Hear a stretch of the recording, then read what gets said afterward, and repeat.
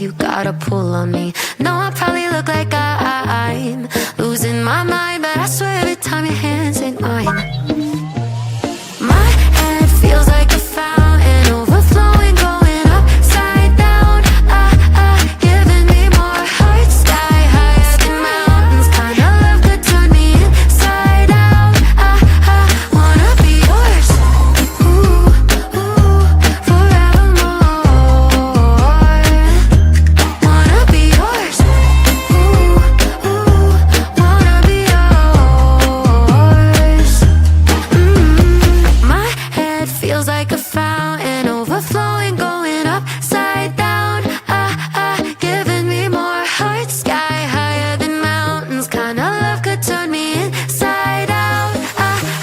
Wanna be yours, ooh, it's you that I adore.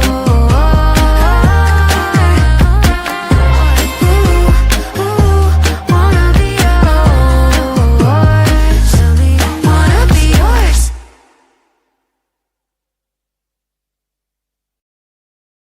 Hello there. Hello there indeed. Wow, here we are. Oh, it's a funny angle, isn't it? Look, better beam in. Here we are, Ninjago City. We're back. Oh, and Nicole has done a very Nicole thing and just popped out of the stream. How random. That's mad. Anyway, all right, let's move things around, shall we? Things are moving. I got no idea why. Anyway, how are we all doing? This is kind of back in the day. Not that you'll know this, but you will find out on a vlog one day. I put blinds up in here, and the blinds do a couple of different things. They kind of control the light in here. They really do. And that's one of the reasons. It's actually a bright, sunny day. We've had a whole bright, sunny month. We have here in London. I think tomorrow the weather actually changes and we start getting a bit more clouds. Like literally it's been blue skies from I've never known weather like it. It's crazy. I love it. I really do. It must be what it's like living in California. But anyway, I started this particular build. Strangely enough, I thought it was 6 months ago.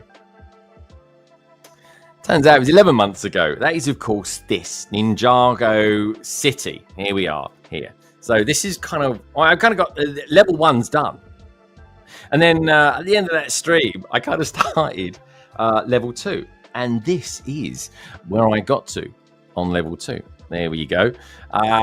So the other day, I saw Nicole was starting to rebuild her one. She built her one a few years ago. And I thought, do you know what? What with Ninjago workshops coming out, and I really want that set. I really, really do. That for me is kind of one of the sets of the year so far. I kind of thought to myself, do you know what? I stopped myself from buying it. I thought, no, don't do that. Do the sensible thing. Build Ninjago City, complete it, finish it. I've still got an AT-AT wandering around the house somewhere. But anyway, so I thought I did. So we are on level 2. And like I say, this is the start of level 2. And I'm going to be doing today bags 8 to 12, loads of Lego today. You're going to be here for around sort of the 6 hour mark. So, and then after that, I'm going to have pizza. And I'm going to watch 7 episodes of Andor. So it's a beautiful day. I've woke up. I've teed up very nicely the audio podcast of London Calling. That's all ready to go. That'll be out at 7:30 tonight, folks. That will be while I've just finished streaming, while I'm ordering my takeaway. So anyway, get my takeaway. That's going to be pizza and maybe buffalo, maybe just hot wings, something like that. And then I'm just going to spend the evening chilling out with my feet up, watching Andor, all of season. Well, pretty much 2/3 of season 1. Just in readiness for next week as well. I'm super excited for Andor, I really am. And you know what? Watching it back for the second time, it's made me really appreciate it even more. I loved it then. I was, how can I put it, an early adopter of Andor. At least I felt I was anyway. A lot of people were like, no, it's not got Jedi's in it. And I was like, no, you know what? I just appreciate it's actually quite nicely written. And they're just nicely cinematic effects. I just really like it. And I like the stars that are in it as well. It's got some stonkers. And the dialogue is to die for. It really is. So anyway, like I said, I kind of got inspired by this, by Nicole, a.k.a. Lady McBrick, who now is back in the green room. So let's bring her back in again and kind of find out what happened, shall we? Here we go. Hello, Nicole. How you doing? Oh, there she's in mute. Oh, she's totally lost it today. She really has. What happened, Nicole? You looked all excited. You was about to say something and you disappeared. Yeah, I don't know. I heard you and I was sorting bricks and pieces, and all of a sudden you were gone, and I looked up and thought, disappeared. He's I disappeared. don't know what happened. Well, it doesn't matter. You're Ah, back now. You're yeah, back. I'm back. So I was just explaining where I've got to with this Yes. particular build. And thank you everybody who tuned in last night for London Calling. Really, really cool episode. I can't wait to watch it back myself. Nicole, what are you? So where are you at with the build at the moment?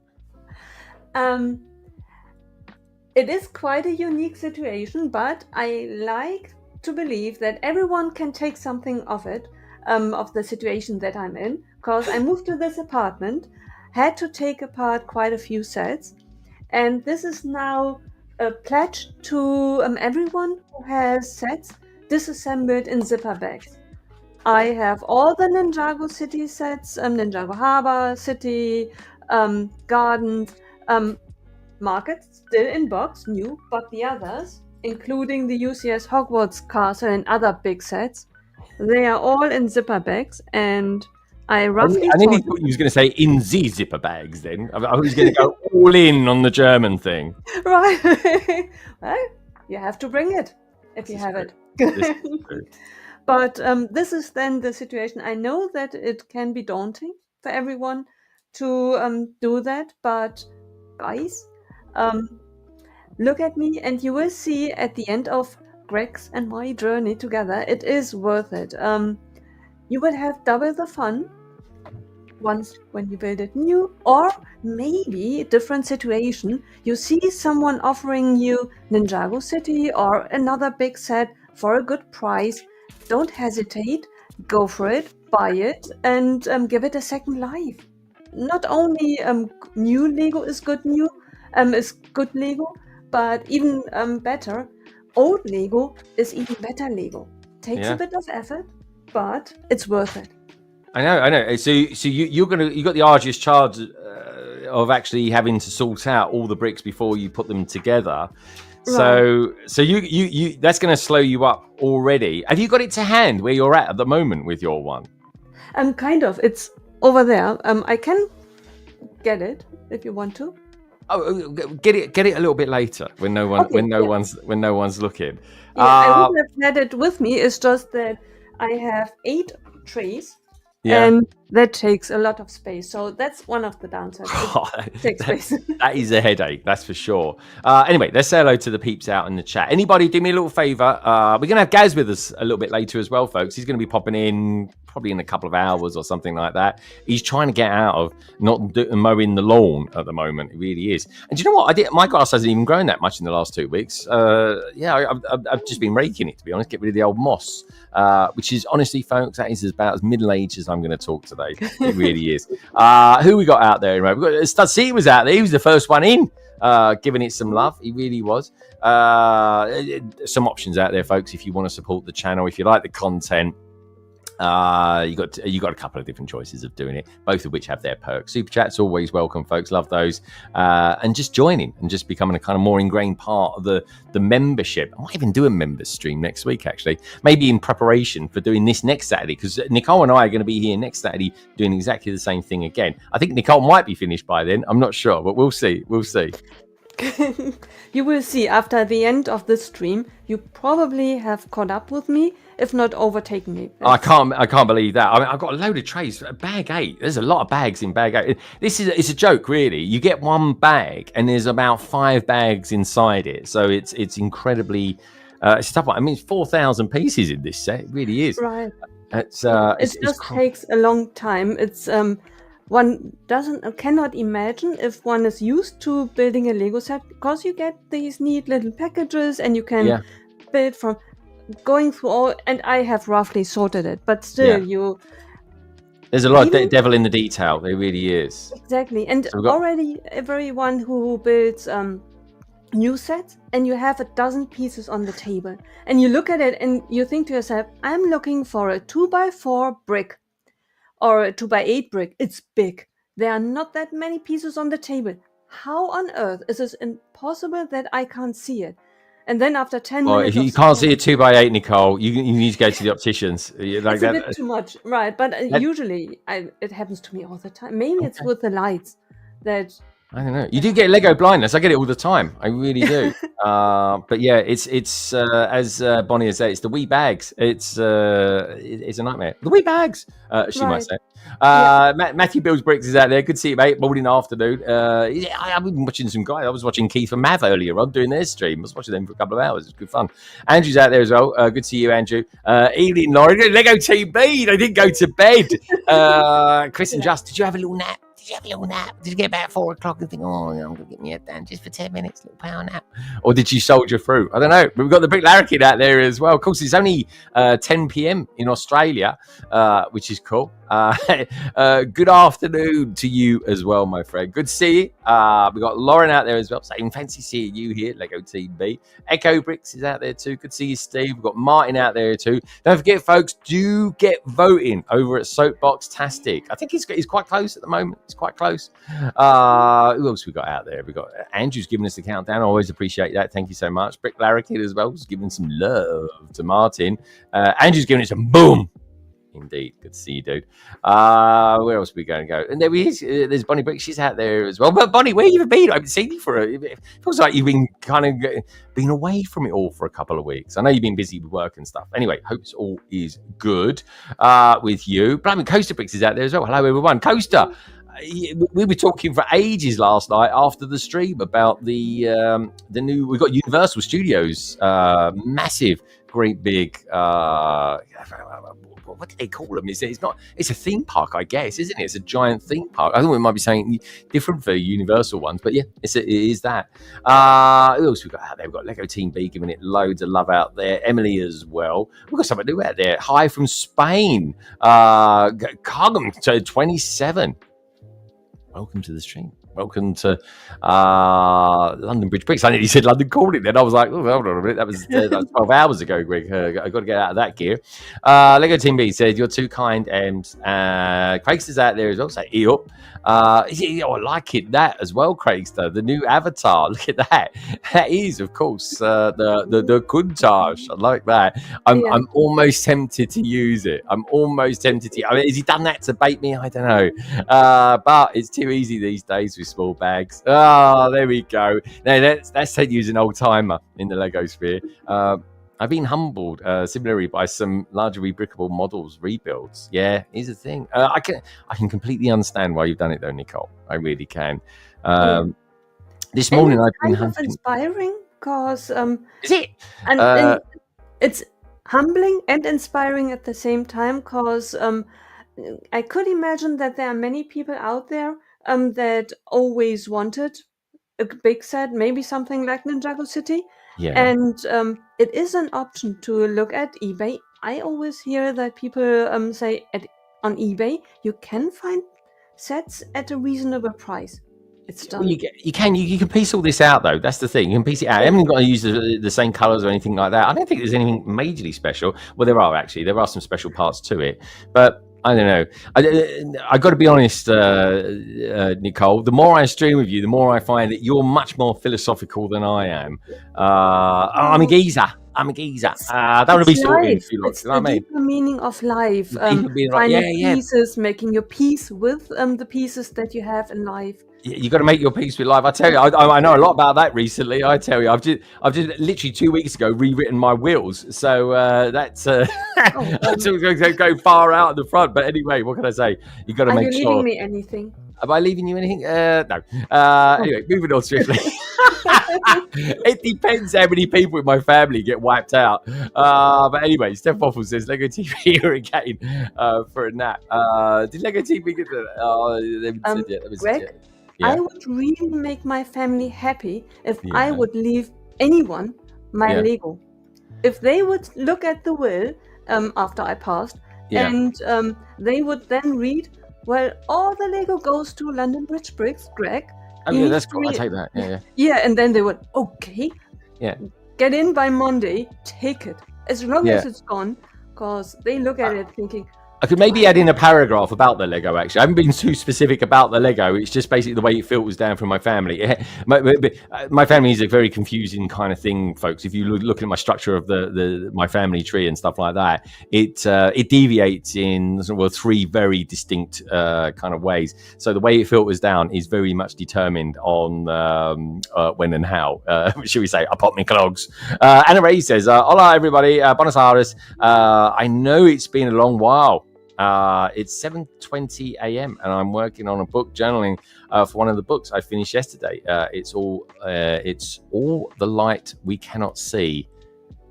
I've seen that, or I've read it. It's all the light we cannot see. Anna, remind me what that's about. I have 100% seen that, and I remember it being very deep, actually. Bonnie Bricks, yay, been a little while. She goes, things kicking off, work is busy, imminent. Been enjoying the sunny wildlife surveys, looking at fluffy creatures. Had to take Lego with me. I know. I saw a picture about a week ago, I think it was. Maybe a little otter or something like that. Oh my God, yes. Emma coming. Craigster as well said, don't chase old sets, just build your own stuff. Yeah, there is that. Yeah. Different philosophies, Nicole. We got to remember there's different philosophies out there. More for the merrier, Max. We have to get group chat going for it. Right. Okay. Anyway, let's start building, shall we? I'm 17 minutes, 17 seconds in on the dot. So anyway, let's pop that over there. That's all right, doesn't it? So there's a lot of Lego in bag 18. Anyway, let's pop this over here. Right. And guys, don't be disturbed when I mute myself every once in a while when I'm gathering pieces. If I forget, please tell me. No worries. I remember. This is bag 18. Bag 18 is absolutely full to the rafters with 1, 2, 3, 4, 5 trays. Wow. It's a blooming nightmare. Yeah. I've got a figure to build in this as well. Anyway, we'll get to him first, I suppose. Everyone likes a figure. Oh, by the way, something that could slow you down in comparison to me. Oh, yeah. Have you already applied the stickers? I've applied a lot of the stickers, but yeah, I've got to this part and I haven't done any of the stickers for this. I'm happily to apply all the stickers live anyway, you know that. But there is one sticker I'm going to film actually. So right. What makes you ask anyway?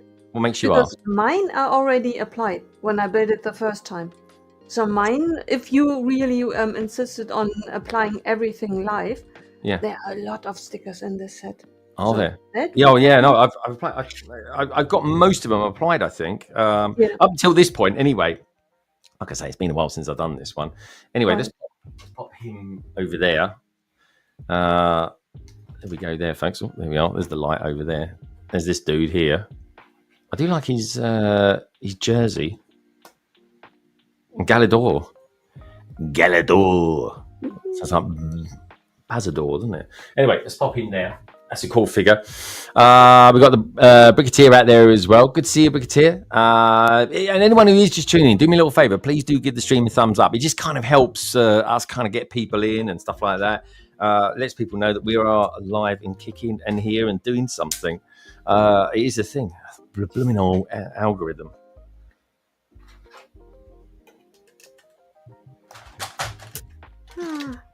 So, Nicole, where have you been streaming this week? Because you kind of stream here, there, and everywhere, don't you? Yes. I'm very happy to be able to tell that I streamed on Tuesday on YouTube, and I was able to stream on Wednesday on Twitch. I wasn't able to do Twitch for, I think, a good 2 weeks because OBS, which I use on Twitch, did not recognize my mic anymore. Oh, yes. How did you get around that? Because OBS can be a tad complicated, I hear. I love OBS, but I hate it as well because if it works, it works. But all of a sudden, without me touching anything, you start everything and then there's no mic.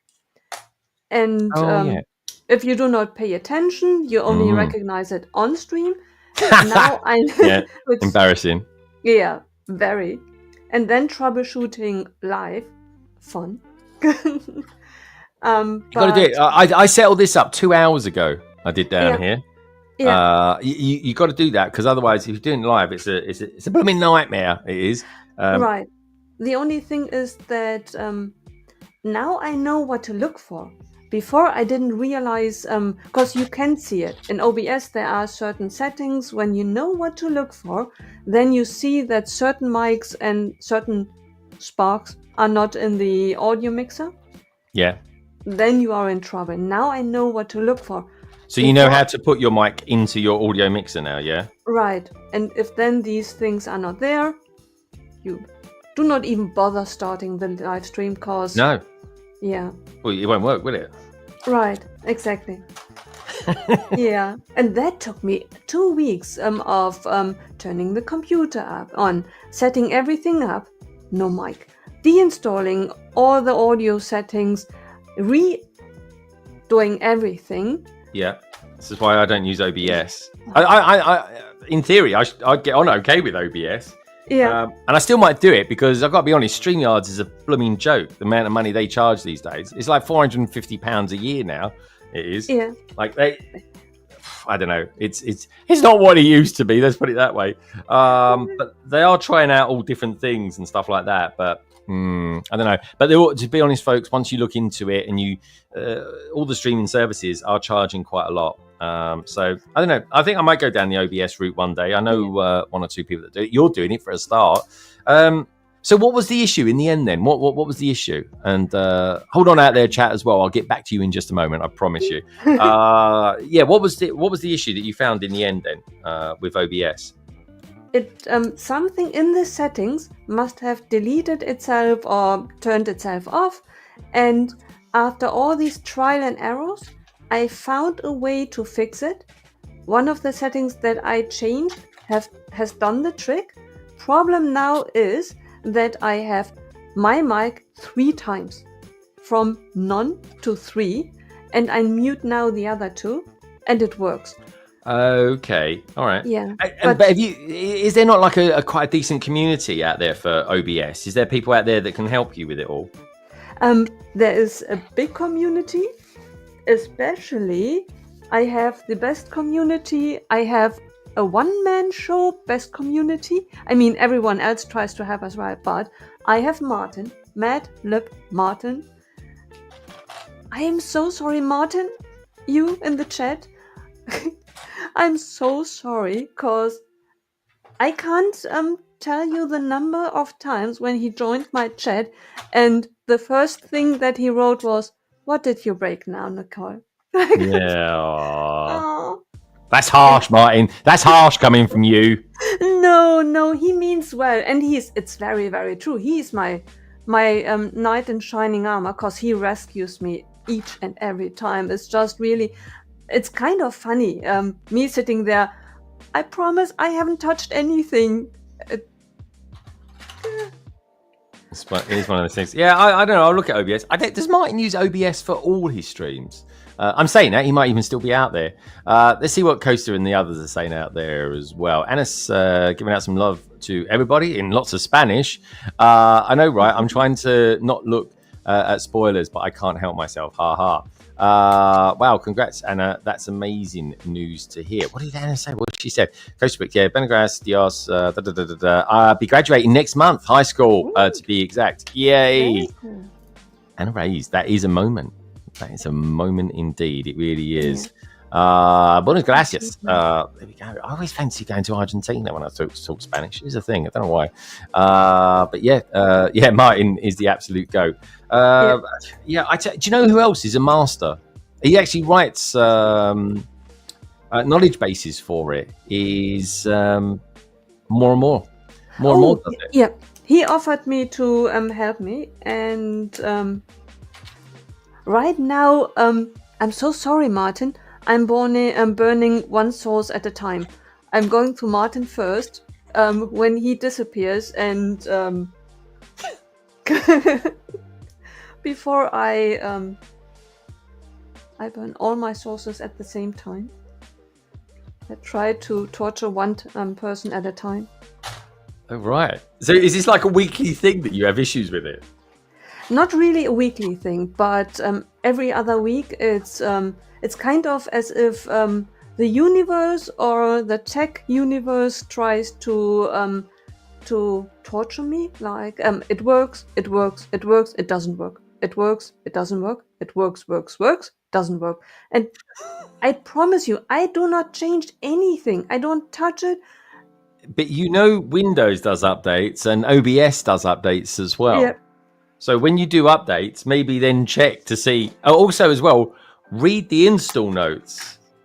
Ooh, I never. That will tell you what is going to change once you install it. You do know. Do you do that, Nicole? No. Does anyone out there actually read the install? I'm only saying that because I work with software all the time and I have to do it. But honestly, no one does. No one cares about the license. You install a new update.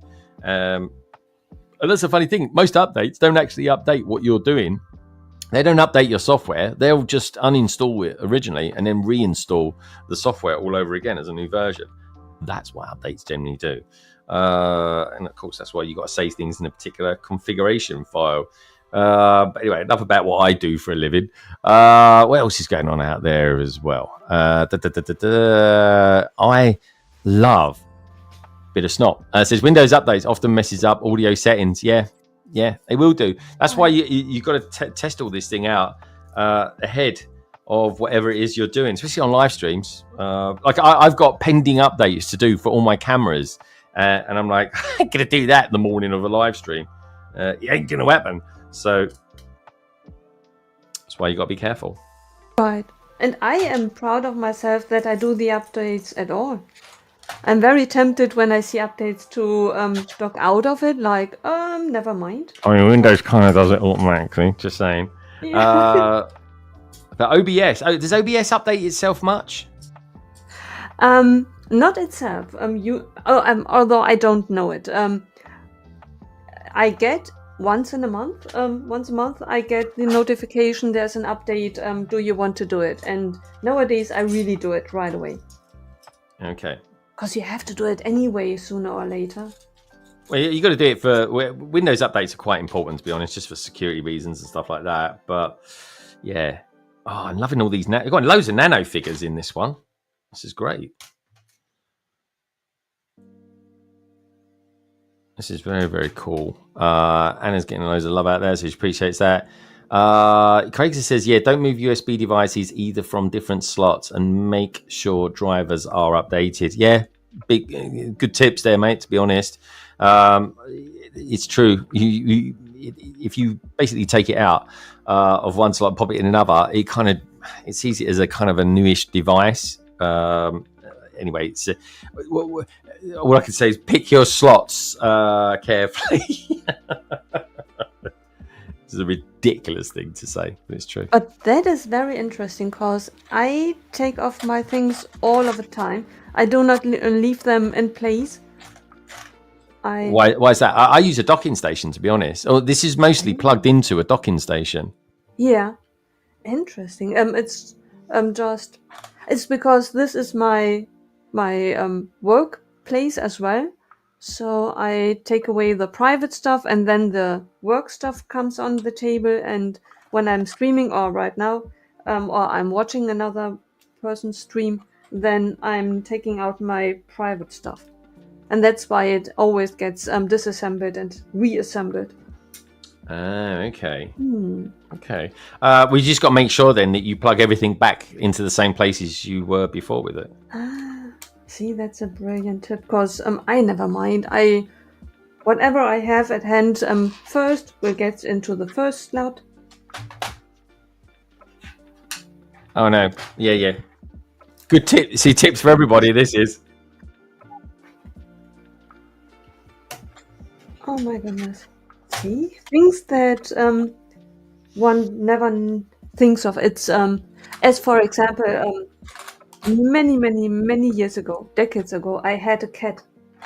And I thought, naive as I am, I don't like to eat every day the same thing. So when I had a cat, I bought different styles of food from different brands and I mixed it up. I thought I was doing something good for the cat. Keeping it fresh and fun, until someone told me Yeah, do you know why your cat throws up all the time? Why? Are you mixing food? And I thought, very proudly, I said, yes, it's my cat gets variety. Yeah. But so is that not a good thing for cats then? No, you are supposed to pick something and then stick with it. You sometimes, for medical reason, you need to change the food, but if that's not the case, mixing it up and every day trying 3 different brands, it's not a good thing for the cat. Did they say why? I don't understand the logic. Bonnie, do you know why? You've got you know a thing or two about animals and things like that. There we go. I'm not sure if it's the same with dogs as well. They told me that it upsets their stomach. Yeah. I was like, when I was brought up, dogs, you just give dogs everything. These days, they all seem to be on special diets for some reason. Yeah.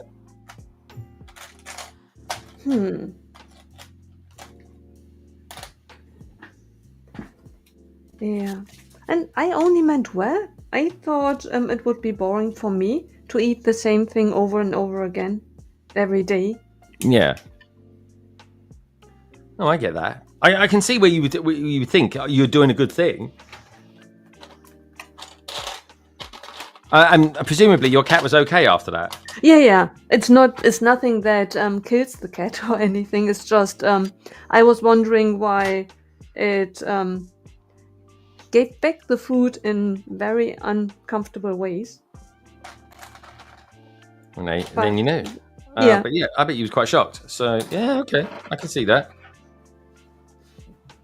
So just out of curiosity, with Ninjago, where does Ninjago kind of fit in with your city? Is it a thing for your city at all, or is it something you just like Ninjago? Because Ninjago is probably my absolute favorite theme, and then Harry Potter, and then I don't know. It's like when I'm building Harry Potter. Harry Potter's my favorite theme.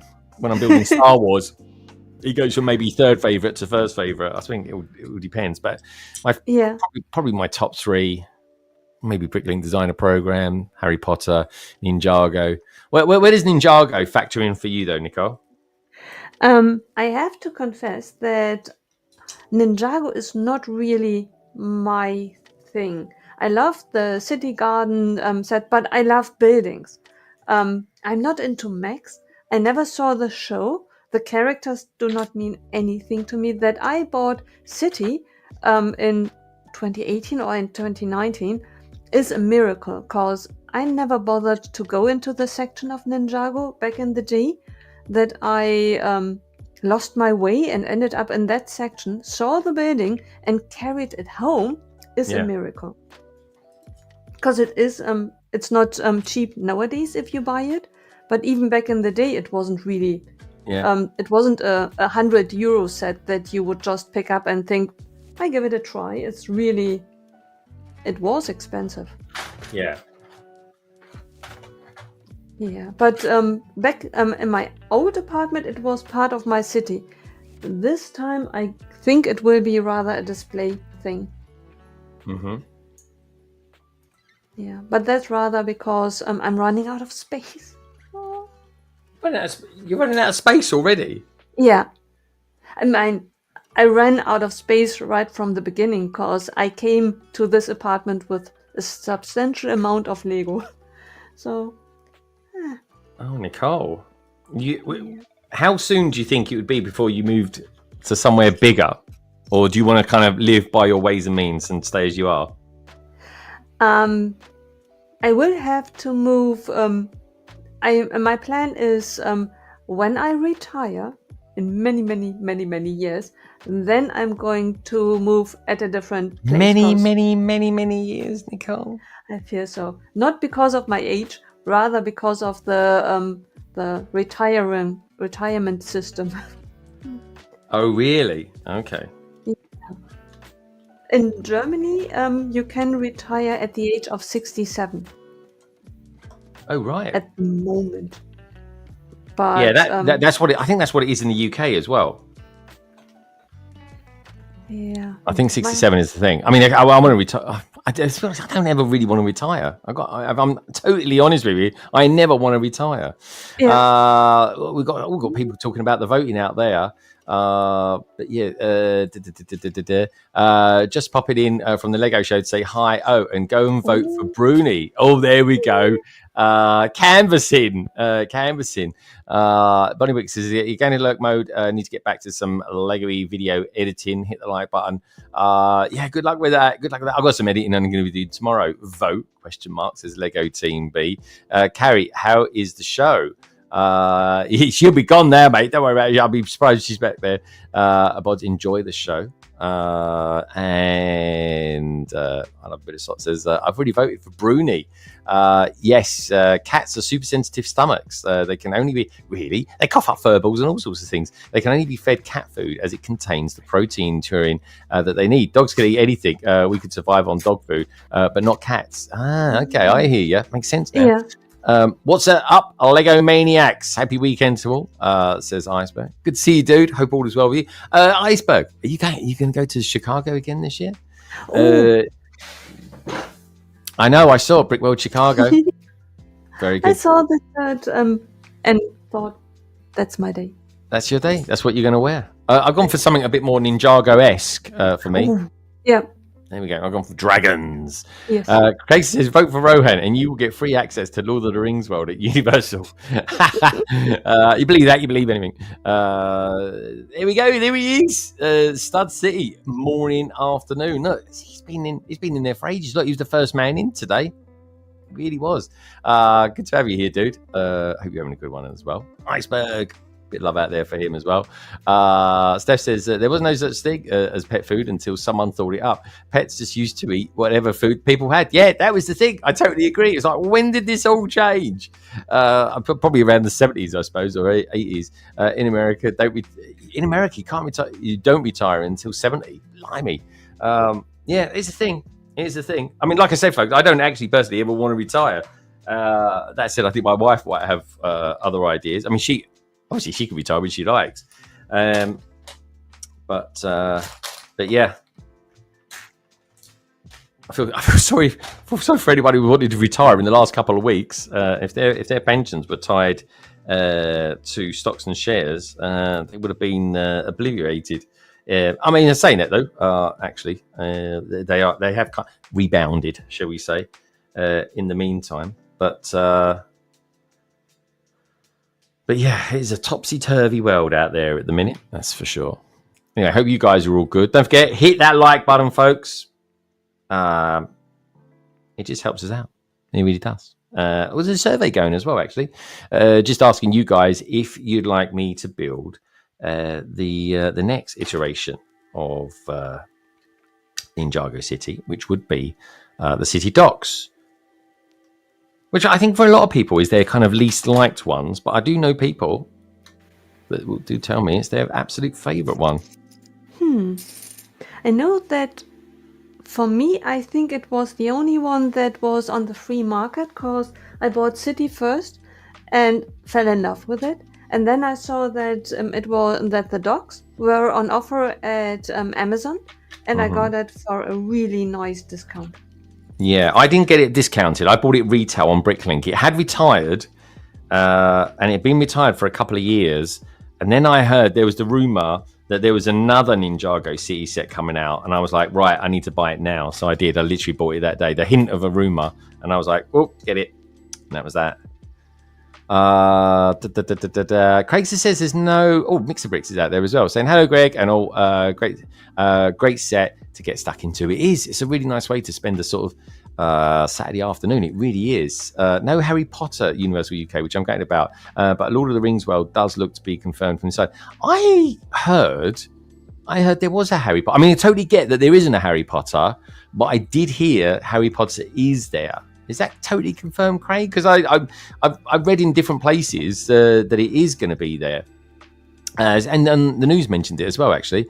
Universal have only the Harry Potter theme parks licensed for USA and Asia at the minimum, not the UK. It kind of makes sense that it don't, because I think there's like a Warner Brothers thing, isn't there, nearby?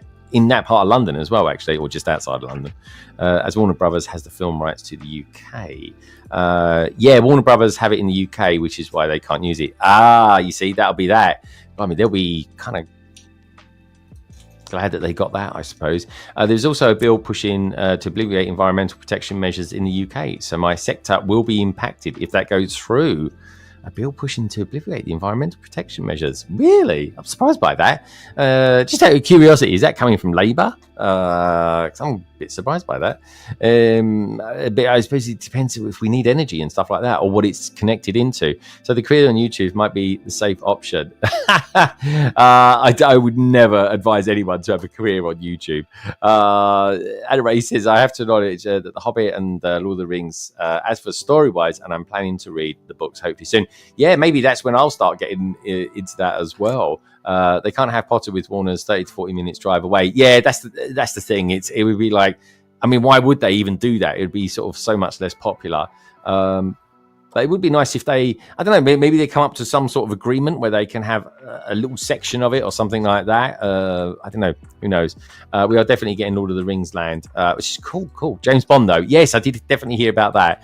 Like the Bourne show in the US, which was one of our favorite shows. Yeah. The James Bond thing, I think, is going to be really cool. That will be. It'll be interesting to see how they even do that, how they execute it. But yeah, exciting stuff. Brilliant. What I will say, again, very middle-aged thing to say, it's going to be really good for our economy. It really is.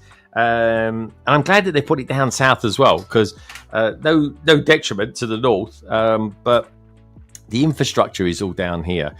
Maybe if the governments in past days had got their backsides in gear, we would have had HS2 would have been sorted in that by now. But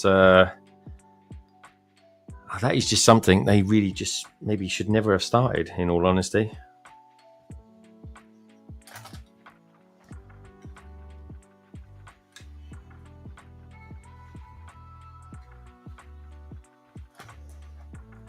A little bit of silence. Hope you're liking the music, guys. Hope it's not too loud for everybody. Are you liking the tunes, Nicole? Yes. Good stuff. I now can hear it. At the beginning, I would have sworn there is no music. Now I can hear music. Okay. Oh, it's there. Don't worry. You've not got more audio issues, have you? No. If then it's not an audio issue, rather old age hearing issue. No. That's why you, again though, Nicole, that's why I use headphones. It does help, or earphones, I should say. Yeah. Right. So, Nicole, when you're streaming on YouTube these days, do you use StreamYards or do you use OBS? StreamYard. Okay. I keep it strictly separated.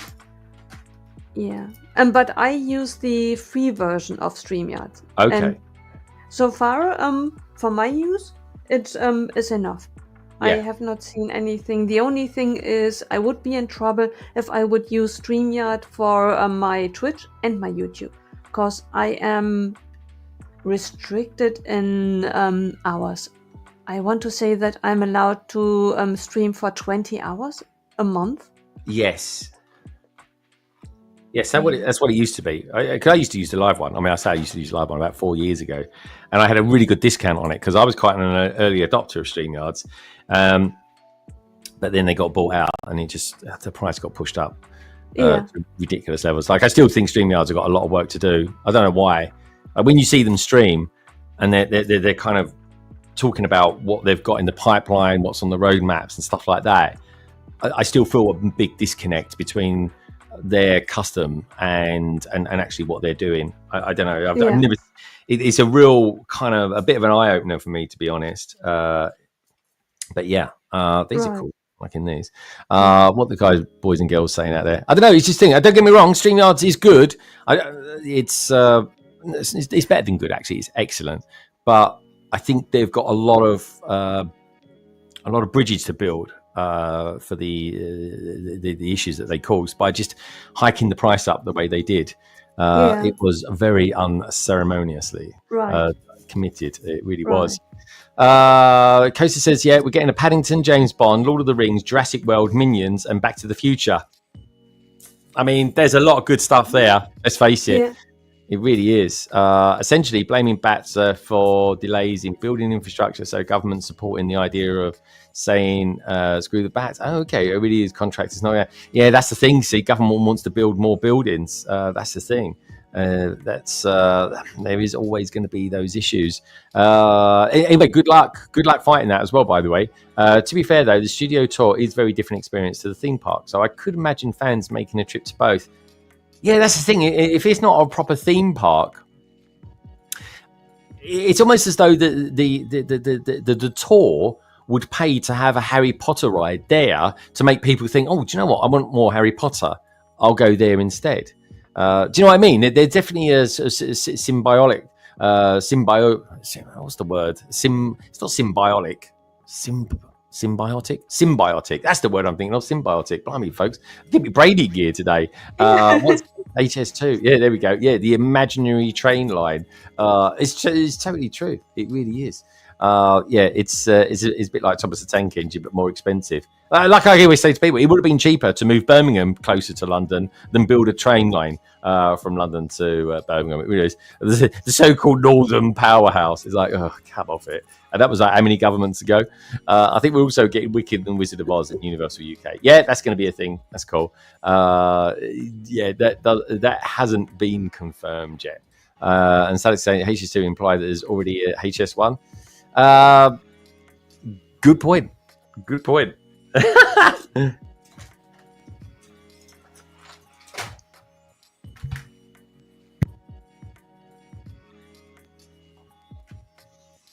I'm doing something. I've got to do it 4 times, which is fine because they're pretty cool.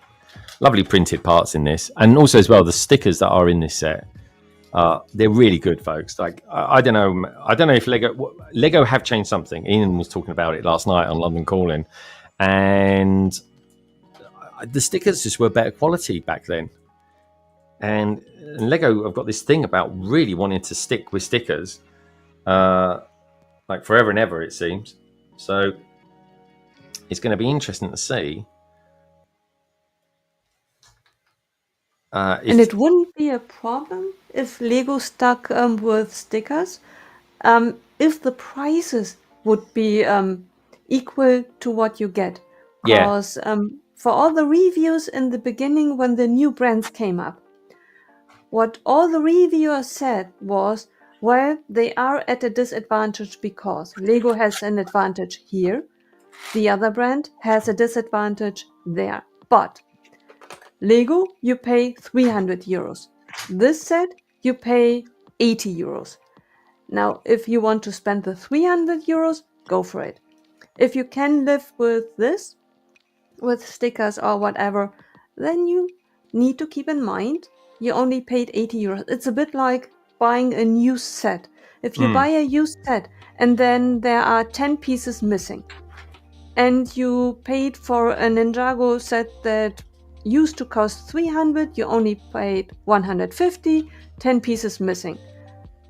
With a brand new set at Lego, it's a nuisance to call there, wait till it's shipped, or if you get a window piece with scratches. If you only paid 150 euros of a 300 euro set and it has scratches, you paid less.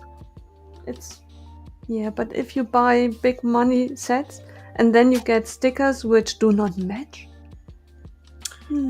Where have you found that quite prominent then, Nicole? What set have you built and you thought, God, these stickers really don't match particularly well?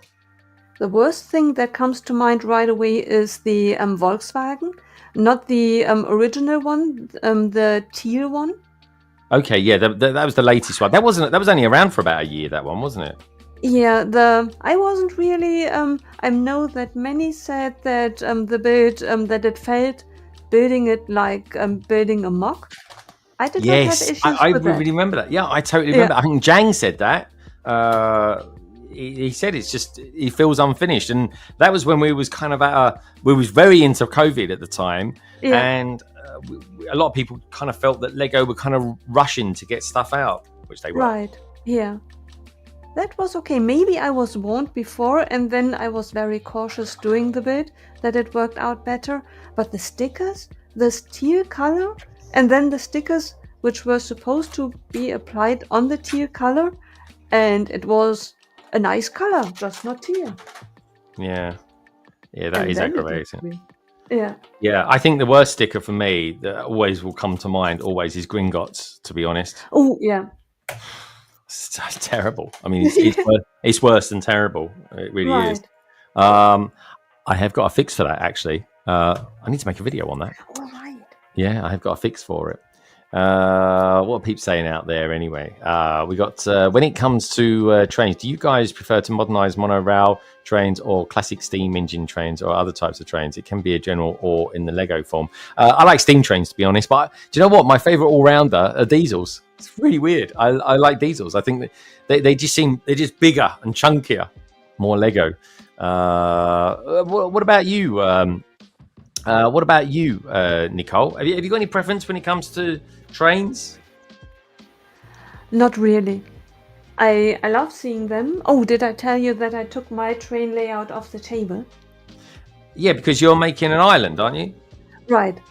And it felt ridiculous to me because I love my trains. It's just the space that I have. It's 2 tables and it's 2 circuits that that's were fair running. game. That's fair enough. You utilize that space as much as you can. Right. It's just I realize that now, even more than in the past, the wee little 2 circuits, I only had the trains running twice in 2 years. And because it only took them, I don't know, 15 seconds, 10 seconds to go around. And you only do that. It's not exciting once. Definitely not as exciting enough to do it multiple times each week. Yeah. And but the same space without a train layout, it's rather big to do all kinds of things with it. Well, they say that trains do eat up a lot of real estate. Would you agree with that? Yeah, definitely. Yeah. And then they had to be sacrificed.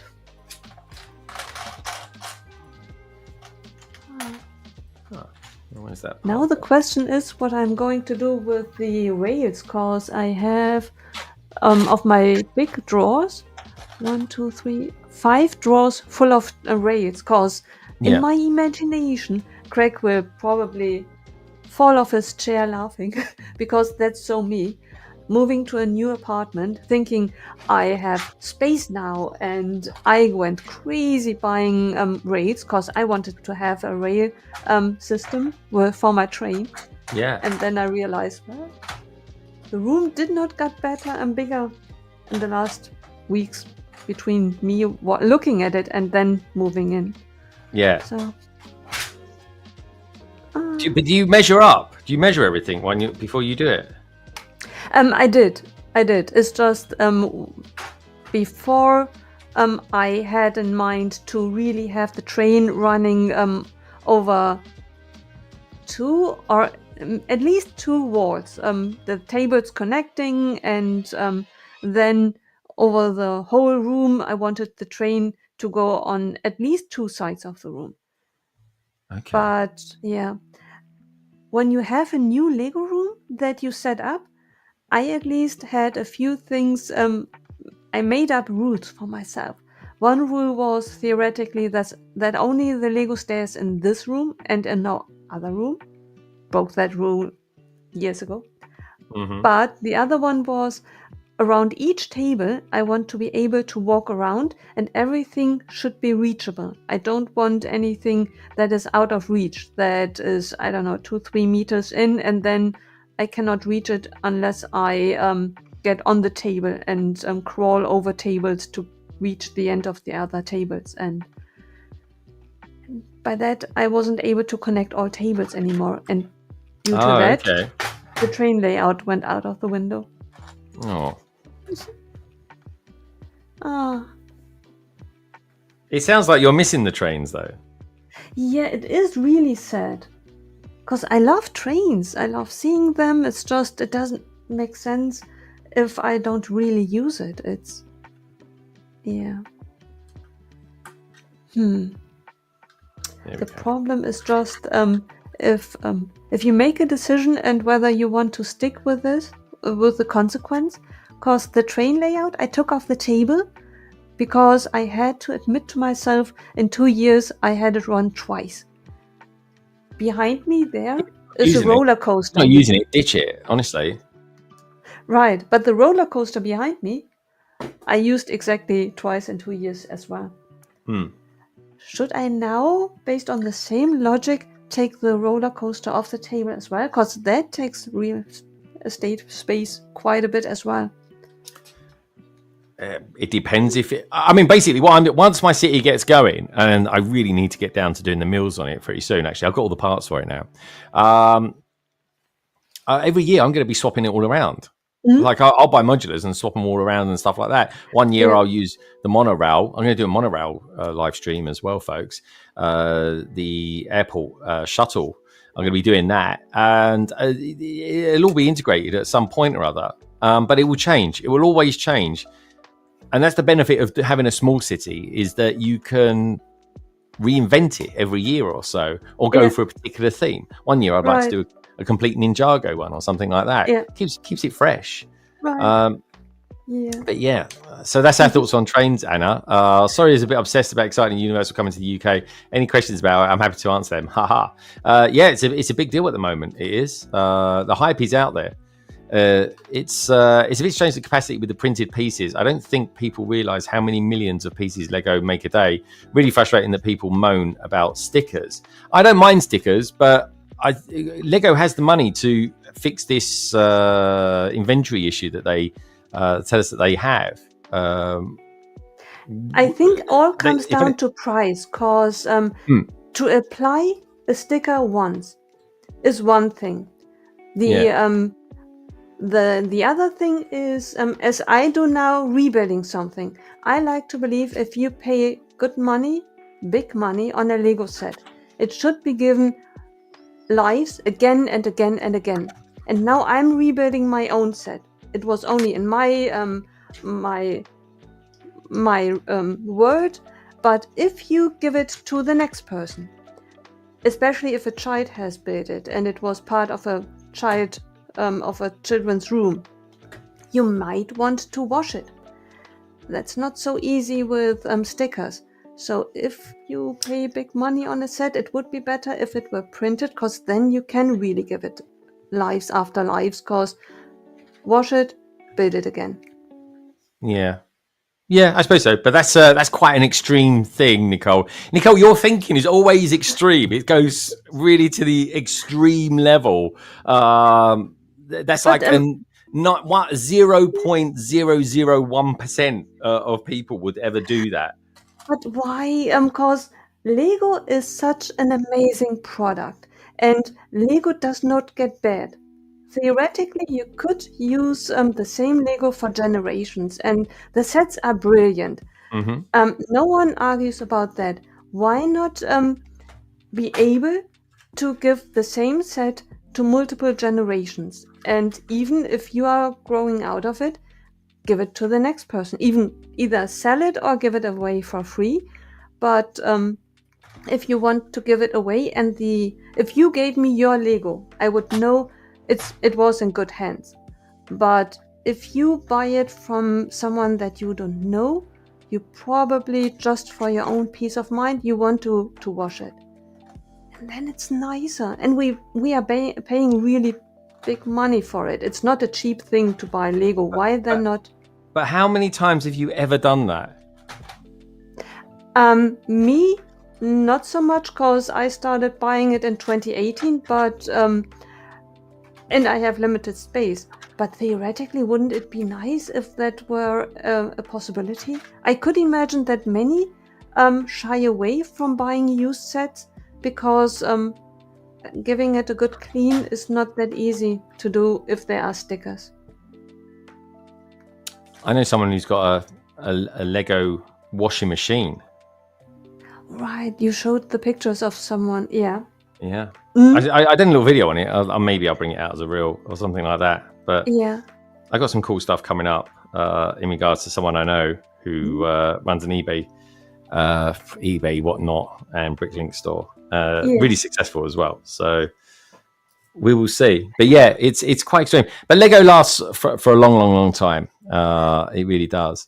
So many reviews now. If you don't like stickers or the quality, simple things, don't buy it and vote with your wallet. Nothing worse than people complaining about prices and the quality, yet still buy it. Yeah, I would not buy a set though, just for stickers. Kiefer says, Craig said, I cannot buy stickers, save my life.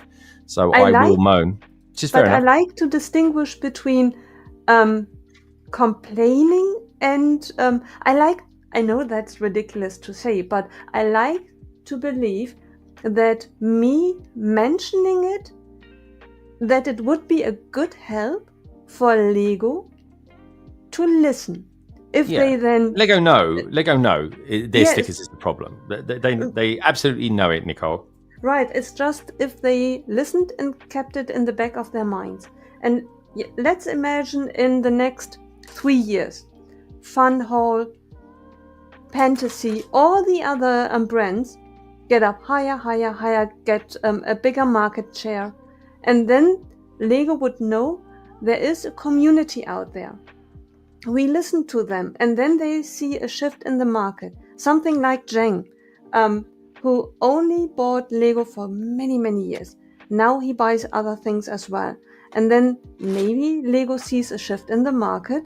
It will not kill them, but maybe they will realize, well, prices is an indicator, like the Marvel set that you showed yesterday, that, okay, we need to bring down prices without bringing down the quality. We cannot bring out sets anymore which have maybe 10 figures, 600 pieces, when no one knows where the pieces went. There is no real structure like, okay, I have a mini Sanctum Sanctorum build plus the figures. That's where the money went. I have a platform and the figures, and I have to spend what? That they realize, okay, I need to change there in order to compete with the market. If we all would sit here and just take it, and no one would mention what actually bugs us, and behave and change our behavior with voting with our wallets, Lego has now, if they listen, the chance to do something about it, if they ever wanted to. If not, it's fair enough. Nicole, how much have you actually built during this stream so far? Well, I'm curious. I bet. I feel like I'm in some sort of strange Twitch stream or something like that. Right. Wait.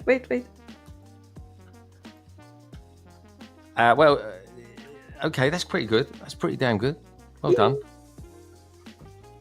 It's good to know where you're at with it. Right. I'm a trained Twitch streamer.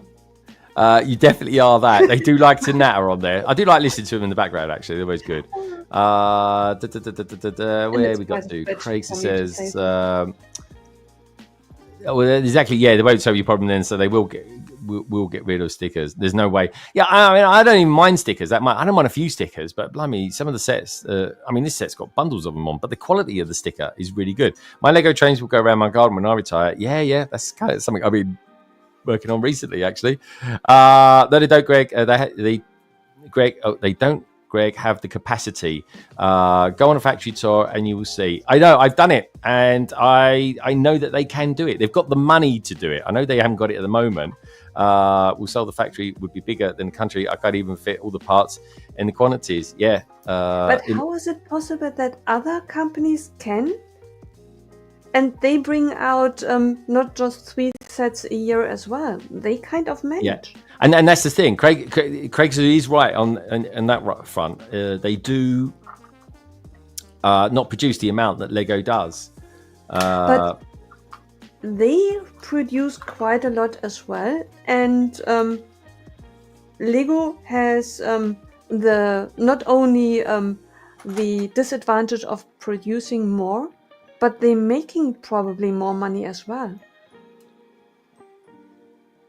Well, I mean, they make over £2 billion, so yeah, they can add extra capacity, but only simply because they've got the money. They haven't got the capacity, that I agree with, but they can, if they wanted to, just hit their operations profits. Yeah, and I'm wondering if there is a distinction between buying a Lego City set that is meant to be used by children and will probably only the printed pieces or the stickers will only live one generation anyway. But with a high-end set that is meant to go into a display case where you really bought, like for example, the €1,000 Death Star. Well, that's not official yet, Nicole, so we No. have no idea what that's going to be like. Yeah, but if you have sets like the Titanic, really something that is big, that is expensive, shouldn't these, clearly meant for adults, shouldn't these at least have prints? Well, they have though, haven't they? Everything with stickers does generally have prints as well. But shouldn't, if you spend so much money on a set, shouldn't everything be printed?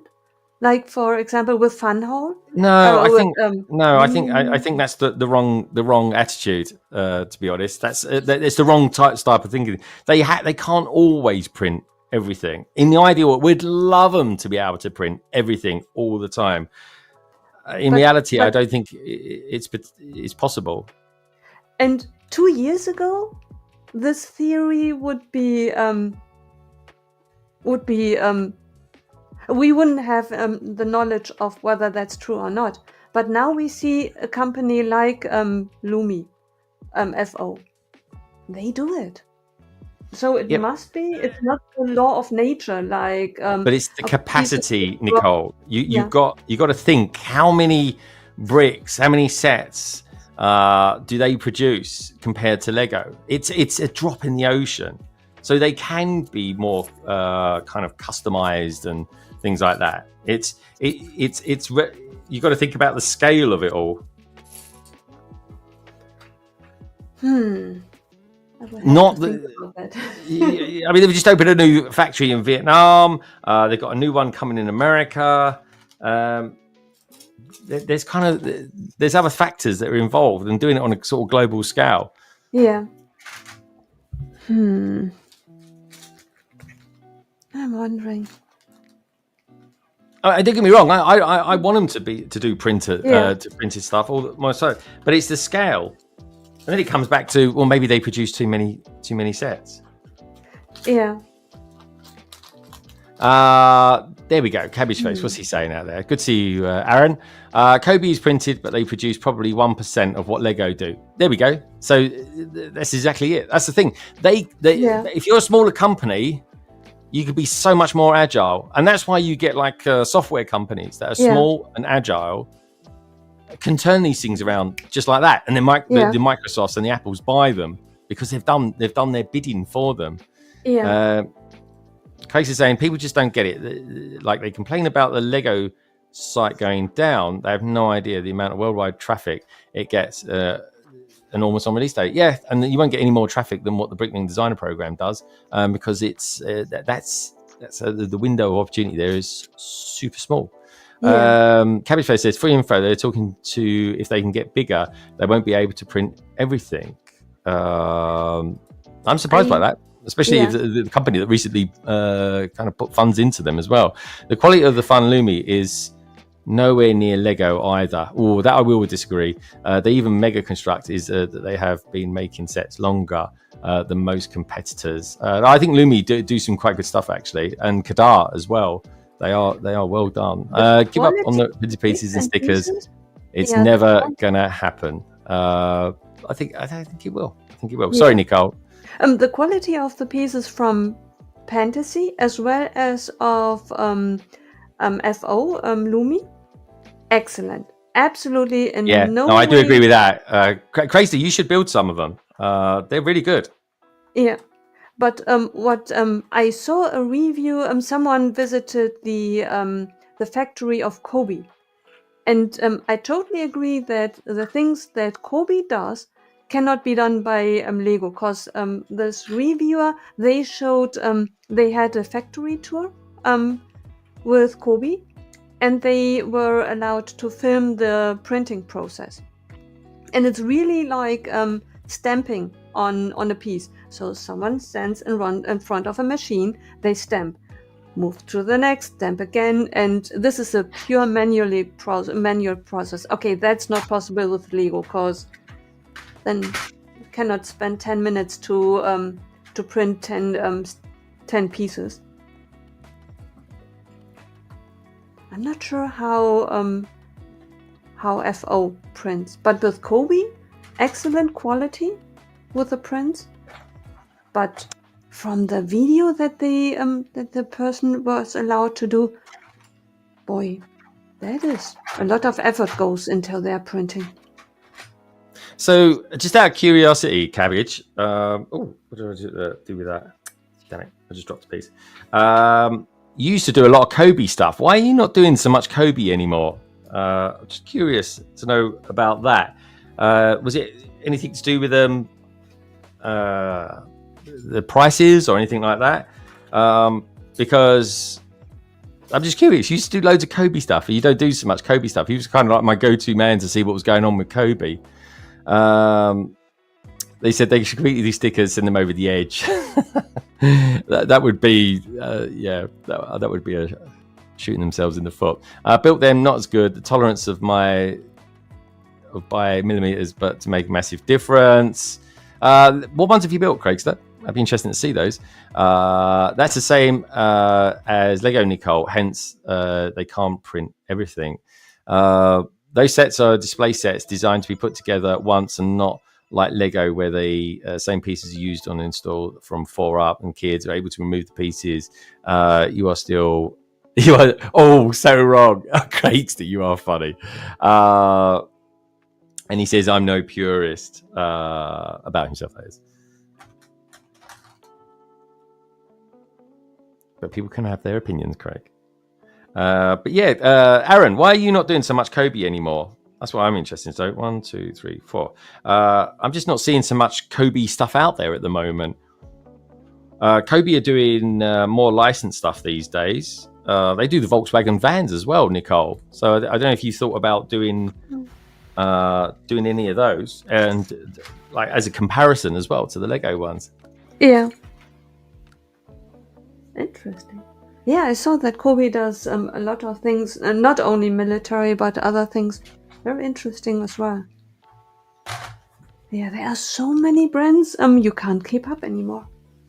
No, but Lego is, as far as I'm concerned, they are the best. It's just, otherwise I'd build loads of other stuff. Yeah, I'm not sure if they are the best. It's just, if you look at my numbers, I buy 99.999% Lego, and only occasionally I buy something different. But not because I think that they are the best. It's just that I enjoy them, and there's only so much money that I can spend, and I only have so much space. What does it really matter? Even if I could afford it, to buy all the things from all kinds of brands, if I do not have the space to put it anywhere. Well, yeah, I mean that is a thing that everybody has the issues with, isn't it? Yeah.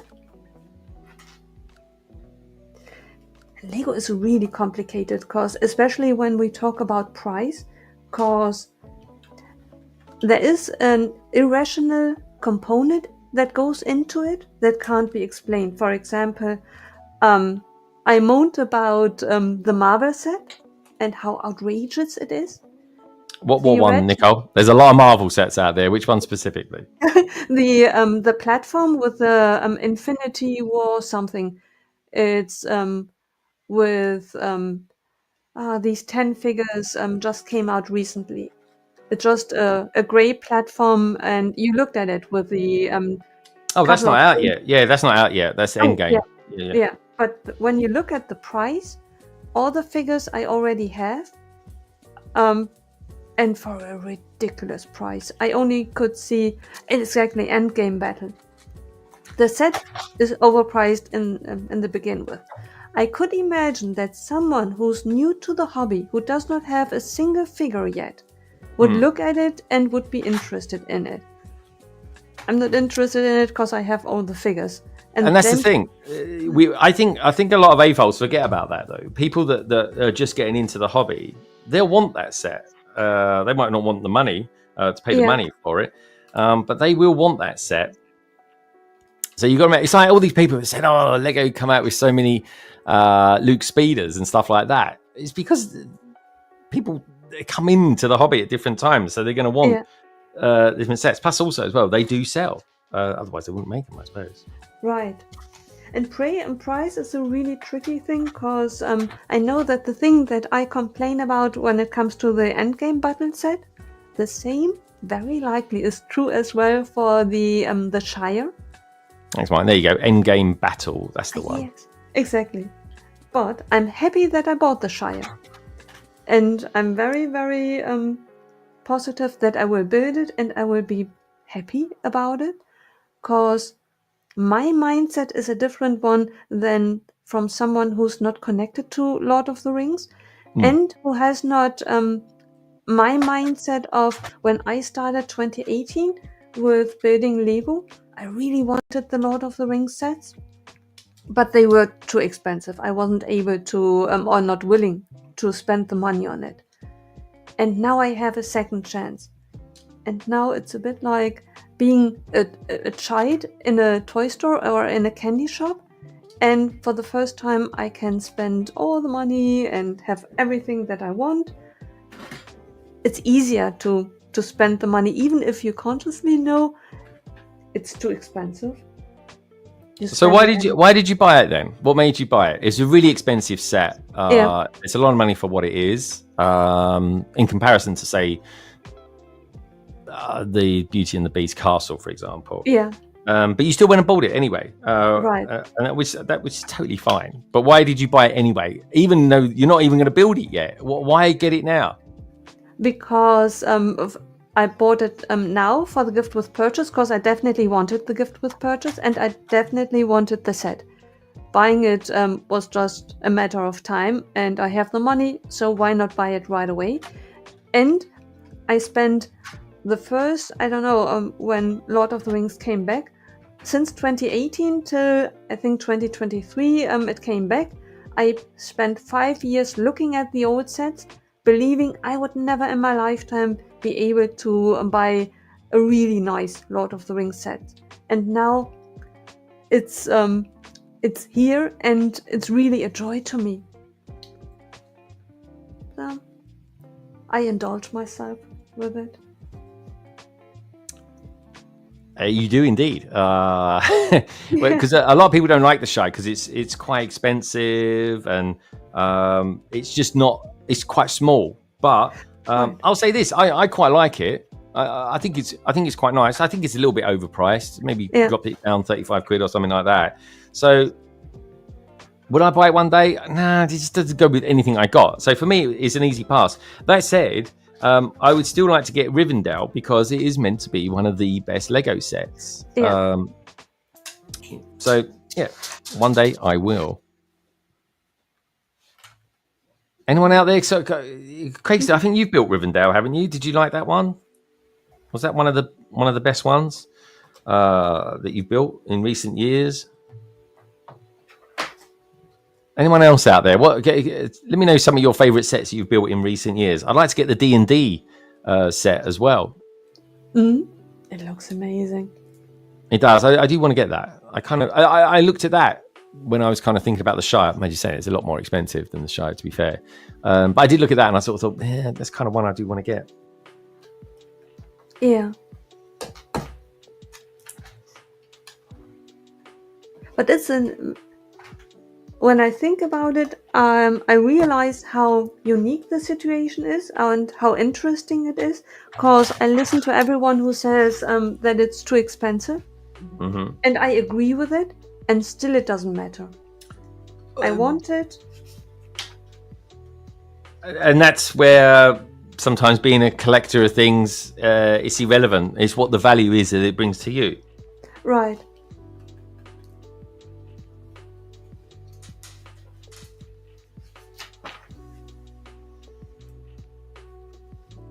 Oh, yeah.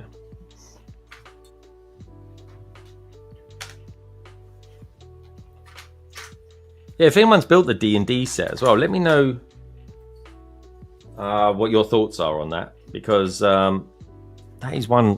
I don't know. I like, and I know I'm not really a. Do I like Castle? Yeah, I do like Castle. I don't make a big thing about it. I don't really know much about the lore or anything like that, but I do like it. So, is the D&D a good build when it comes to castles? I do want to. That's the thing. One of my next big purchases is the Lion Knight's Castle. I do want to get that, and I don't want to get it just because it's going to retire or anything like that. I want to get it just because I just like it. It's strange that you did not buy it at Bricktastic, because I forgot the price, but it was amazing. No, there was missing parts. It wasn't it brand new in box? No, someone got it heavily discounted. Guava King, that was, but it was missing parts. That's why it was cheap. But it was in the shop when in the left corner at the side where the food trucks as well was, and then to the far left. And that I thought those were all brand new and sealed and. Well, the one I saw was, or the one that Guava got. Well, that was that was missing parts. That one he got a really good deal on that. And that's not to say all of them were. Maybe they were, but. What do we got here? Craigster saying, he loves Rivendell, love the Shire. Is it expensive? Yeah, without the gift repurchase it is, but whether you justify it with saying gift repurchase 30 quid, Shire 6 quid. Yeah, no, I agree with that. And I think the gift repurchase has gone now. At least it's not gone. I think they've just kind of said, right, we're not doing any more gift repurchases with it. Craigster then goes to say, D&D is a really good set, even though some clowns can't balance the dragon. Yeah, that is a thing. I've heard some people say it on this stream, is that they can't put the dragon on it. And it's like, no, it definitely does go on there. I missed the question, Greg. I had a customer at work. I was at work. Aaron, what? You don't do so much Kobe anymore. I was just curious as to know why that was the case. Martin says, Greg, there are 4 in the shop. I got it for 275. There were 4 in the shop. I got it for 275. Oh God, that is a good price. Blimey, that's about 150 off, isn't it? There we go. God, 275. But the reason I didn't buy it is because I'm not going to build it anytime soon. So it's that really is it. Yeah, in the end, Greg, all parts in the bags were there. Brandon got really lucky. There we go. See, so the parts were all there. Amazing. Hey, Mix of Bricks. Yeah, good to see you, dude. Hope you will. Do check out the survey as well, folks. Just asking if I'm going to do. I've got all the Ninjago ones to do. Would you be interested in me doing one of the docks? The docks is is a kind of intriguing one. For some people, it's their absolute favourite. For a lot of people, it's kind of their absolute least favourite. A bit like Marmite, really. Oh yeah, but 275. God, that is good. But how much did Brandon pay for his one? I think he paid like 150. Like it was ridiculously cheap. So that was it. Let's do that. As a result. Yeah, they're in the shop with on the left of Bricktastic. They had amazing sets. I think they had modulars for 125. Yeah, I got a modular for £100. Wow. I did. Yeah. That reminds me, I must crack on with the vlog for that. It's actually really good. Like I've watched some of the videos back, and it is really good. It's just a lot to edit. That's all. Yeah. I promise I will make a start on it tomorrow. Actually, I've set aside some time for me.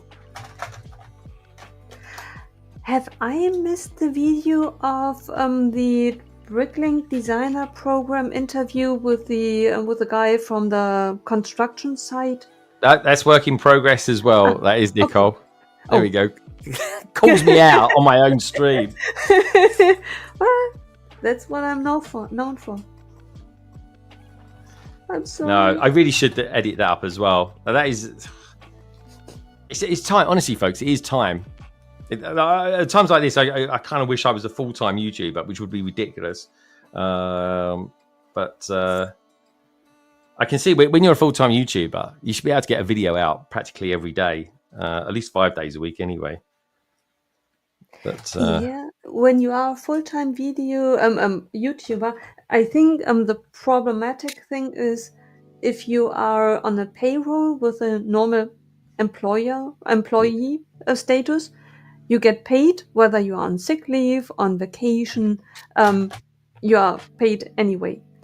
If you're a full-time YouTuber, you need to do your daily quote or weekly quote, whatever you do. Then you need to work on top of it for things that can't be foreseen. You get sick, or you need to attend a funeral, or something that can't be helped. And for that, you need to have always a bit of backlog that then you can pull out of your sleeve and have something on the ready. Or you want to upload something and it doesn't work out, all of a sudden the audio is gone or something, so that you are not in panic mode. And then I think that adds to the workload on top. yeah, I just think people think YouTubers have an easy life, and I don't think they do, especially what I've seen anyway. In reality, in fact, it's not even YouTube that pays. It's not YouTube that pays the bills. It's all the other kind of associated things that come with it, the brand deals and all that. That's what pays the money. YouTube just kind of gets you out there, I find. Right, and there's so much that you do not have any influence on, like algorithm. How does the video perform? Yeah, and that's for me. That's one of the joys of having a normal job is I don't really care. I do it because I like it. That's it, really. Like I want the video to be a good quality piece of work, but I'm not one of these people that kind of sits there just watching it, kind of watching the numbers going up. That's just a waste of life. Yeah. But I have quite a relaxed outlook on YouTube because I do it as a hobby. So I think what I will do though, I'll probably get that edited up, the one with Ryan and the interview with Ryan, and just put that out for members or something like that. Or if I've got an idea in my head that I can use and integrate that with, that might sort of freshen it up, bring it a bit more up to date. So yeah, it'd be quite cool. It'd be a good one to do. Have you thought of using an editor, like someone else, to outsource it? No, I don't want to outsource my editing. I think that's part and parcel of me, to be honest. But yeah, I don't know. It's maybe I looked into it and just saw how much they charge or anything like that. I don't know. Yeah. It's just something I kind of thought about, but nah. I quite enjoy editing, to be honest. I haven't got a problem with it. Kobe have really slowed up on the new releases. Don't know what's going on, to be honest. Also, I'm just doing tanks, just for space. I'm doing a tank museum Kobe video end of the month. Good stuff. Looking forward to seeing that. Cool. Steph says, I wish gluten-free bread was cheaper and more like bread, but I'm still going to buy it because I got bored of rice. Doesn't mean I'm not allowed to have a good moan about it. Yeah, it's true. We're British. We love a good moan. Still prefer Kobe over Queen June, etc. I'm also making a Lego mock, so it's easier than doing a Kobe one. Fair enough. Yeah, it's always been a hobby like that. It's subjective. But like model trains, you don't see people buying every train. Yeah, that's true. I mean, a lot of people moan that Lego don't do a lot of trains. They have done a few trains over the last few years. And because you want to be with the cool kids, Bricktastic Aaron, yay. I think he enjoyed it there, actually. Also, it's a money thing. When buying other things recently, Owen the Waity gave me a strike for a video of a tank, classed it as a hate crime. So chilling for a bit. No worries. Yeah, intriguing that they gave you a strike for something. But yeah, your videos are... I would never say they were that anyway. Obviously tanks. But I always kind of find myself laughing quite a lot at your videos. Yeah, Steph, YouTube didn't like my short of a tank. Might be in the title, as it had hate in the title. So I don't know. Yeah, it's good to know though. That maybe that is something that the system picks up. It's not a person, probably. It's just the algorithm. Will you ever do a Bricktastic 2025 video, Greg? You went around with a fancy camera. Yep, I would be doing it. They were. Was you there? I didn't even know you was there. I love a bit of snot. Ever Bricktastic. My type is not is best today. Yeah, he did use the word hate. Yeah, yeah, but I mean, a lot of people do use the word hate, but I suppose they probably looked at hate and then tanks and gone, "Oh, what's going on here?" That's all it would have been. But when you ran it past them, Aaron, did you not did they not see sense or anything like that? No, I'm saying that on their platform at the moment, so I don't know. I'd like to. It is honestly, it's all smoke and mirrors with YouTube sometimes, folks. It really is. Right.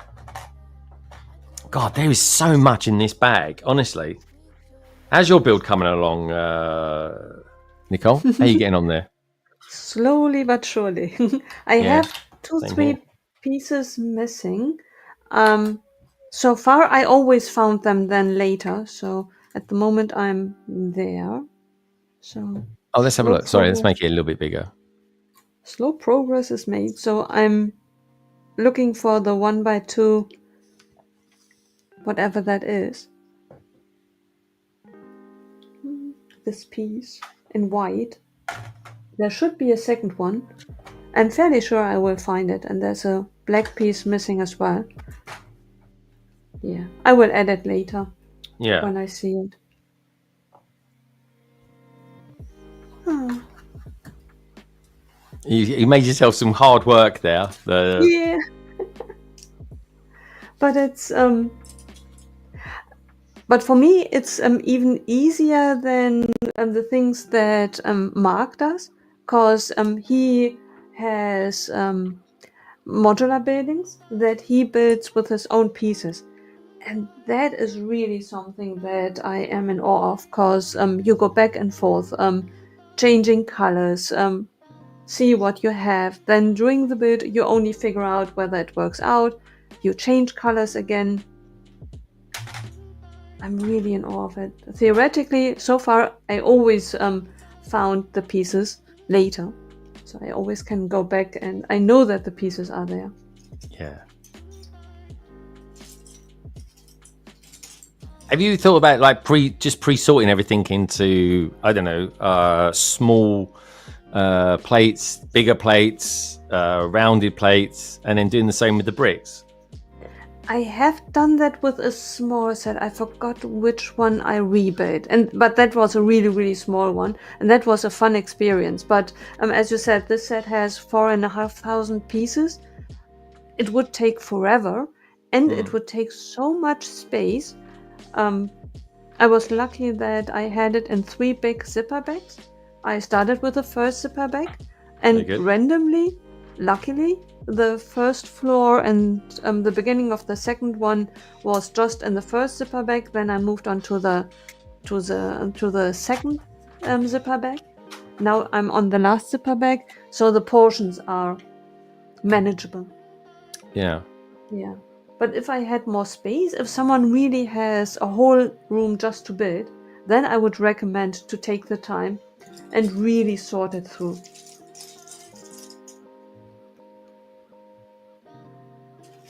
If someone gets inspired by me and buys now a used Ninjago City, sorted. Because with mine, I know that all the pieces are there. If you buy a used one, you never know. You can end up spending hours and hours looking for pieces that weren't there in the first place. Yeah, I'd go through the set though and just make sure the pieces are there though. You'd do that, wouldn't you? Yeah. Yeah. I mean the way. So if I was doing what you've doing, and I've done one of my first ever streams was building a huge, great big custom AT-AT.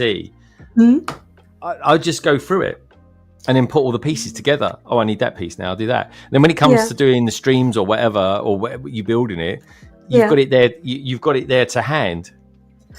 Right, and that's a good tactic. Is just based on the number of pieces, I wouldn't have the space in order to do it, and maybe if I did it in doing that, like some of this I laid out in my lounge, and I was just kind of just making sure I had all the bags and everything like that, because it took me about an hour just to make sure, just to remind myself where I got to with the build.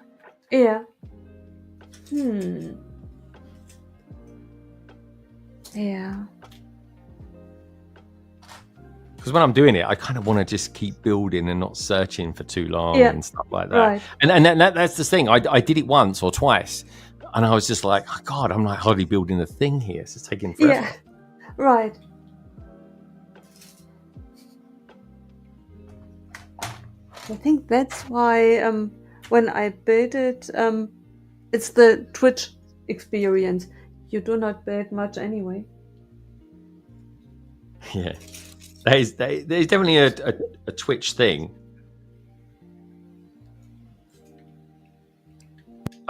They just tend to build a little bit slower in case anyone's just tuning in. Not that I'm saying I'm rocket speed or anything like that. The beautiful thing is when you rebuild something, all of a sudden you have this ooh moment, like this piece that I'm looking for. I just found it. I was looking for something totally different, and all of a sudden it was there. Yeah. It's a bit like Christmas. It's exhausting though, that you find. And it's like a philosophy of life. It's one couldn't look at it as exhausting, or it is a bit of a delight moment. Like, yay, it's there.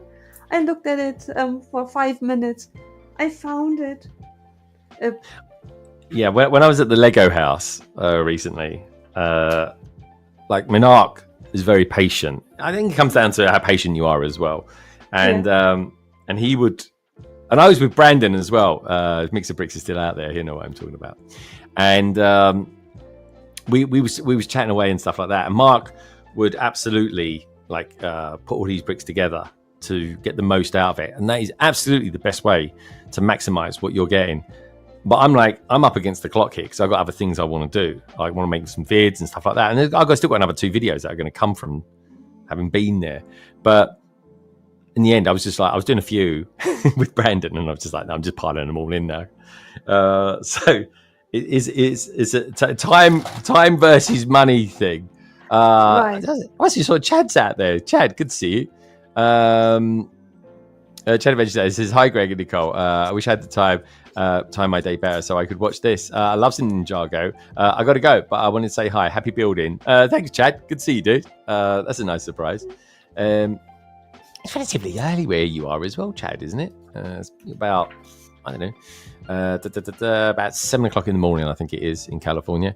I won't be putting it on my CV. Yeah, I appealed, but I got rejected. I'm sorry to hear that, Aaron. That sucks. Craig says, Martin's out there as well, saying, hi, Chad. Good to see you as well. Greg and I love a bit of snot, and I were next to Lego Team B at Bricktastic, and very lovely neighbours they were too.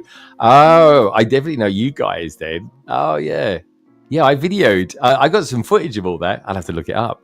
Because there was one to the left of Lego Team B and a couple to the right. Couple of women, couple of blokes, I think it was. Oh, good stuff. Now I know what it is. I'll listen to you. Steffi, are you on Instagram? Let me know. If you are, drop me a line. Martin saying, hi, Adventureland. Hi, Chad. Hi, Adventureland. Chad Ventureland. It was such a delight to meet Steph, because Steph, the first time when I met her was in the Saturday stream of Jeng. Oh, really? Yeah.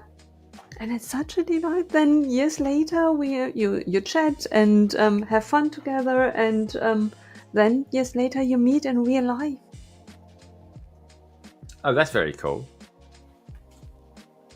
Oh yeah, that is cool indeed. So what side of Lego Team B was Steph on? So if I'm looking at Lego Team B, are they Nicole? Were they to the left? Was Steph to the left or to the right of Lego Team B? I want to say to the left. So as I'm Yes, looking at Lego Team B, no. When you are on the not with if for left or just right, and Nicole? just It's like, why behind did I ask that question? I was like, why am I behind doing the this to table. myself? Behind the table for Joss and Chris, she was on the left. If you are on the other side of the table looking Yeah. at them, then As you're looking at Lego Team B, are they to the left or are they to the right? right. I changed my answer to right. Phenomenal. We got there in the end. Did you see that, folks? It's easy, really, when you get used to it. Honestly, It's a bit tricky, and it was a courageous thing to ask a woman left or right. I'm not even going to go there.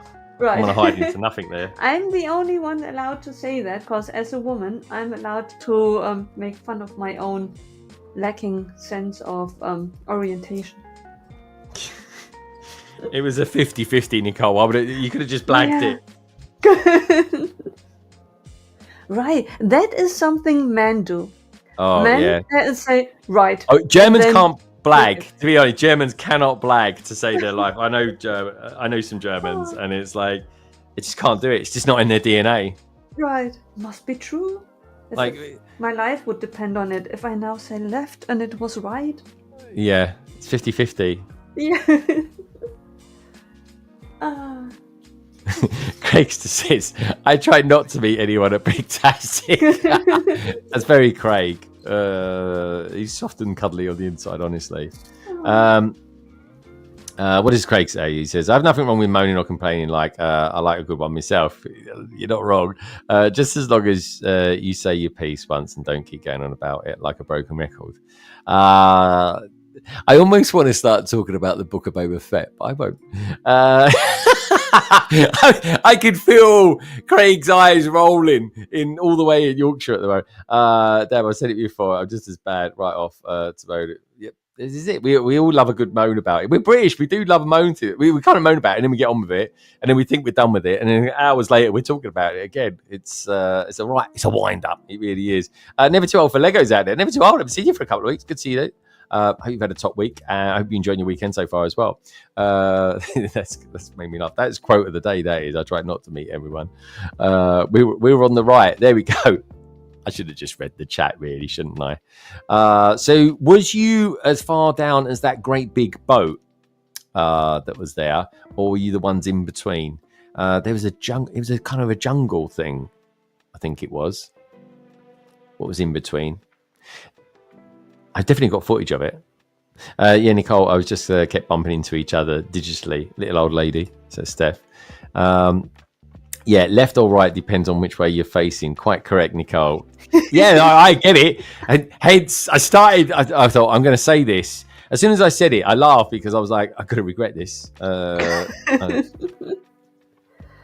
I did. Right, where are we at with this? I've got a great big panel to put in. I've got two. This is cool. I mean, these bags. There's too much Lego in these bags. I've never said that before. I'm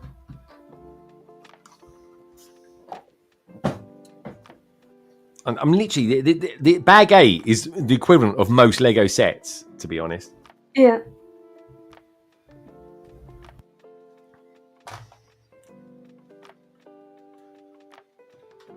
The audacity of it.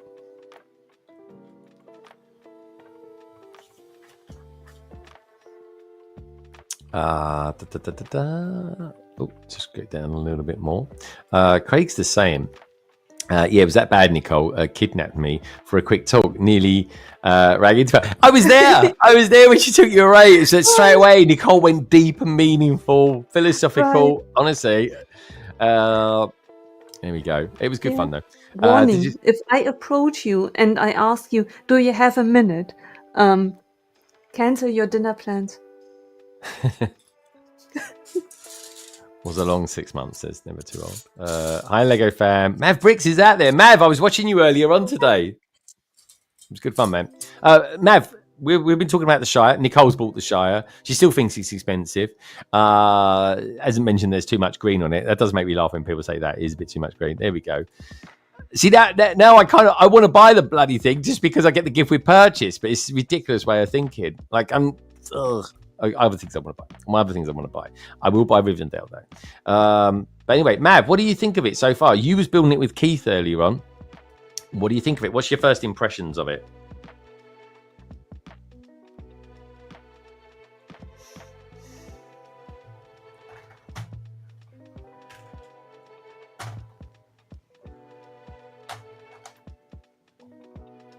As anyone noticed as well, I just asked Nicole a question, and then I can get down to building things. This just talks for like 10 minutes non-stop. It's great.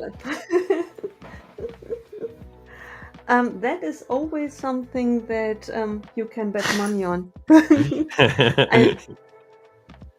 If there's something that can be said in 10 words and in 100 words, you can bet money on me using 100. Yeah. Nicole, so you've been having a little dig at me today about my content for my YouTube channel. You've got a YouTube channel though, Nicole, haven't you? Yeah. And I even created videos. Can you remember the years that you asked me when do you create your first video? Yeah. And when are you've done one? I know you've done one. When was the last time you did one? Oh, I'm so lucky. I did one last week. But before that, I didn't do one in, I think, 3 months. Other than the upload of live streams. But yeah. Oh, okay. I've not seen that. I need to watch that. It was an experiment because I still have not figured out in YouTube whether because I want to do more reels and shorts.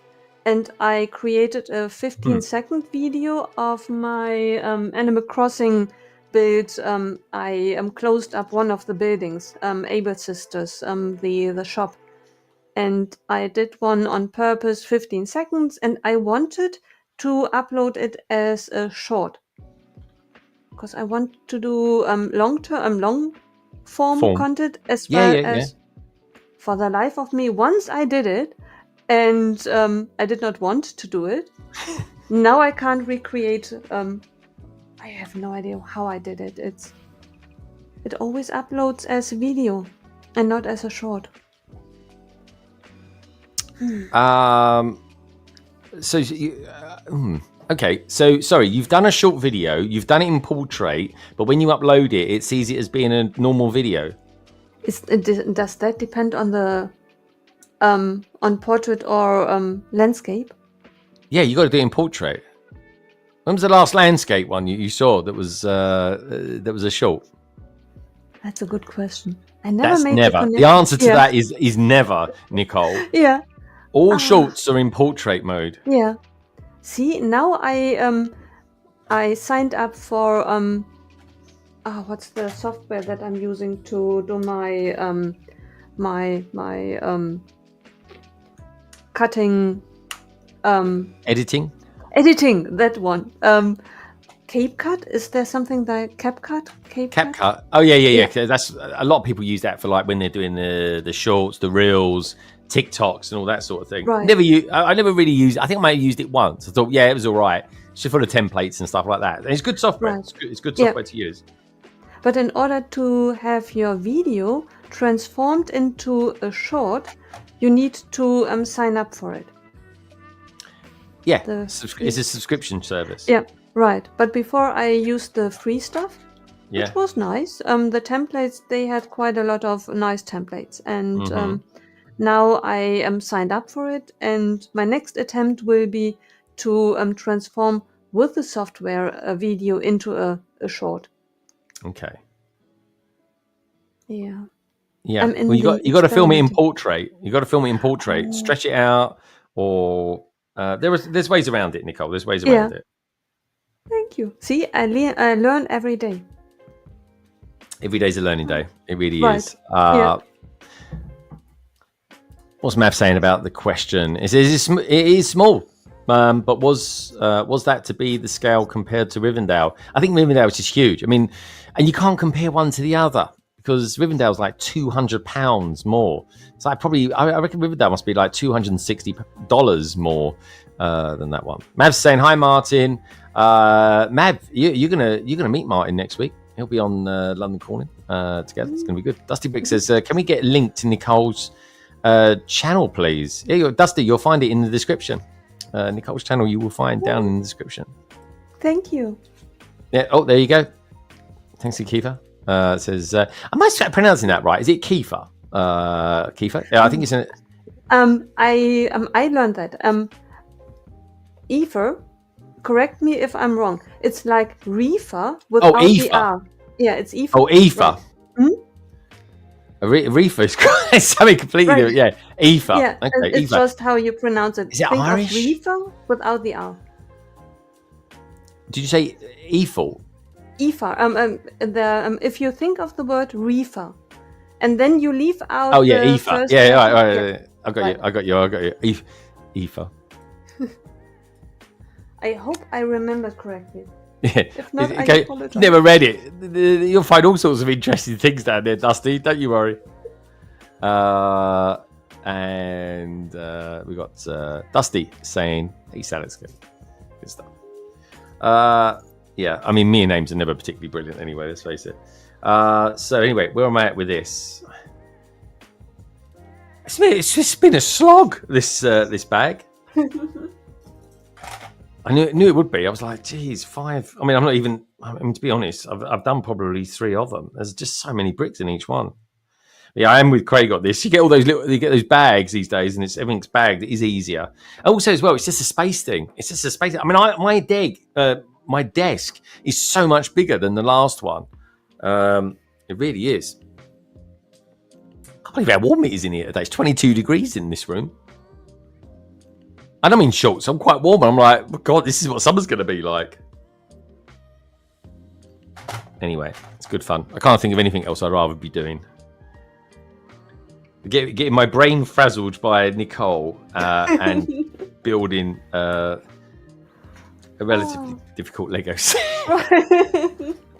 You can look forward to a very relaxing evening. I can see myself falling asleep watching Andor now. I think it's the left and right thing. Just sent me over the edge, Nicole. That's all it is.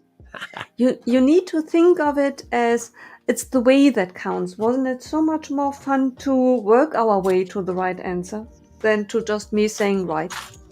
Just as soon as I said it, I was like, I almost stopped myself. I was like, do I really? Can I? And I was like, it's too late. I've already committed. I've already committed. What can I say? We live and we never learn, folks. That is human nature, unfortunately.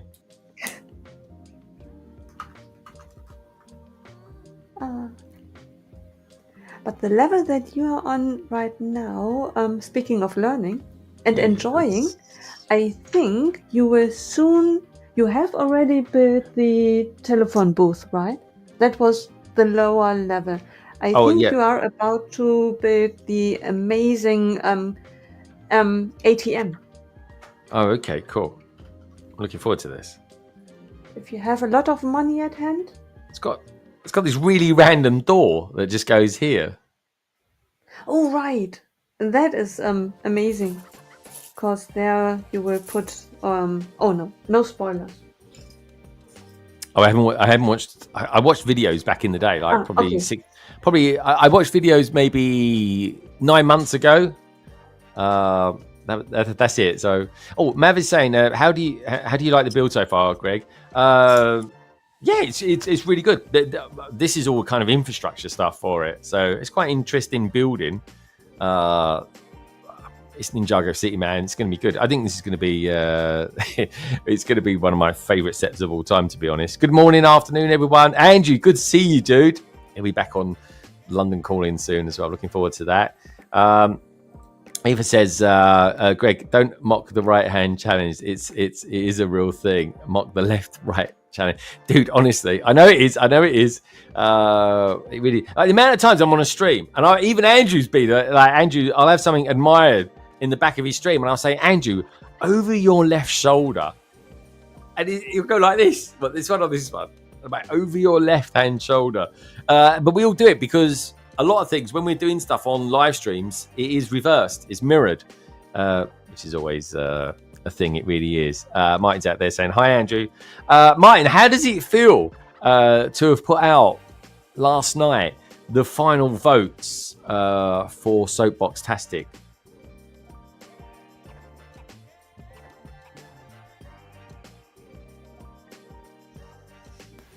I hope that Soapbox-tastic continues with things like maybe a Halloween build or a Christmas build or something special.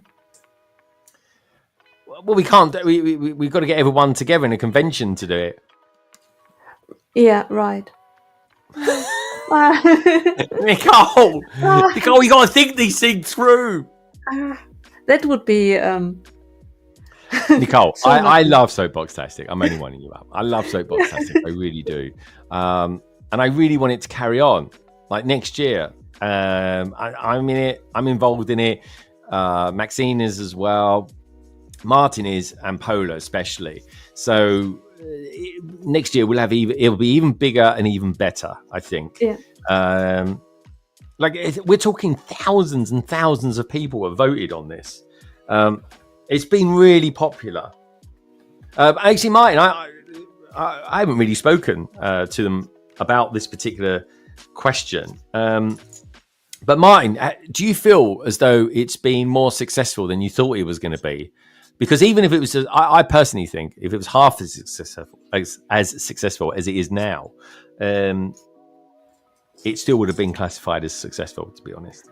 Yeah.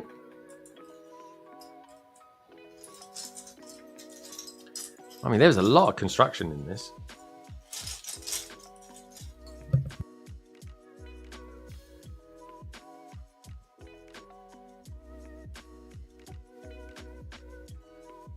Yeah.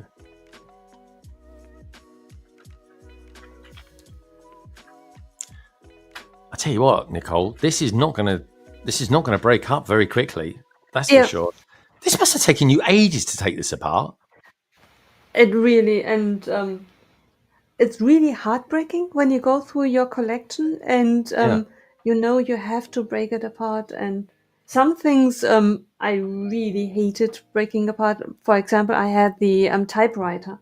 I have it over there in a zipper bag and wondering what to do with it. Because that's such a weird build. Yeah. That is.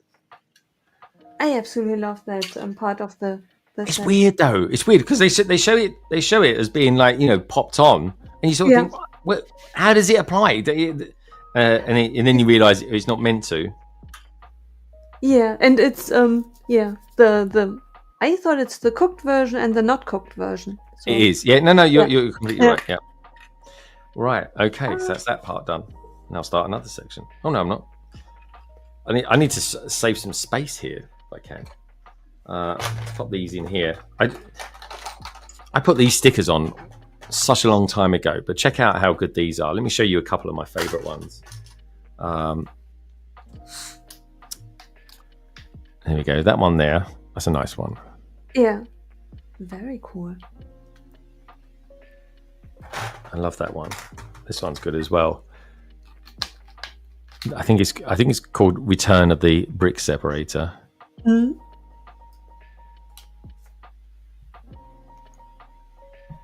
Very nice. Cool stickers. Amazing. Yeah, they are very, very cool. Right, let's pop them in there and again try and save some space. Right. Okay. God, this thing is it's bordering on bizarre. It's also quite. It's not a difficult build because I never think following instructions is particularly difficult. Or of course, it can be sometimes if you follow my streams. But I do think what makes this interesting and what makes it slightly more difficult than the norm is the fact of it's not coherent. I think that's the thing. It's not symmetrical. Are you finding that, Nicole? Yes. But I know that in the end, this will then make it special on display. because it gives it a kind of 3-dimensional look. Yeah. Do you guys think should I swap? I was thinking about this the other day. I love this part of the background behind me. I really do. It's so here we got the latest modular being Tudor Corner, and you got the night bus there. And we got the TARDIS just on top there, and I was thinking, should I replace that for Ninjago City, to put that there, because that's quite a nice one, or I could put Ninjago City over this side. I could put it over here. I just realized I haven't turned the light on in the background there. Let me turn the light on in the background. You know why? Because it was then earlier on. It was daylight. That's why. Let me just turn that on. Here it comes. Here it comes. There we go. So yeah. What do you reckon, folks? Should I put Ninjago City here when I'm done with it, or I mean the TARDIS can go back in there? Yeah. I say it travels in space and time, or should I leave Tudor Corner there? Let me know what you think. Behind you, it would be most prominent. Yeah, because that's kind of prime real estate for me. This part here, Slave Right. 1, that's staying there. That is, and if you know what's coming this May 4th, you know why. So yeah, Tudor Corner. What do you think, Nicole? Should I keep Tudor Corner there, or should I replace it with Ninjago City? What do you think? I think you should replace it because Ninjago City has the more special factor. To the corner, since it's so new, everyone has it. Good point. Good point. It's a great build, though. It is a great build. Definitely. Yeah. What are they saying out there? Martin, in reply to my questions, I could sleep peacefully knowing we made it to the finale. Yay. You did really well on that, Martin. Well done, mate. Honestly, good stuff. When we saw just how many people were starting to mock their carts and share them on Instagram before we even got to Bricktastic, I knew this was starting to blow up. And it did as well. And I'll tell you another thing as well. A lot of people were going to Bricktastic and then going on to then buy those Lego sets, those Soapbox-tastic ones or Soapbox ones. Which is really cool. Back on stickers. I actually find stickers are usually fine with being washed. Yes, they are. Do you know what? I actually had to, when I was looking through and sorting out this set the other day, I found that I applied a sticker to the wrong place. I put it on instead of being on a 2x2 tile, I put it on a 2x2 negative tile. So the anti-studs were on the back of it. And I had to use a kettle and the steam off the kettle to actually fix that and peel it off and then put it on again. And it was totally fine, which was really, really cool. And Steph is building the Tudor Corner at the moment. Nice. Good to have you out there building with us. It's a great build. It really is. All I've said is with that, Steph, is just make sure that you put those studs in the right place on when you're tiling it, first couple of bags. That's the most important part. Foundations and all that. Otherwise it will bite you on the bum a little bit later on if they're not in the right place. Mine says, even if we had only 20 people take part in the competition, I would have loved it just as much. We as a crew are so proud that we could bring a fun interactive experience to the community. He did that. So yeah, I think it will fit. The height, I think the height there, Craig, is something like 56 centimeters, something like that. It is. So it should just about do it. Width-wise, it should be okay because it's on 36 or 32 by 32 base plate. That of course I did mills up. I'm deconstruction Market Street currently. I bought it. Built it from a store and just going through checking it's complete so that I could build it myself too. Very cool. Ooh, I like that. Very cool. Yeah. Right. I think before when I did the live stream, I was using a PDF because I probably thought at the time I was like, oh, this is going to take up a lot of space. This will. Yeah. I might have to consider that next time. Are you using a PDF to build yours, Nicole, or are you using the instruction manual? I'm using the instruction manual, but now that I think about it, that might be a good idea to switch to PDF. Yeah. Yeah, because it is a big space saver. Right. Yeah. At the moment, it's okay because I'm building something, a new structure. But the moment I have to apply it to the other side, I'm running out of space. So I definitely will keep it in mind, and then I will switch. Nicole, you watching any good TV shows at the moment? Let's swap that back. Multiple. I'm really eager to know whether you have checked it out and what you would think about it. Because I dived into Yellowstone. Have you heard of Yellowstone? I have heard of it. I hear good things about it, but as yet, I've not got to it yet. What's your thoughts on that? I absolutely love it. I watch at the moment season 5, and it's one of the shows, at least for me, I want to sit down and really listen to the dialogues because the dialogues are so good and the characters are really well written. Yeah. Other than that, I rewatched Andor and Rogue One in preparation. Ah, okay. Yeah, and I'm watching at the moment Daredevil, the original one, in order to be able to watch the other one. I'm really enjoying Daredevil.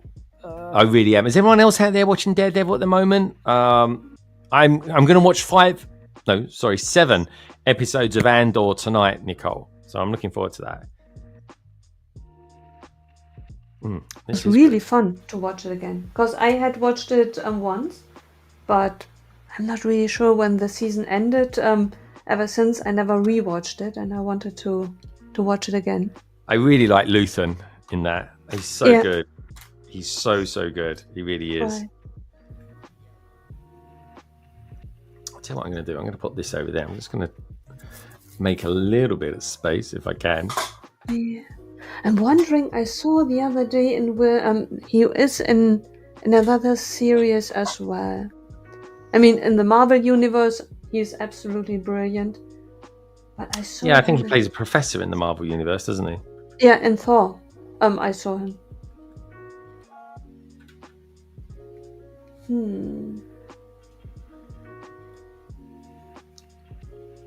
Yeah. What are they saying out there? Martin says he's on season 3 of Yellowstone at the moment. Salix says he's using a PDF as he didn't come with instructions. I don't mind using the PDF, to be honest. Salix, they're okay. I actually had a really complicated earlier build with the Tudor corner as I used my own layouts, pavement style. Really? Okay, interesting. Hey, Country Bricks, good to see you.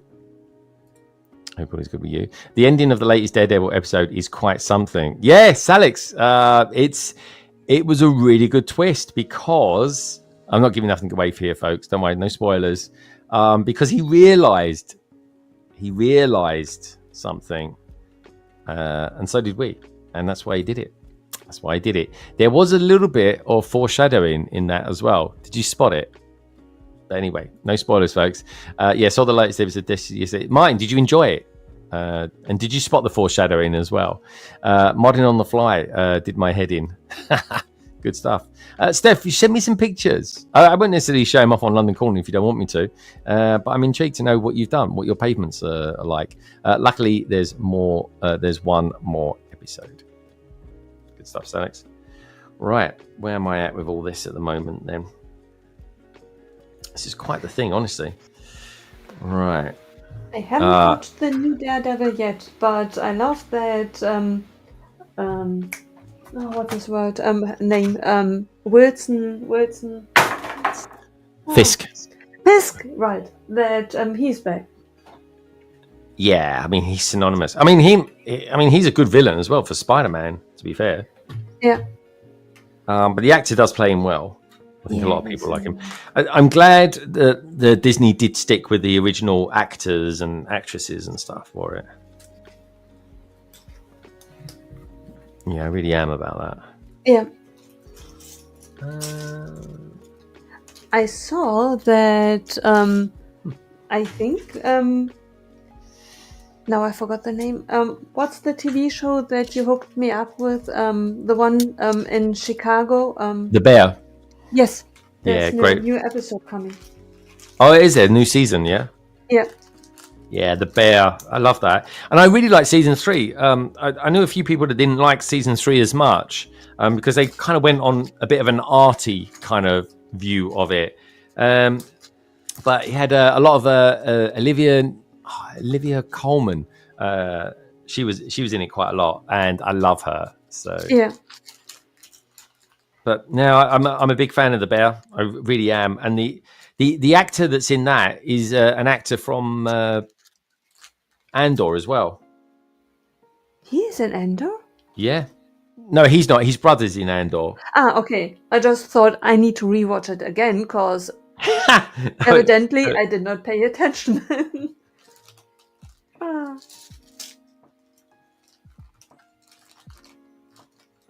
Yeah.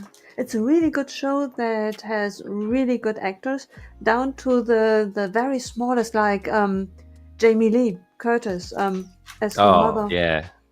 Jamie Lee Curtis is a very good actress. Yeah. Like that scene where her daughter's getting ready to give birth.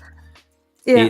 It's like, I'm like, this feels like it's. I'm sure they ad-libbed a lot of that because it felt very real. Right. Did it for you, Nicole? Did it feel quite real for you?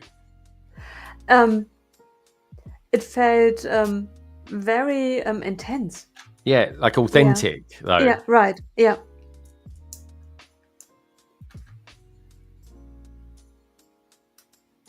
But Jamie Lee Curtis, her character in that is intense anyway. Right. Oh, the scene when she drives through the windows with her car for the Thanksgiving dinner. Yeah. Oh, that Thanksgiving dinner scene. That was the previous season, I think. That was, my God, that was crazy. Yeah. I'm really looking forward to next week. Andor, when Andor comes out, I think it comes out on the 23rd here in Europe. It's basically 2 hours. It's over 2 hours because they're giving you free episodes per one, which is crazy. Salix is luckily there's more than one episode. Vincent O'Dinfora is awesome. Check him out. Loved him on Law and Order, Criminal Intent. Oh yeah. Loving Wheel of Time at the moment. Ooh, nice one, Craigster. Craigster, you got me onto The Lincoln Lawyer. Have you watched the latest season of that? I thought that was pretty good, actually. He's kind of delving into a darker world. He really is. But I really enjoyed it. Oh, and I tell you what, Craigster, it was when I finished that season, funny enough, a few days later, I watched a man called Otto. And the Lincoln Lawyer actor who's in that as well. But it took me about 5 minutes to recognize him. His makeup was very good. Brick Enforcer's out there. Hey, Brick Enforcer, you cracked it, huh? We're getting there. Never been closer. Oh my God, we got Slam BKM out there too. Slam BKM, lovely to see you, dude. Lovely to see you, and thank you so much for tuning into London Calling last night as well. Brick Enforcer says, "Yeah, I have one of these still in the box. Yeah, this one's not long been out of the box, to be honest." We got another guest has turned up. I don't think he's quite ready yet though. He looks like he's sorting himself out at the moment. I wonder what he's looking for. I wonder how excited he is for Doctor Who later on tonight. Yeah, he's not particularly excited by the looks of it. He's totally playing it down, folks. That's what it is. He's totally playing it down. I think he's about ready to come on. He is. Nicole, would you like to describe our guest who's going to be coming on next? Just while I take a mouthful of a banana. No, hello. Yeah, sure.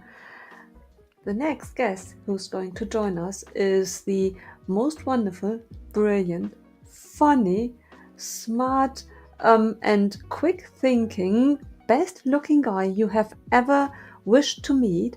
He is a British treasure. And what's going on? I'm already here, Nicole. Oops! Okay. 2 treasures, and his name is the minifig Who, Gaz. It is Gaz, and here he is now. Gaz, how you doing?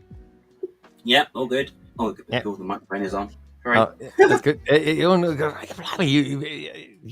are looking like very yellow today, mate. How's it going? Have you been outside? Coldplay song, isn't it? Have you been gardening today? Did you actually do your gardening? No, we didn't in the end. No, we didn't do that. But we did pop out this morning, so haven't been back that long. But it's all good. It's all good. It's all good. Oh, guys, he's already seen it. He's already seen it, guys. You couldn't have. Why have you already seen it? I thought you was going to save yourself up. No, well, no, because we were talking about it this morning, and we just said, it's just best to have a look first of all now, because poor chances are there's going to be spoilers everywhere. Yeah, that's true. Actually, that's true. We got Lego and Brickworld out there. Could we collab? Yeah, you are asking very nicely, though, Lego and Brickworld. But I think we got the idea. Anyway, welcome to the stream. Good to have you here. Anyway, so guys, just out of curiosity, did you like it? Was it okay? I was surprised. Yes. So I was saying. So I don't want to spoil anything. So I think I saw Steph Waffles out in the chat earlier on. So I don't want to spoil it if she hasn't seen it yet. How was it? Right, yeah. That I didn't know Steph Waffles was actually impressed. So you didn't. Oh, I think Gaz might be. I think he's freezing up, Nicole. He's no, there he is. No, he's kind of back. He's not back. Oh.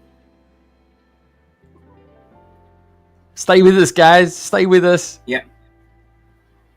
It's gone a bit squiffy this end, but it has got a bit squiffy. Is your laptop doing an update, guys? I'll fix it. What were you saying? Sorry. How was it? So what was it like? Was it a good episode? Was it?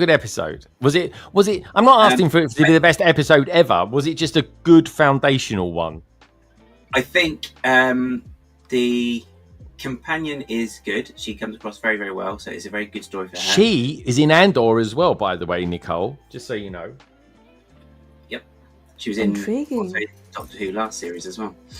Was she? What part did she play? She was in, that one when he stood on a landmine. So she was the soldier Monday. That was a very early one. She was a nurse in that, wasn't she? One of the clerics, I want to say.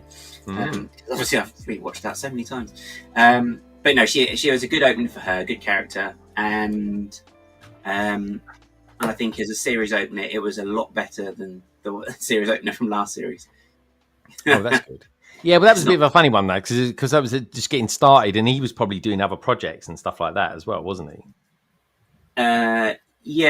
So there's a couple of episodes in the last series when he wasn't in it at all, or he was in it for the start and end, and that's when he was doing other stuff. Yeah. Oh, okay.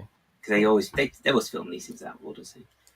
Yeah, I suppose so. So you surprised you liked it then? That's good. I was surprised. Yeah, we both thought, oh, actually, that's a lot better than what we were expected, which is good. So I recommend set the bar low, expectations low for everything all the time. Then you can only be pleasantly surprised. Yeah. Yeah, very cool, mate. Very, very cool. And for life in general, I think. Yeah, I think it is. I think it is just not too lower expectations, mind. But yeah, I don't know. So anyway, is there really a German? In Germany, there is in German there is a word. I would translate it to expectation management, Erwartungshaltungsmanagement. I don't know what that means, Nicole. What does it mean? It means to manage your expectation to a level so that you are not disappointed.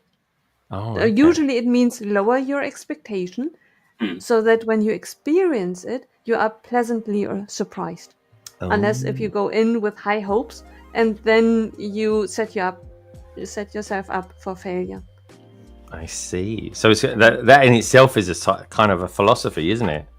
Right. And we call it Erwartungshaltungsmanagement, which kind of means expectation management. Okay. I see. There we go. More philosophy with Nicole. Gaz, what are you going to be doing today then? Are you joining us just to sort of join in and say hi, or yeah? Are you actually going to build something? Because you got a lot of stuff to build. Oh no, I've got too much stuff. And I've got I'm gonna do one Ninjago set that I forgot I had, which isn't going to take long. So I'm going to take my time, and that's got a dragon in it because dragons, of course. Oh, let's have a look, guys. Sorry, I missed that. I was looking behind me. No, that's right. This is the Young Dragon Ryu set. It's a very small set, but I really wanted to. But I found it and I forgot because I bought it. So I think it was on and I got it and I thought, oh, you want that dragon? So yeah, I'll do that. But then I want to crack into that STEM set as well then, because I would quite like to look at that one. Are you gonna watch Doctor Who again tonight, though, guys? Are you gonna watch the event, or are you kind of like, oh, I've seen it 4 times now, I won't bother?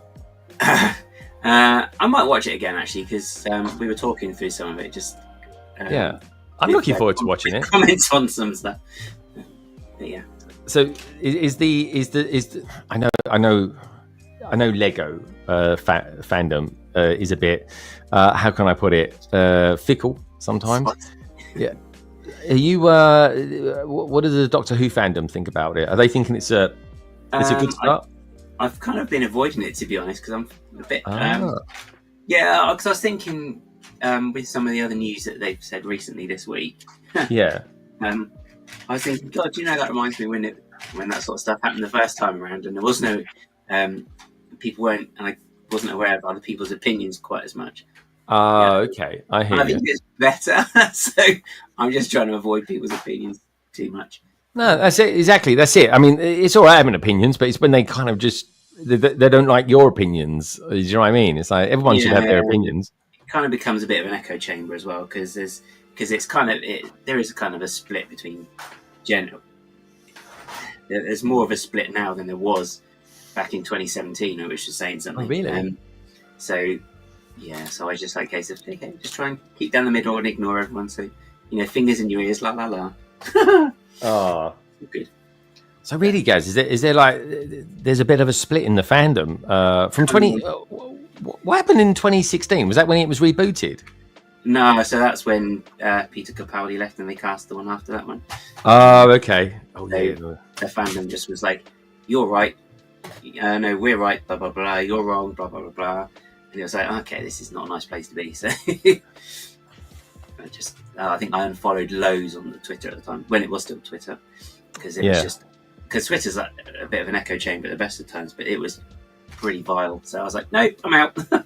Yeah. Okay. No, that's fair game. And then I sort of started doing more Lego stuff, and I got a different Twitter, and it's nice. I call that nice Twitter, and I've got my old one as horrible Twitter.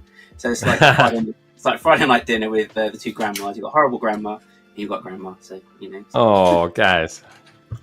That's fine. It's all good stuff. Anyway, guys, good to have you here. Glad you liked it. Is this episode of Doctor Who got the robot in it? Some big red robot thing? Oh, it has. Oh, yeah. Because I saw that and I was like, actually, looks like they put a bit of money into, a bit of effort into that kind of, I don't know what you call it, build prop. Yeah. Probably a costume actually. Thinking about. There is. Obviously, it's called Robot Revolution. That's not a spoiler because it's out there. So there's robots in it, but there is a particular robot that I think is quite cute because it reminds me of something from WALL-E. Does it? That's quite cool, but not WALL-E himself. Yeah. I'm thinking next year of updating my sig fig, and I think I might have found a new torso. I know you've only just got it. I'm still waiting for your one, guys. Just saying. But yeah, this one here, I like this. I can just get it. Focus. Come on, focus. That's an unexpected color. I actually quite like pink. Here, let me put it here. That might be easier. There we go. Very cool.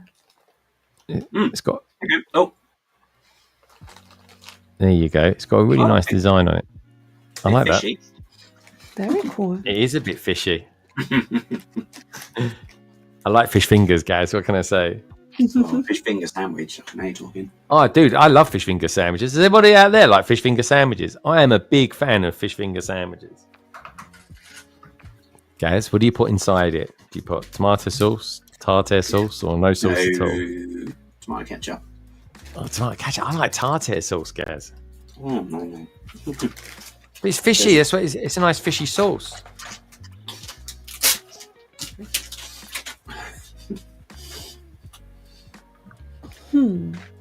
I thought There's, you'd especially would like fishy sauce, guys. No, I'm not really too into fish. Only salmon and fish fingers. And prawns, I suppose. Oh, I mean, might as well not stop there, guys. There's smoked mackerel. All right. I don't really eat fish, but I like prawns. I like tuna. I like smoked mackerel. 10 minutes later, and I like this and I like that. So, Gaz, what have you been up to today? Have you literally just... I can imagine Gaz has just woke up and he's like... Just woken up. I wish. And for 60 times already this year, today, he's watched the latest Doctor Who episode. No, I haven't watched it that many times yet. I will watch it. I will watch it again though. But if I'm going to talk about it on Wednesday as well, then are you going to get anyone else on that likes Doctor Who? I mean, finding people is quite difficult, to be honest. Who don't want to talk about it? There's loads of Whovians out there. Yeah, no, I know. But I think, yeah. Are they all horrible, guys? Is that what it is? You're the nice one. No, I just try to avoid. I try to avoid people in general. Who fans too much. There are a few people I know, a few people who write it and stuff. But yeah, I just do me and see how it goes. I mean, there are a couple of people I've. Guys, that was a little subtle flex. I did hear that, guys. It was a little flex. I heard it. What? A little flex. I heard the little flex there. So you know some writers of TV shows. Yeah. Oh, that's cool. So, and they've written. They've written some Torchwood and some. Oh, I was a fan of Torchwood back in the day, dude. Mm. Yeah, it was all right. There was a particularly good one. Was that one with the one over 5 days? Was it the 5-day event one? That was very good. Very dark, that one. They've still got Yanto's tomb up in Cardiff. Right. Anyway. Yeah, they don't see much of John Barrowman anymore. He was quite big at one time. Some people like John Barrowman as well. He was quite fabulous, wasn't he, guys? Very very outspoken and very obstreperous, I'd say. Quite a lot. He had amazing roles. He was in Arrow as well, if I remember Yes, correctly. he was actually, wasn't he? Was he? Yeah, because I think Alex Kingston was in an episode of that as well, wasn't she? I think which is quite interesting. Yeah, I once flew to London to see John Barrowman in The Cache of Fall. Cool. Whatever the English title is. I think we still call it The Cache of Fall. It's only the film that's the Birdcage, but that's a good film. That's good. Yeah. I think it's quite a good play as well. Yeah. That would be an amazing film to do a group watch, like watching it all together. What film's that? The Birdcage. It's Robin Williams, Nathan Lane, that woman who was Ally McBeal. That's the one, Mr. Flockhart, I think. Yeah, the one who died was Gene. Oh, yeah, Gene Hackman. That's right, isn't it? Yeah. Yep. He's actually really funny in that as well because he's so deadpan. Right up until the end, and he's very funny at the end because it's very unexpected. It is an amazing cast. The one Martin knows exactly who I'm thinking of. The butler. Oh, he's Hank Azaria, isn't he, from The Simpsons? Yeah. As well, yeah. He's Agador. Is the character. Right. Yeah. And I remember his character name because there's a monster in Doctor Who with the same name from the 70s. Wow. No way. Yeah. It's a big bear, which is not what he looks like. He is so funny. Yeah. He's very, very funny.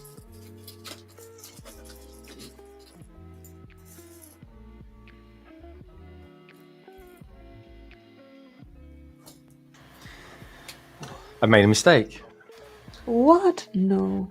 Oh, it's only a minor one.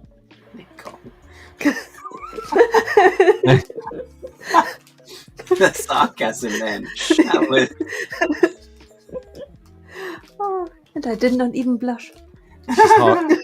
Hard. It's harsh. Like people think it's fun. It can be harsh. It's a harsh environment. It can be still, Nicole. I just say it's man eat man, but Barking up the wrong tree, guys.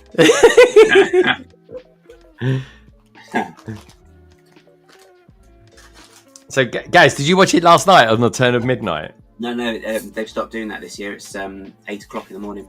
Oh, okay. Well, that's nice, though. You just wake up when you wake up and then watch it.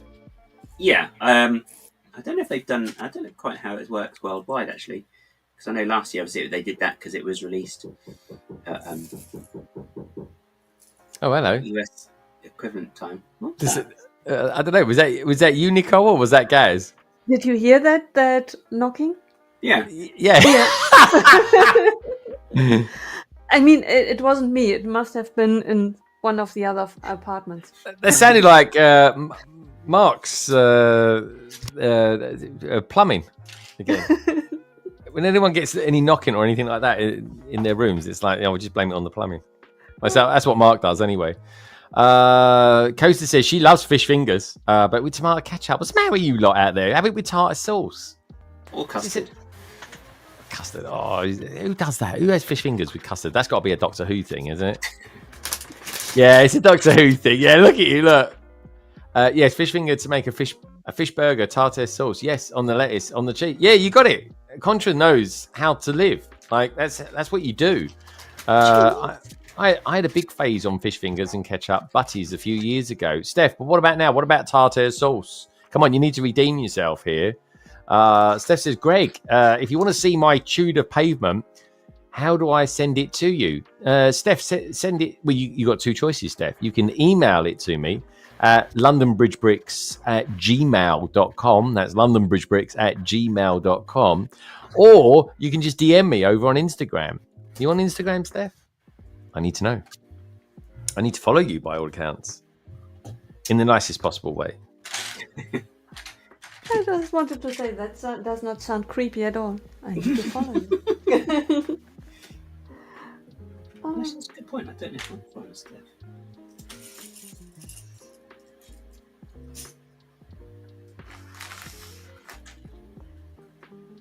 So, guys, tell me about your weekend so far. Your Saturday morning. What have you been up to? Because I actually had to get up early this morning. Gemma had to get up at 7 to go and get her hair cut. And I was like, we didn't go to bed about 1 o'clock. So I was like, oh, really? Is it already time to get up? Yeah, it's not been too bad. I ended up getting breakfast out as well. Gaz, living the dream, Gaz. Living the dream. Oh, it's just it's like a local place. So we discovered it when we were moving in. Because it's one of those places, when you haven't got any kitchen set up and it's all packed away, it's like, oh, we need to eat quickly. So we went there, and it's kind of like we keep going back there because it's really nice. So I had Frankie had a full English, and I had I had like an omelette breakfast as well, and that was nice. Oh, nice. Lovely, and a bit of toast. Guys, I'm going to be in your neck of the woods in about 3 weeks. Oh, yes, it's someone's birthday count, isn't it? I know, it's my birthday. The only thing is, that I haven't mentioned this to anyone yet, but I might not be around for London Calling that night. I might have to get the Bods and you to sort of carry the flag for me. Oh, that's outrageous. I know. That's a nice way of me asking you guys. Do you mind doing it? Time and a half, is it? So? Oh, time it out, double bubble. Yeah. Oh, you know the drill, guys. Just do it for a couple of hours or something like that. You would do it, and you can then say afterwards, well, we managed to get it all in this time. Yeah, that's true. Actually, to be honest, right? I mean, last night I think we're getting better with the London calling stuff because in terms of times, folks, this is the thing. I try and do London calling in 3 hours, 2.5 to 3 hours.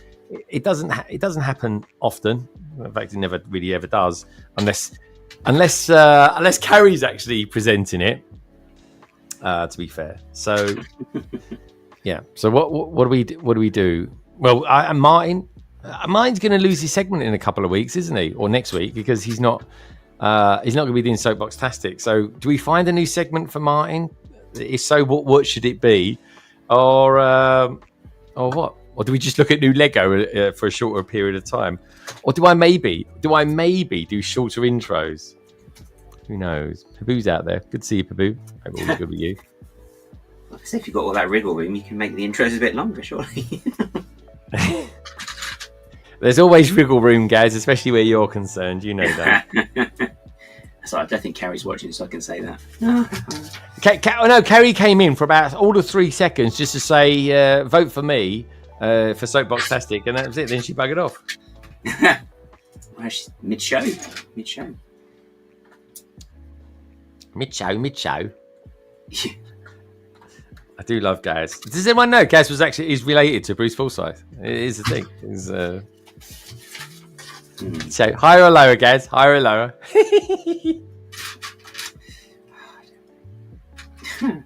Oh, Gaz, talk about highs and lows. You know, I'm a big fan of He-Man. Oh, yeah. And I'm a big fan of He-Man. If anyone wanted to ever give me a super chat today, I can show you one of the latest super chats that I've done, a video for that. I do like showing it off.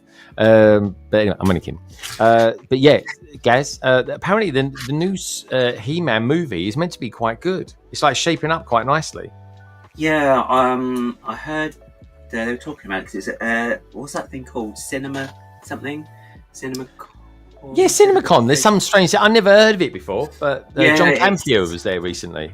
Yeah, because I think that's where that Superman footage debuted, isn't it? The one with Crypto. But yeah, they were saying that the Superman. They said Sony had a good panel. They've got a really nice varied slate, even if coming up soon there's quite a nice balance of all the films that they've got coming up. Yeah. But yeah, they said apparently the Masters of the Universe stuff actually was quite promising, and people were quite, as they say in America, they say in the podcast too, they were quite jazzed for it. Oh, jazzed! I didn't know that was a new word, Gaz. Jazzed. Yeah. So the podcast they use that all the time. They was like, oh yeah, we're really jazzed for the look of this coming up, and it's like, okay. Oh, I'm so behind on the kids these days. I really am. Gosh. They're not that young. But yeah, apparently it's supposed to be quite good. What was shown there? Yeah, I'm kind of excited for it, man. I love it. Contra says, Sad Escape's such an awesome build. Ninjago City. Slowly, I gathered the parts. Spent about $450 at the moment doing it that way because the set sells for $1,250 in Australia. Oh, wow. $1,250. Contra, I didn't realise you was from Australia. We've had loads of Aussies in tonight. Thank you so much, guys. And Contra, it's getting late out there for you. It's midnight, maybe coming up to 1 o'clock in the morning. Oh my gosh. Yeah, Lego Team B were in earlier on as well, Gaz. Hey, I nearly called you Jazz then. Jazz? Don't look like a transformer. If Gaz was a transformer, what one would he be? What do you reckon, Nicole? Nicole, did you ever watch Transformers? If so, what Transformer would Gaz be? I've only watched it last year, the very this New Beginning movie. So yeah, that's meant to be very good. Yeah. I've got to see that. It's meant to be excellent. It was really enjoyable. Yeah, to a point that I felt sorry about it, that I did not hear of it, and because if I totally would have missed it. I never would have picked it as a movie to watch for myself. Yeah, I know a lot of people loved it. They really, really enjoyed it, but it bombed at the cinema and they reckon it's because the trailers were not very good for it. That is so strange, because I knew enough about it that I was impressed that they used the original voices. Oh, did they? Yeah. No, I think Prime was a different voice. Oh, okay. That could be, but I recognized a few voices, and I assumed that it was authentically cast. No, think it was who's the guy that plays Thor? I think he was Chris the Hemsworth. voice. Yeah, was it? I think him that does the voice of Prime. Ah, okay. Nicole's not used to his voice; she's just used to how he looks, really. So. Right. Yeah, got an Australian playing Optimus Prime. Ooh. Love it. Yeah. Oh, I'm glad you enjoyed it because I do want to see that. The thing is, as well, though, just Transformers just isn't quite as big as it used to be. I mean, let's face it. In our day, that was when it, if you pardon the pun, that was when it was in its prime. Yeah, Contra. I can't believe that. He goes, yeah, Melbourne. Yes, mate. I told you last time. As you thought, I was in the USA. It's 12:40. There you go, 1:15 in Melbourne. I'm just surprised you're still up this time of day. I do apologise, Contra, but I've not seen you for a little bit. That was all. I just forget. But yeah, good to have you here. Do you know what? I've actually got. There is a good percentage of who watches my channel are Australians as well. That's why, Contra. I don't know if you've ever noticed it, and let me know if it's of use. But when I do live streams, quite often I will put Australia, the time and date in it. So, like on my stories and stuff like that on Instagram, because there's 9 hours difference. They're 9 hours ahead of us at the moment, guys. Is it 9 now? That's not too bad. It's been worse. It's not bad, but blimey, I mean, you look at Justine and Chris, who were on last night. Dude, they got up at 3 o'clock to come on London Calling. Yeah, it's a big. Oh yes. I think I would stay up. What's that, Nicole? If you invited me to be live streaming with you at 3 in the morning, I think I would just stay up. I would not go to bed because I wouldn't be coherent in any form if I went to sleep and had to get up in the middle of the night. Yeah. I don't know. Honestly, they're bloody legends, the Aussies. They really are. When they travel as well, going to Manchester, going to the States. I mean, oh yeah, I work with Aussies as well. And Melbourne's a nice, easy one to remember. That's because that's the one I just generally use. AEDT time they're in at the moment. Next stop Germany, then maybe Nicole. Convince them to visit. Yeah. I'm so glad that we have the factory in Bavaria. Oh, fabric, isn't it? Yep. Oh, yes, that's very tempting, that place. It really is. The problem is that it's, I think I once Googled it, 8 hours away from me. You probably would be faster there than me. Oh my gosh, is it that far? How would you have to go by train, I guess? Would you? Yeah. I could theoretically drive, but that would be as long. Wouldn't have much.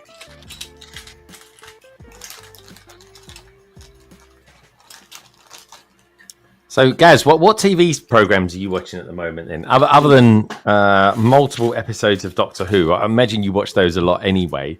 What TV shows are you watching? We've still got to finish Penguin, actually. We've got 4 episodes left, I think, of that. And that's really, really good. If you enjoyed the late Matt Reeves Batman, I'd say you'll love it. Because it's very, very good, very strong series. It's one of those ones as well, like all the characters, they're really sort of well drawn, really well acted, but also they're all horrible. But you kind of root for them even though they're quite horrible.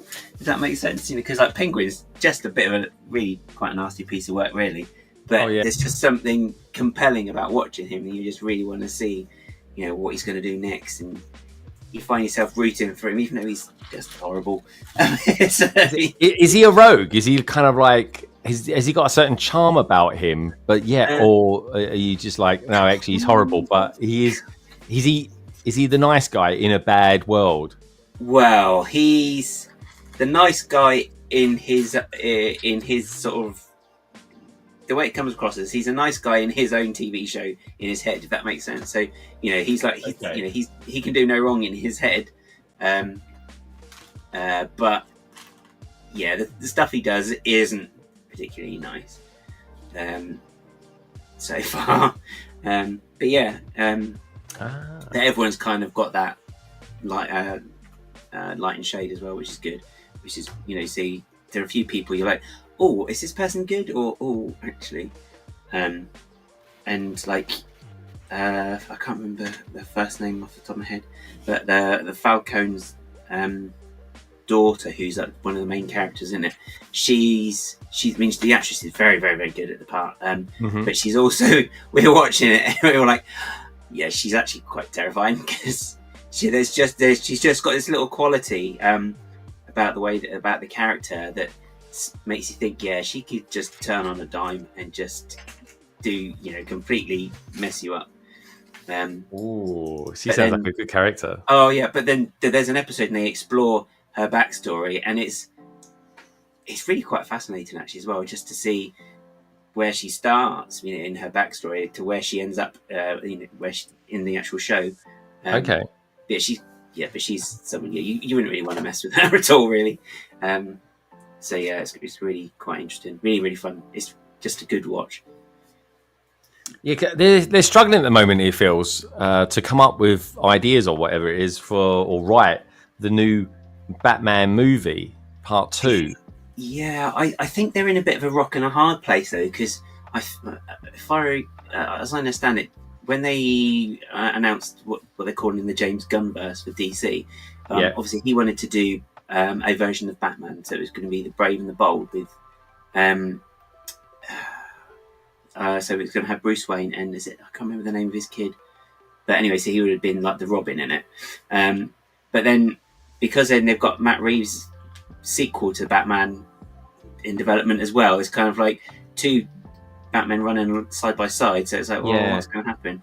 So the current thinking that they're talking about is they don't know whether they're waiting to see what happens with Superman, because obviously that's the main one to see how it's going to go down. That's the universe is basically going to be created around him, isn't it? Yeah. So Damien. Thanks, Martin. Yeah. I was thinking, is it Dick? Is it? No, that's Robin. And no, you're right. It is Damien. Yeah, Damien. Yeah, Damian Wayne. That's right. But yeah, so basically the thought at the moment is, or some on one school of thought, so I should say, is that they're waiting to see how the film does, to know whether, if it doesn't do maybe too well, maybe they will slow down one side and then Matt Reeves can flesh his one out and go from there, essentially. But yeah, I think it'd be interesting to see what happens. And I know that Nathan Fillion's Green Lantern that's in Superman film, I think he is actually going to be in Lanterns, the TV series as well. Oh, that's cool. I like that bit of continuity. That's why I like the Penguin thing. The Penguin will keep that Batman kind of going, but I think they need to somehow merge the universes together, don't you? Because it is a bit weird having a couple of different... It's all right having two Batmen together, but I think they need to kind of almost be aware of each other from multiverses. I think that's the one of the issues they've got, because it was as successful as it was, and it is a very good film, and there are moments of that Batman that's pretty horrific already, in the sense that the stuff. It's a great movie though. That Batman is a great movie. Very, very good. Really like that. Really like the car chase as well, actually, between Batman and Penguin as well. Or his car in the TV series is great as well. Penguin's car. But yeah, I think the trouble is, because the tone of that is so far removed from what we've seen in the trailers for Superman, I don't know quite how they would be able to mash the two together. So yeah, I think it's going to be a case of, as they say, suck it and see just what's going to happen on that front, really. Yeah. But obviously we all want it to succeed, because the more stuff variety there is, the better, really. So.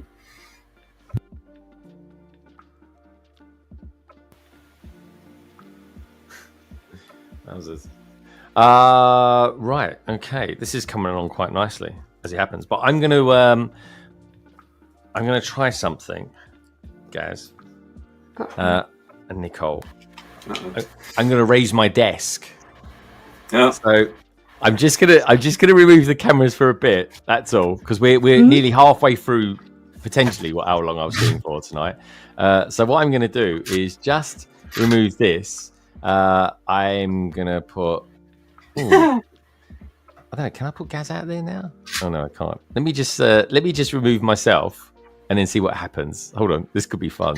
I'll set you guys up into the middle. Don't worry. I'm just going to raise my desk and then I'll be back again. So just bear with me one moment, folks. Okay.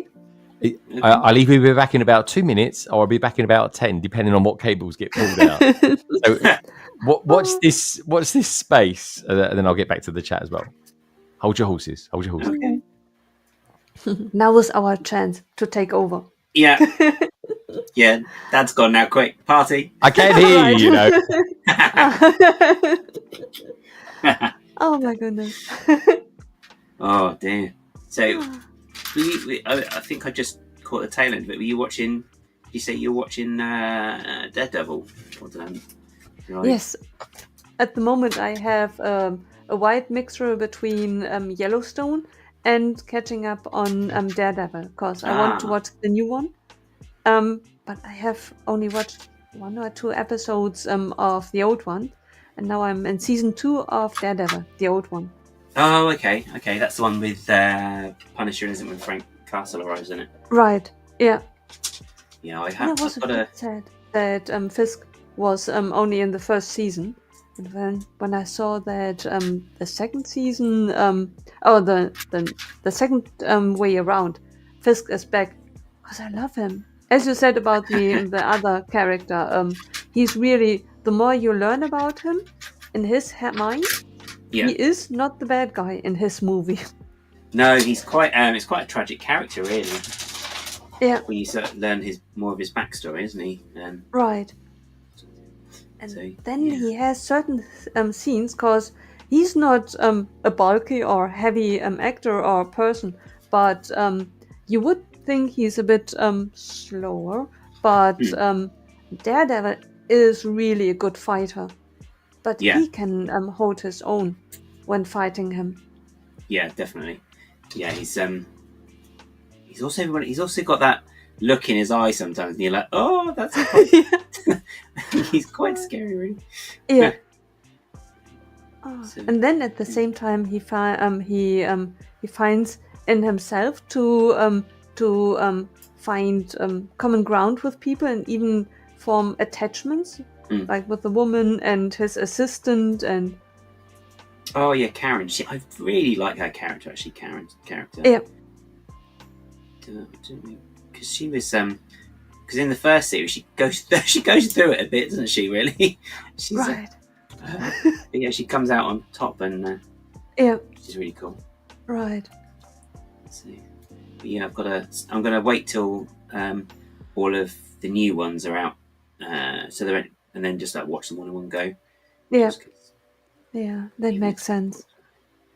So that'd be quite cool. But I know Vincent D'Onofrio's back in it as well. So Yeah, I think I spoiled myself, or I not really spoiled. There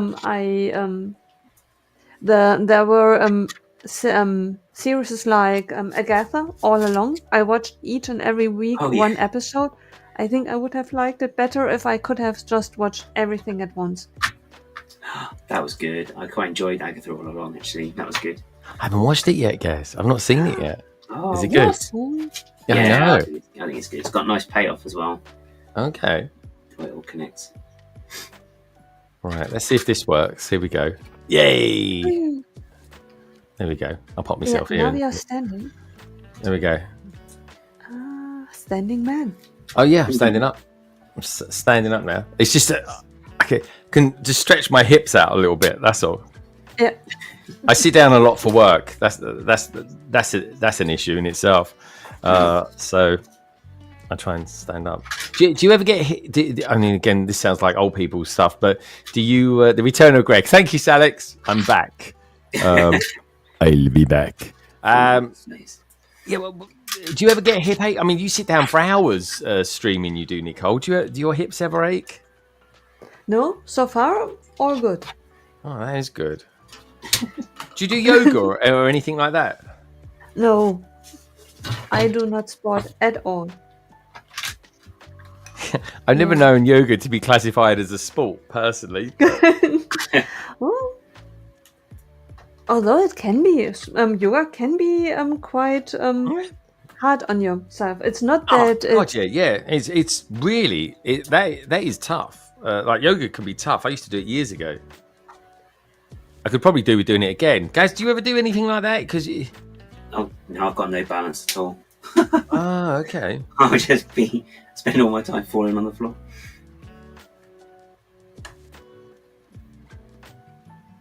Guys, what's Frankie up to today? So he's doing some gaming at the moment. I think they're on Destiny 2. I think the game they're called. Oh, nice. Okay, so I don't quite know what that one's like. I'm sure Are we ever going to get Fallout 2? Are we going to get that TV series at all? Yeah, they're working. They're filming it at the moment. There's been some Cool. set leaks, as there always is for these things. So yeah, they know that people. Well, they know where what location it's going to be, which is well known from the games as well. So, and it does look quite good. So I suspect we'll have maybe some more creatures, and maybe some more of the robots as well, which would be quite good because they do have in like the games. There's like loads of different creatures. So we only saw the I can't remember the name of it now. That one with the big sort of tongue. You saw that thing in the water.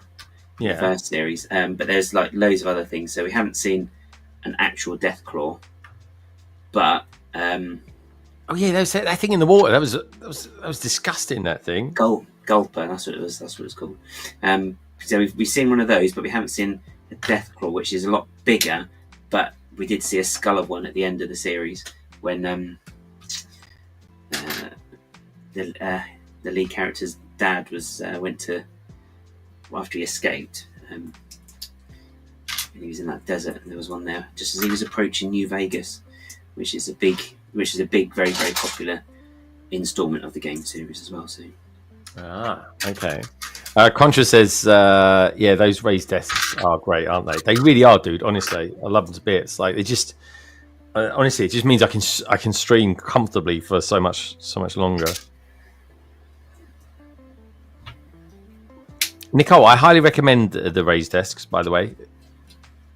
Yeah, I think I decided against it when I set up this room because I wanted everything on wheels so that I can spin everything around. So the Very big tables are not on wheels. That did not turn out practical. But the ones that I'm streaming on, the two tables, those are all on wheels. So you have this view. Theoretically, I could show you all sides of the room just by spinning the tables. Oh, okay. So are you kind of like a Kylie Minogue then? Not as flexible, but as charming. Could you imagine if I could get Kylie Minogue on a live stream? Huh? Imagine that. How well do you know Matthew? I was going to say, just That's true. Do you know what I think is a dead ringer for Matthew Ashton is Simon. You know the designer behind A Nightmare Before Christmas. I think those two are dead ringers. I really do. oh, okay. He hasn't got any hair. I know, but if he had, it's just the face itself. Honestly, guys, look at a picture of Matthew and put your thumb over his hair, and you think that's Simon. I think they're one of the same people. One of the same. Well, yeah, I've never seen them in a room together. To be fair, so yeah. Exactly. Has anyone ever seen him in a ring together? So yeah. He wasn't like UK Lego Masters, actually, was he? That's it.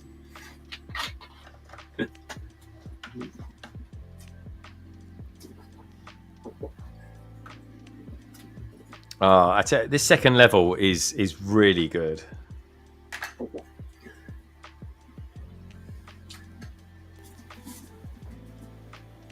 Oh, you are building the corner at the moment. Yeah, I mean, there's a lot of Lego goes into this level.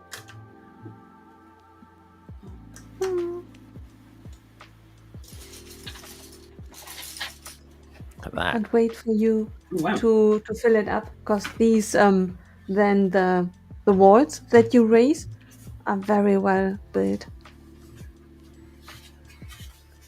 The technique that goes into it is so fun.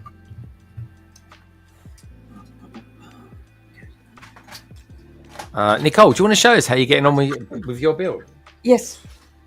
And then if someone sees a corner tile in white,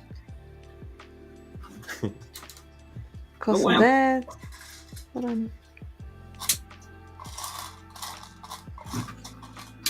Oh yeah, that's good. Look at those windows.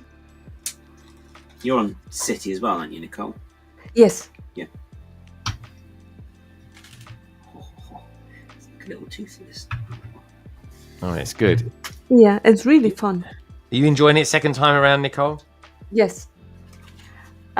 It's a bit challenging to look for the pieces, like the one and the corner piece tile that I'm looking for, because without it I can't continue. If I can't find it, I will just get up and get it from my pieces. Oh. Gaz, do you want to show us how your build's coming along at the minute? Oh, yeah. So I've got base. This is Ryu. Ryu, the dragon. Yeah.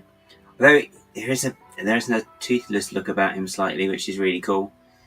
So that's yay. So I need to get a toothless as well, which is a bit of a shame. So, That's very cute. it is, isn't it? Yeah. It's really, really cool. It's Yeah. not too. It's kind of like nice proportions as well. It's kind of semi-brick. It's a semi sort of brick build, isn't it? Yeah. It's nice though, because it's not too obvious. Obviously you can tell it's brick, but at the same time it's not too bad. Like, not like the first or the recent Fluffy that came out, because it was quite obviously bricky, isn't it? So. Right. There we go, have a little swap around. I'm back in a second. If Kylie's on, I'll be there, and TGA would have to be on there too. Yeah, I know. She is a bit of a gay icon, to say the least. Nicole, we're talking about. So I think Nicole is as well, actually, to be honest. She's just an icon, full stop, isn't she? Wait, we gotta do maths now. She's something, guys. I tell you, she is something. I love her to bits. She keeps me on my toes, that's for sure. Make him a wyvern. I'm not too sure I should. No special occasion.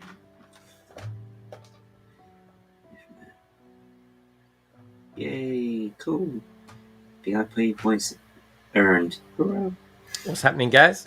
Oh, I just did the old code for the instructions or the destructions.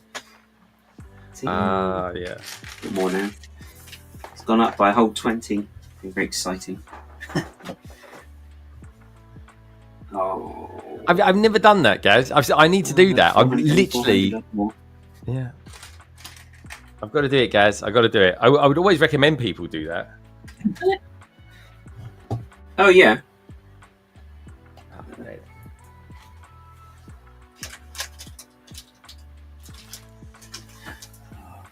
I was quite frustrated. I've got an order coming for a new minifig, and they shipped it out. I think they shipped it out. I got an email saying they shipped it on Thursday, and then it's one of those things when you check the tracking and it hasn't moved anyway. You're like, oh come on. But I looked this morning and said, oh, it's going to be delivered on Monday. It's like, oh, okay. What's coming on Monday, guys? What's coming on Monday? I've got a Daredevil minifig coming. Oh, guys. I'll go with my Kingpin then. But have you got a proper Daredevil minifigure? Like, sorry, when I say proper, is it the one you're getting? Presumably is a custom one, but are you getting the original Marvel one from the Bugle? No, I'm getting it's one from Firestar Toys because it's got a cowl piece. Because I prefer that to the printed head that's like it. So But it'll go with my custom Kingpin then as well. Let's have a look at that. So I got this at Bricktastic, so so it's just Yes, a little bit more. You love the custom stuff, Matt. Well, yeah. I think you need to do some figures. You know, it's like Hagrid. You know, it wouldn't work as a normal minifig, so you have to do something different. And I don't think I've actually brought out a Kingpin recently, actually. Either, so. Yeah, guys, I really like the Matt Murdock one that they do. Yeah, that's quite good as well, actually. Yeah, and that literally looks like him as well. So I definitely want to get that. Yeah, definitely. Are you okay down there, Nicole? You all right? She's on mute. Professional streamer. Oh, there we go. I'm trying to challenge you so that you're starting to lip read. To read it. You don't have to try and challenge Nicole, honestly. That comes naturally to me. I'm easily challenged. Don't worry about that. Contra is out there. He says, I met Kylie Minogue in my street one day, Greg, and her sister as well. Danny Minogue. Remember Danny Minogue? Oh, nice. I like Danny.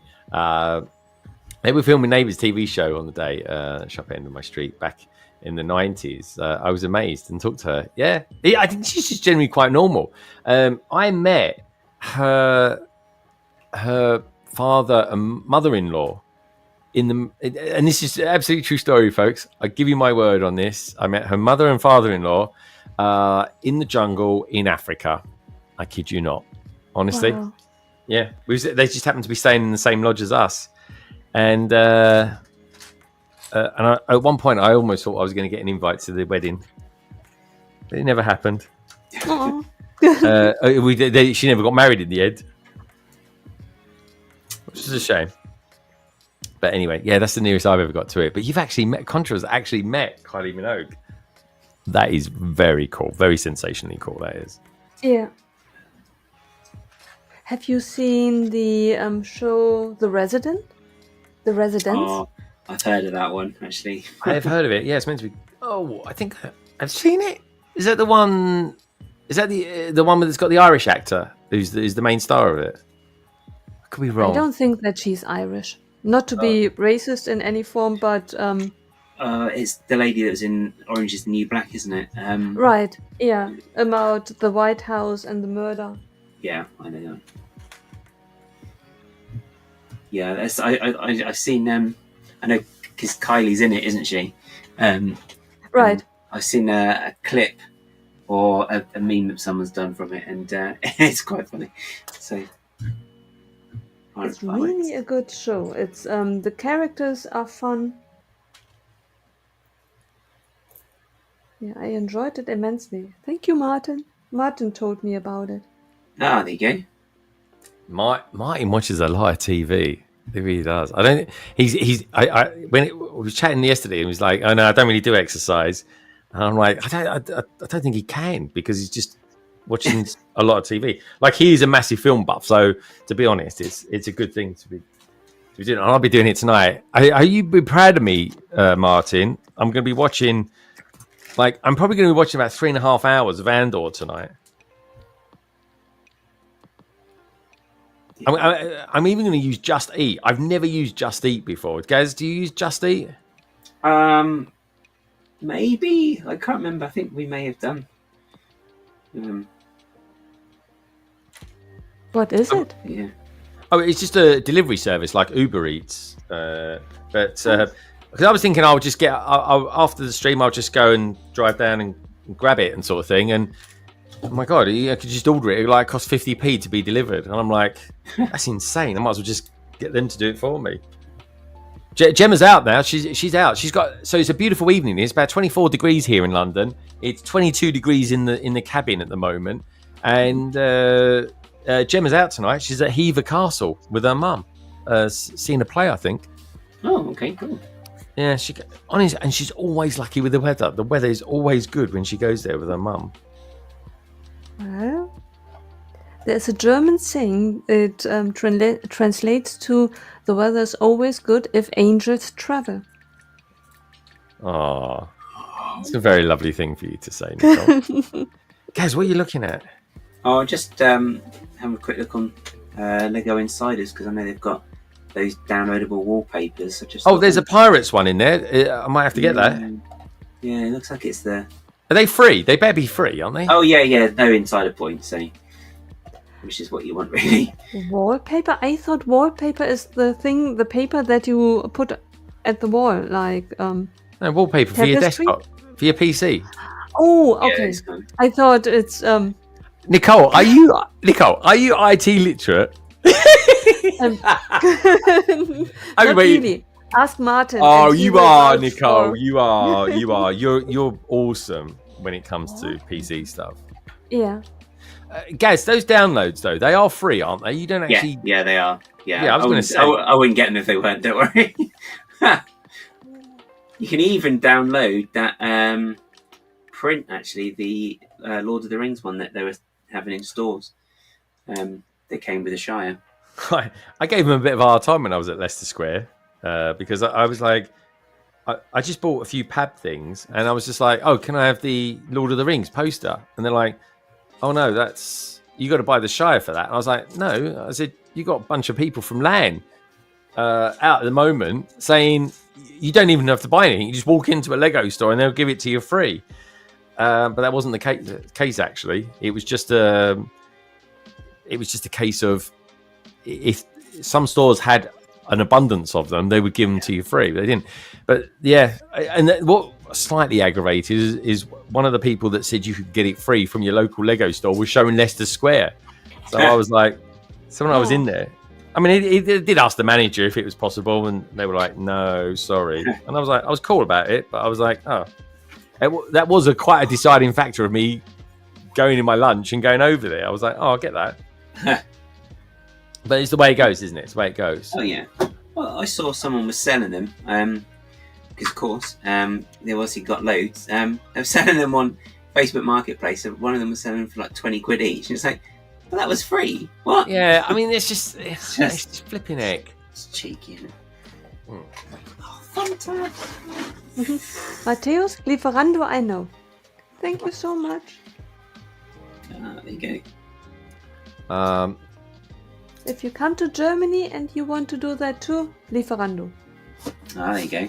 what's that say? So yeah, Just Eat is called Lieferando in Germany, Nicole. It's called Thussendog and Buddha over here in Netherlands. I think that's how you pronounce it. I've just made an absolutely terrible interpretation of that. How would you pronounce that, Nicole? Thussbezorgd. Oh, that is Dutch. That I don't know. But the first one is Lieferando. Lieferando. Right. I like that. It's not Lieferando. it's not like a silent H, is it? So it's like two E's or something. Two E's? I don't know. Okay, I like that. The Dutch name literally means home delivered. There you go. The marketing people. The marketing. They think of everything they do. They really do. But yeah, so I thought I'd use Just Eat tonight for the fact. Martin, do you use Just Eat? I mean, I get the sense he's kind of quite local in Birmingham. He's kind of like in the hub of it. What does he say? He says, yeah, I downloaded all the digital pictures. I'm going to do the same. I saw that, Gaz. I'll be printing that out. Oh, Martin. We have to get... Oh, okay, can I just say as well, I ordered something for Lauren. I'm not going to say what it is because it's going to be her thing to let people know what she got. All I will say is, right, it arrived yesterday. I can't wait to take a look at it. It's going to be something, it's super, super rare. It really is. So, yeah, looking forward to showing it off. But, yeah, I sent Lauren the picture. I was like, it's here. And I'm going to be taking it with me to Chicago. Nicole. Yes. Can I have one of your new stickers that you're taking to Chicago, please? Definitely. Awesome. Not only will you get the stickers, you will. I have a little package already ready for you. Do you? Yes, with a coaster, and hopefully, if I manage to create a brick, there will be a brick in it. Oh, Nicole. I love the bricks, honestly. I'm a big I'm going to probably redo my custom brick next year, but that's why I'm kind of thinking, I could do the sig fig next year as well, that sort of thing. I might do. I don't know. I like this fishy one that's on this guy. I do like that. It's a really cool design. Or is it gonna? There we go. I do like it. I don't know. There's something about it I like. The Galador one's quite good as well, but I don't know anything about Galador. And Galador. I know someone who does. Who do we know that likes Galador, guys? Who do we know that likes Galador? That would be not that Sam Smith, I believe. Is he really into Galador? Yeah, he's actually got some Galador figures. No, why do I not know this? I've been to bloody Denmark with him, man. Why did I not pick up on this? Well, if you'd made it to the museum the same time as all of us. Oh, yeah. Sorry. I was busy making content, guys. What can I say? Yeah, using the flipping lift. Grr. I'm not at all salty about that. What was that? What using the lift to get up to the roof. Oh, yeah. There's me going up all those steps, and then you're like, no, we're just going the lift. Well, Gaz said to me, I said, it was a silly question, really. I said, can you get, he said to me, you can get up on the roof. So I said, how did you get up on the roof? He went, you took the stairs. And I was like, in my head, I was like, there's got to be a better way to get up there than that. Because Gaz was always like, he was panting still as he was telling me. So now I know what he'd been up to. He probably just ran up the stairs or something like that. And I was just like, straight away, I spoke to Gaz. I turned around. I must have walked 10 foot to the coffee shop. And I went, have you got a lift here to take you up to the roof? She went, yeah, it's just over there. I was like, thank you. The next thing, Gaz is admiring one of my videos that I put out. Actually, it was very cool because it was a beautiful day. It really was. And he was like, I didn't know it was a lift. To be fair, Gaz, it was actually quite hidden. Like, unless you knew what you was looking at, you wouldn't actually even know it was a lift there. I went outside anyway just to get some pictures from, where the big bricks were outside. So I went out there anyway, and I was like, "Oh yeah, I can get up on the roof maybe." Yeah, Coaster, look on Instagram. It's on there. I could have put it on YouTube actually because it's really good quality. But there's a scene. I think it's something like going to the top of the Lego house or the views from the top of the Legos, something like that. It was really good. Like, yeah, it was just nice actually. It was finding the right music for it. That's one of those things when the music and what you're looking at come together. It was lovely.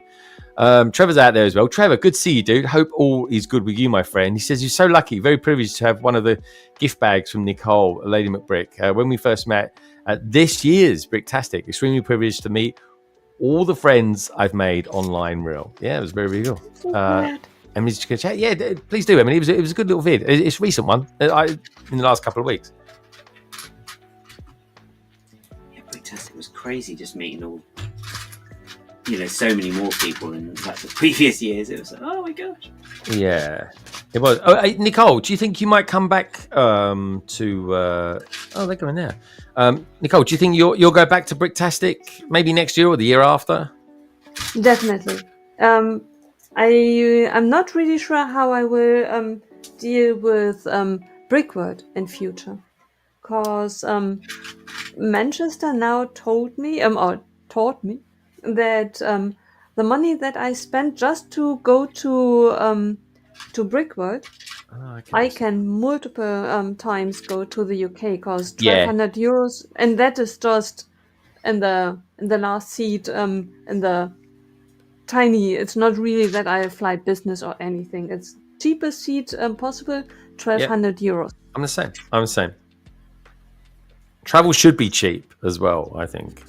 But yeah, honestly, folks, Nicole and we've got to spend £2,000 roughly before you've even done anything at Brickworld Chicago. Actually, Brickworld Chicago is super cheap. The thing is very cheap, but the accommodation and the flight is mega bucks. It really is, which is why I always appreciate the members and anybody who super chats, because you guys are helping me do all this, the lighting and everything like that. It really, really, really does help big time. And it is expensive. But Nicole, I said to people, and having been to Chicago, that I always felt, and I still do, that Bricktastic for us in Europe is a really good event to go to. And I think one day, Bricktastic could actually I'm not saying be better, but be as good as Brickworld Chicago. What do you think about that? Yeah. There are small differences like that I did not take advantage of last year, but things like all the when you are not displaying and not volunteering at Brickworld in Chicago, were so many offerings, sets to part out, all these trainings, all these speeches. There were a few that I did not take part in Manchester either. But there is a whole schedule when you go to Brickworld that all the things that you can do. It really is, yeah. I'm going to be taking advantage of that this year because I want this year to be a different experience to last year's one.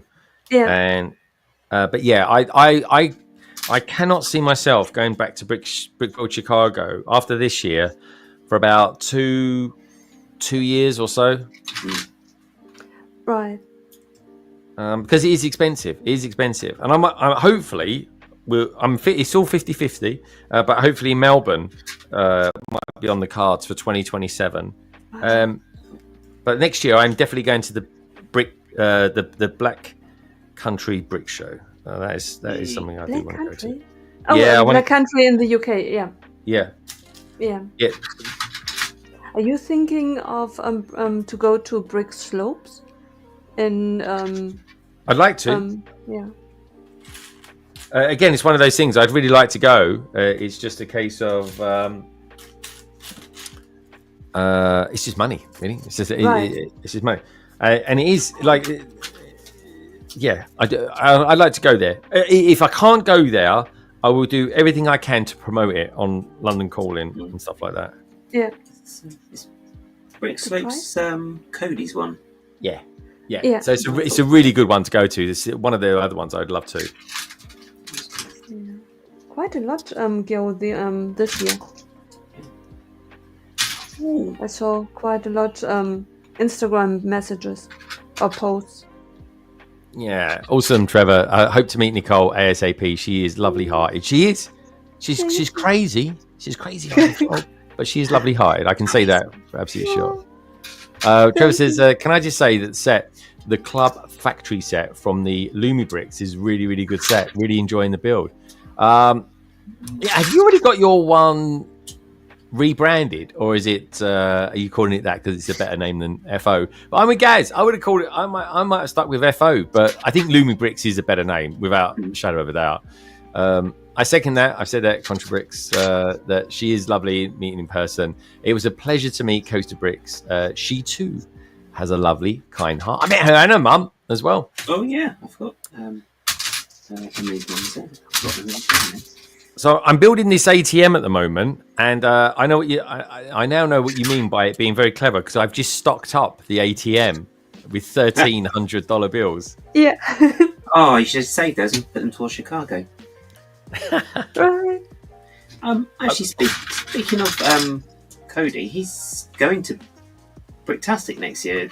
Yes, he is. Right? Yeah, he's not going to Brickworld Chicago this year. He's going to Bricktastic next year. So, I mean, that's going to be good, isn't it? That's cool. Dude, he's a big guy. Like, he is huge, guys. In every respect, he's a beautiful person, and I can't wait to see him there. So we've got Cody. We just need to get like Roger to come over as well, and then Lauren. I'm trying to work on Lauren. Get her over. Yeah, that'd be great. Actually, she's lovely as well. I want Lauren to come over because I genuinely think she would enjoy it. Like, I know she would love it. Anyway, we'll see. We'll do our best. Like I say, it's not cheap, folks. It's not cheap. No, that's the thing. It's like, Yeah. Especially, I think that you guys said as well. The further you've got to go, sometimes it's when the costs mount up, isn't it? It's like, Yeah. And theoretically, when you go such a long way, the thing that Greg and I do with Chicago is kind of a wee bit insane to go there for such a brief time. Usually when you go such a long way, you then combine... Yeah, you want to stay for a week or so, but yeah, it's not. I'm literally there 5 days. I get in Tuesday. Oh no, I'm there 6 days. So I fly and get there Tuesday. So Tuesday, Wednesday, Thursday, Friday, Saturday, Sunday, I fly out. But I land back in the UK at 6 o'clock on the Monday morning. And I genuinely was going to go and just go straight into work. But after Bricktastic this year, I was so knackered. I was like, I'm not going to be able to do that. So I'm like, I won't bother doing that. I'm just going to do the right thing and have the day off. Yeah. It wasn't too bad. It was, as I said, it was just the worst one for being tired. There was just the 1 day thing to Denmark, but then I guess that's probably just because it's greater distances travelled. That was tired. See, I was okay on that. I was totally okay on that. But then saying that, guys, to be fair, you had a later night than I did. Yeah, yeah. That's very true, actually. Oh, 2, isn't it? Up for work then the next day.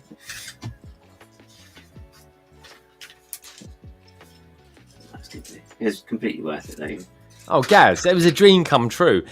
And the thing is, folks, I'm not joking, right? When you go there, you're like, it's like a brick convention that's on all year round. Yeah. Is that where your mind's at, Gaz? Because that's where mine is with it. Yeah. I did. The only sort of frustrating thing is then there is all the stuff that they've announced since. So they've got you've got that pad store, which is going to be and Lego Masters and Lego. We didn't even talk about that. Honestly, folks, we had so much we could have talked about last night. But when he got to 9:30, and I was like, I've not even done the bloody pictures yet. I was like, I've got to move along here. What is it? It's the Lego Masters, and then I saw today in the square they've got this really. Did you see it as well? They've got this really nice sort of designed sort of trees, and they're all built out of Lego, and they're all like bright pinks, purples. Oh no, I didn't see that. Just they look beautiful. But you could say that all the time. You could hold off going. Of course, guys, we got over there in good time. We really did. Anyone going over there now from the UK have got a right hassle getting there. They really have. Yeah. Go on. Oh no, to say we're actually talking to Victoria about it on the weekend, last weekend, because she was going over there. So she had, I think she said she had Ryanair flights booked, and then they pulled out. So because they had, I think they had accommodation booked as well the other side. Then that meant they then have to try and alternate flights, or they'll just lose the booking or whatever. So, it does sound like regarding people were all booked in to go, and then they decided they're not doing it, and everything's just been pulled, and it's just, I don't know, it just seems a bit unfair really to people who have already bought tickets really. I know, and it wasn't like the government was putting a big tax on it. It was like $5 or something per person. But that to me just seems like they were looking for an excuse. Now, folks, just so you know, I have got stickers to apply to this. I'm going to apply some on this live stream. Some of them are just gobsmackingly gorgeous. One of which is a cat.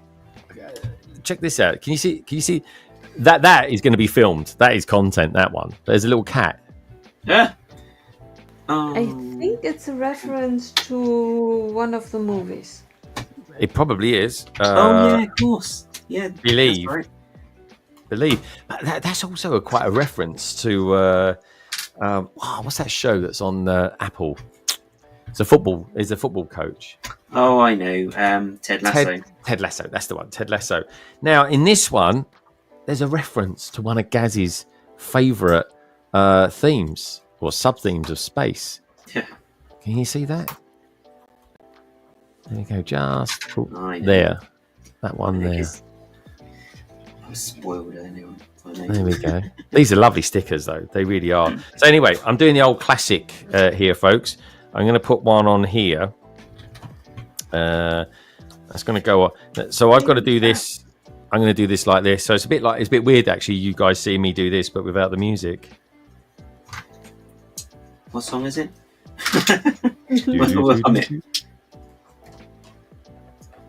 And it never has to be perfect. I always try and get it sort of straight, but not necessarily straight centre. And if you do it wrong, and I have done this wrong, right, you just use this to take it off. Notice I didn't do the finger thing. Never do the finger thing. Unless you're 100% happy with it. Hey, Fab. Oh. Hey, we got Fab out there as well. Fab Blondies. How you doing, Fab?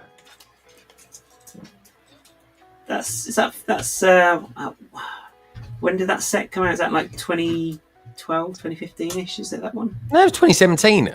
This isn't like mega old, but it is a good set. So that means they're clear back stickers, aren't they? Yeah. Are they A lot like of the them ones we get now, or are they? They're better quality, dude.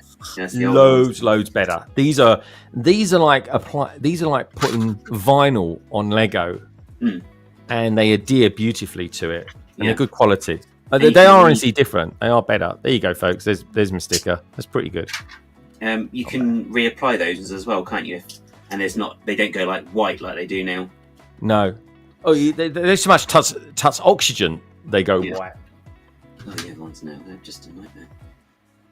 It can make or break a set though with the new ones. I find it's just like, especially that. I mean, the worst one. I think Si mentioned it in the chat last night as well.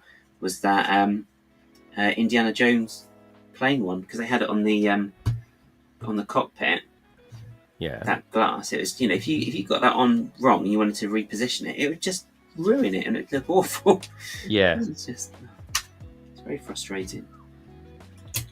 Also, it seems like a step back as well, sticker wise. If the old ones you could reapply them without any problems, then I don't know, change the glue or something maybe.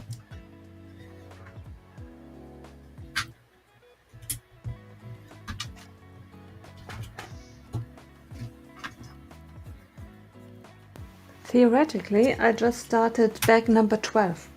Ah. How are you finding? Are you going to kind of improve upon the process of rebuilding stuff? Because this isn't the only one that you packed away, is it, Nicole? Right. I have the other Ninjago. I have Gardens. I'm still waiting for me. Harbor will be easier because it's not that big. The rebuild of the Harry Potter UCS Hogwarts Castle, that will be a challenge. Yeah, that will be. Yeah. That's a big set, Nicole. Yep.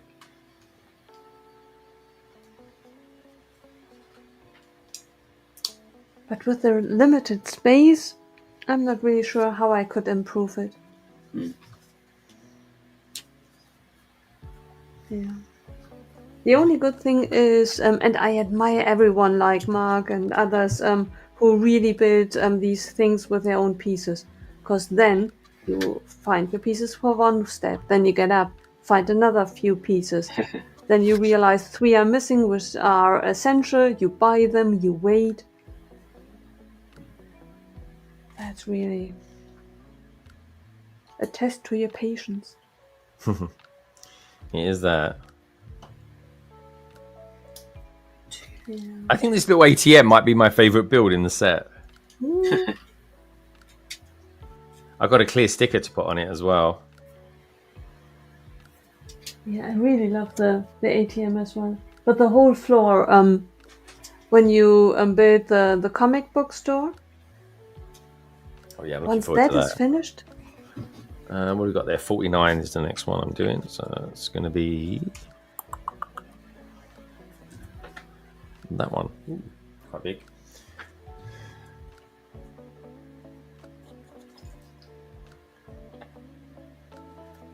Blimey, Contrary, I can't believe you're still up.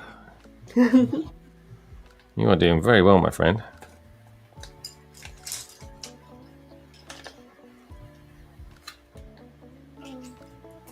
the worst thing is when you rebuild something with the pieces, and you have everything on the table. The worst feeling is when you have seen it already, and you can't find it anymore, and you know that you had it in hand at least half a dozen times before.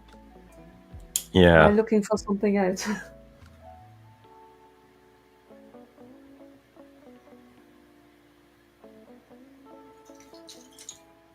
Right. Okay, let's put this sticker on. These ones are always a little bit tricky. I've got to make sure I put it on the right way around as well. Yeah, there's one there. So sometimes when I'm doing these ones on curves, I'm I'm just making a point of just trying to get them quite central or something like that, because it's a bit hard to actually see how well they do go on, and that does take up most of the brick, to be fair. So I'm going to go on for a sort of a rough estimation of putting it near the edge of that one and sort of fairly central. I also find just popping your finger as close as you can to where the Lego sign is being quite useful as well. And all my fingers here are just sort of keeping it nice and steady.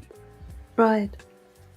Something that I picked up from Zheng years ago is what he does is he first takes the sticker, puts it on its upside down on the brick, places it once there how he wants to place it so that he knows where the edges should be if it were theoretically placed perfectly. Then he turns it around and applies it correctly. So say that again. He puts it on upside down. Yeah, so that the one without the glue is so that the glue is on top. Yeah. He sees how he needs to position it so that it is perfect. Oh, so does he use kind of like? Oh, I see. Right, like this. Hey, that's it. That's a good tip. And then when he knows where the frame should be, then he turns it around and applies it. Okay, but how does he put it over it without? Because you'd have to use your finger to do that, wouldn't you? No, he leaves it. He has this weird silver thingy, but the thing that you use as a brick separator, he used the other thing, this metal thing. Yeah. I'm not really sure what kind of device it is. I haven't seen it. I have to ask him if I'm around tonight when he's doing his members stream. I'll ask him. Yeah. I'll ask him. I like this idea though, doing it like that. Yeah, I can see the reason. All right, I'll get it near perfect. I do it because sometimes it's so weird. Stickers are not always of the same size. It's not that you could tell it's always 1 millimeter to each side that the gap is supposed to be. Sometimes the gap is bigger, and it's a skill. Like I say, I don't mind stickers. It is a skill to do them. Here we go. That's how well I've done that one, and I think that's pretty good. Very good. Yeah. Like I'm pretty happy with that. That's good.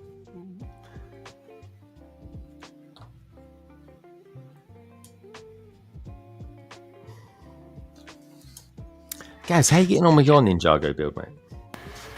It's an Ninjago one finished. It's literally just a dragon. So I started the stem one because I really wanted to get that one built. Oh yeah. That does look like a really nice build. So I've just got this done so far, which is part of the book that it's all going to sit on. So, but yeah, it's quite cool.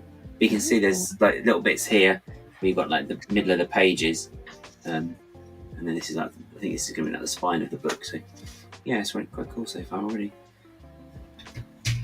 Also, every time you open up the bag of parts, it's like, oh, I haven't seen one of those before. Oh, that's quite cool. So they've got like one of these in. I don't think I've seen one of these in trans light blue. I think it's one of the shorter ones. I think because I'm sure they used to have. Because I know they did bring out a slightly new one when it was slightly shorter. I think it is. They used to be slightly longer there. So yeah, it's quite cool. And I haven't seen one of these before either, actually. Which is an interesting one.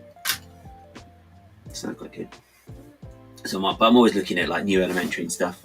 As, I'm sure everyone does as well. When new stuff comes out, particularly when it's a recolor and it's finally in the color that you need, it's like, oh, thank God. So, yeah. Which is what happened with there's a part that I used on my mock, and it's in white in the build because it's only available in like a couple of colors, and that was the best one that wasn't going to be too stand out, even though it's still white and it stands out. But because of the AT-AT driver helmet that came out, it's actually in light bluish grey, and it's like, yes!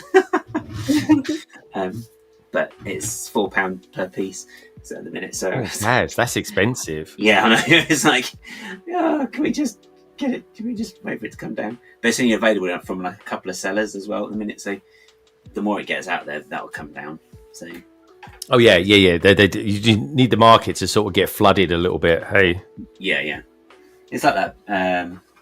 the Beastmaster one. That amazing set, that minifigure one. So the more there is out there, then that will come down. Oh, I don't think that one did actually. Yeah. Have you seen that the wolf will be in a set coming later this year? Oh, is it? Oh, that's quite interesting to see. The only problem is, I think it is €100 plus, and there's only one animal in it. Okay. Oh dear. What's that, Nicole? It's a city set. I saw it in one of the announcements, and first I just went through all the highlights in the set, and I thought, yes, there will be a wolf. And then I saw the price, and I thought, Yeah. just buying the set for one. It's like, oh, just what, this one break. The wolf should be fairly popular now, though, isn't it? Yeah. Especially now yeah. It's a nice piece, though. I mean, I think that CMF range had some nice animals in anyway, because Yeah. In the cockatiels on the BAM wall now already, and I think I got that last week. Yeah, and it's like odd, really, in the sense that technically the CMF's still on the shelves as well. So, I tell you what, Gaz, though, this new this latest round of BAM, they're really good. Like it's in some of them would be like people would still like them even in a CMF series. Yeah. Oh yeah. Yeah, I wonder if maybe. Oh, I know there's the whole conversation yesterday. I wonder if maybe because there's no mid-year CMF, they kind of just up their game for the BAM. I think that too. That did go across my mind. That pirate print, I want to know a little bit more about the history behind that. I'm gonna get in touch with Lego because I want to know that pirate print. It looks like it's quite a dramatic scene. I want to know a little bit more about what's going on. Anyone else out there got any ideas on that? Fab would like a new cat mold. Why does that not surprise me, Fab? Why does that not surprise me? Oh, yeah. Well, that was a nice one in the CMF as well, though. That one that was slightly more fluffy as well. That was quite a nice cat mold. As well. So, oh, gosh, I can't tell this. So when are we going to get a minifig Who Sigfig then? Oh, I've got one. I don't mind that. I have got one. It's just I haven't got the pieces. I've got to order them from that there Germany. Okay, guys. When are you going to order them from Germany so that we can have them? Because I've been waiting. I've been waiting years, guys. Come on, guys. I've been waiting years. Well, next time I need to place an overseas order. Really, I've got a couple of orders. I'm waiting on now, and that's just for. I need to buy it and had to get some stuff for stability. As I managed to successfully break stuff when I was packing it down the other day. And yeah, I think that the trouble is as well, I discovered, as I said, sort of last night really, Bricktastic was great because we had like a whole day to set up, so everything was a lot more relaxed, so I wasn't rushed. Oh yeah. Because the show just gone, because I was only setting up in the morning. And it had to be done. There was an element of stress there, so my setup took a bit longer, and it highlighted because I changed some of the electrics. There was more wires to worry about for a start, so that made me a bit on edge for doing that. And then I managed to knock down all the pylons or the supports, and it did. I don't know if you remember, like dominoes when you get them all lined up. Yeah. I literally knocked one, and they just all went. Oh no, flat. guys! It was like, I mean, they're attached, but yeah. So I had to deal with that. So I've got more. So I've been playing around with one of the pieces, and if I add an extra Technic pin, I can then support that a little bit more. So it's the weak point that's been there since the start, really. That'll actually then be sorted out. So, but that just means I need extra plates just because it needs to be raised a little bit extra, and so it's all part of the fun of mocking. But at the same time, it's just a bit frustrating when you think you've got so far, and you're like, I bet. So, Gaz, can you set up for Reading? Can you set up the night before there then? Yes, you can. So, I think it's open from 4 in the afternoon.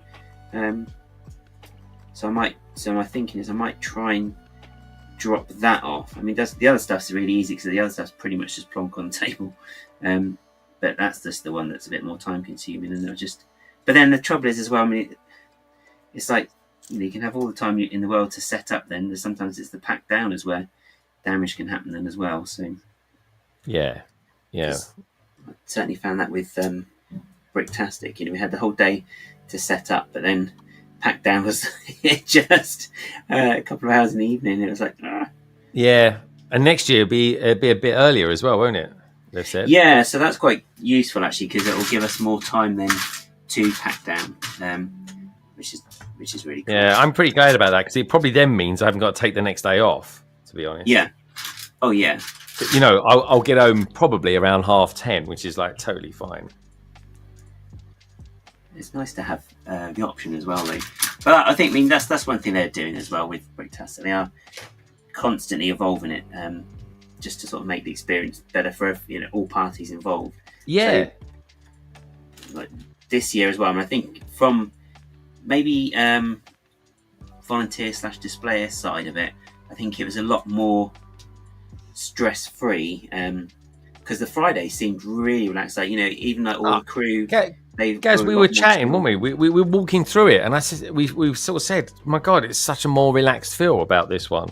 Yeah, but it's really nice. But as well, I mean, for the guys organising it as well, it's probably a relief, really, because you've got all the health and safety problematic parts, as it were, done the night or the day before, because they've got all the carpet and everything down on the Thursday. So the Friday they could come in the morning.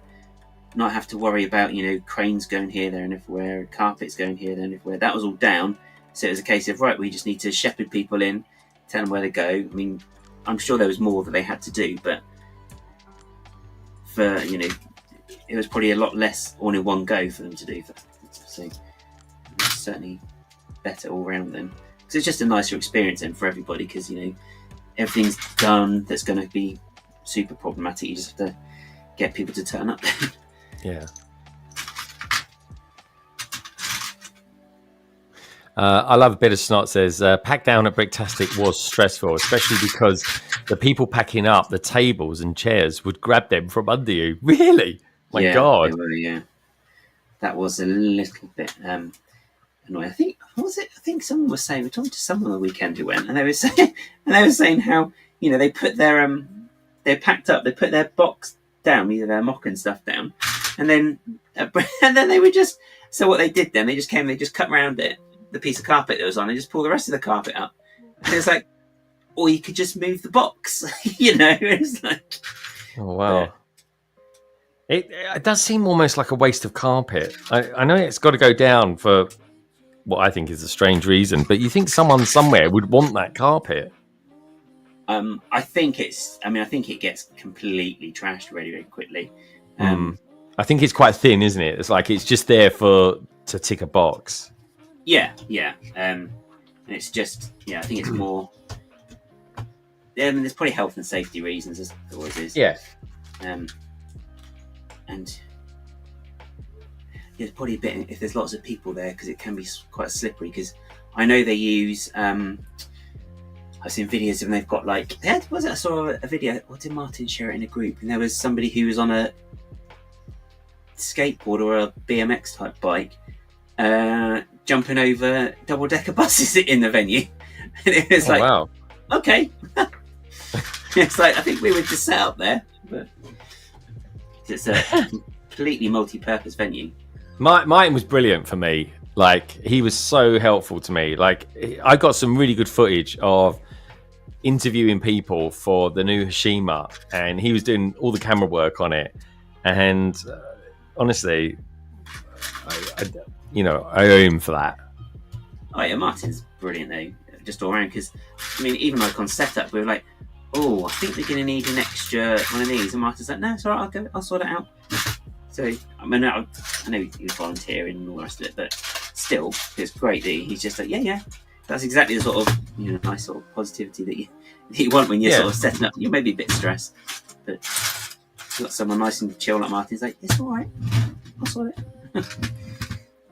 So, guys, is the Brick Pods thinking of setting up the night before as well? Oh, for Reading? I don't know, just because that means then they'd have to go up here. They'd be leaving a bit later, and going back all on the same. So it's a bit of a trek, really. And but I think theirs is a lot.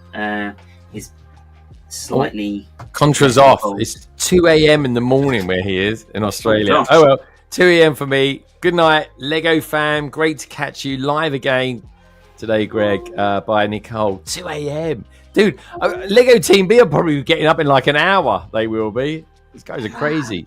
You Aussies don't like going to bed, do you? Take care, Contra. Super appreciate it. Contra Bricks build craze. Thank you so much. Honestly, dude, means a lot. Also, as well, folks, do check out the survey while you're here. Just basically asking you, would you like...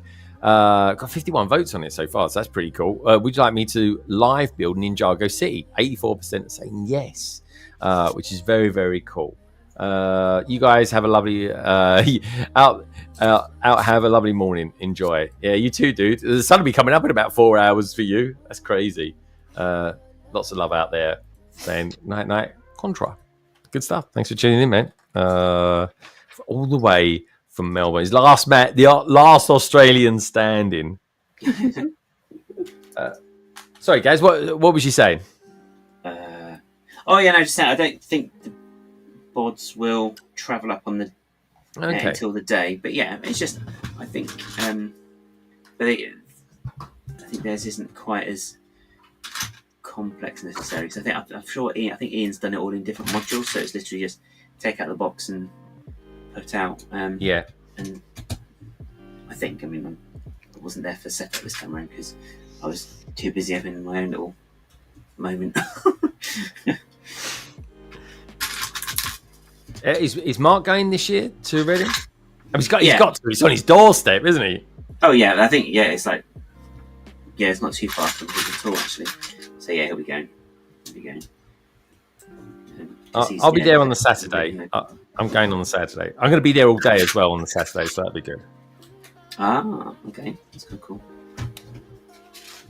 I'm just looking out for.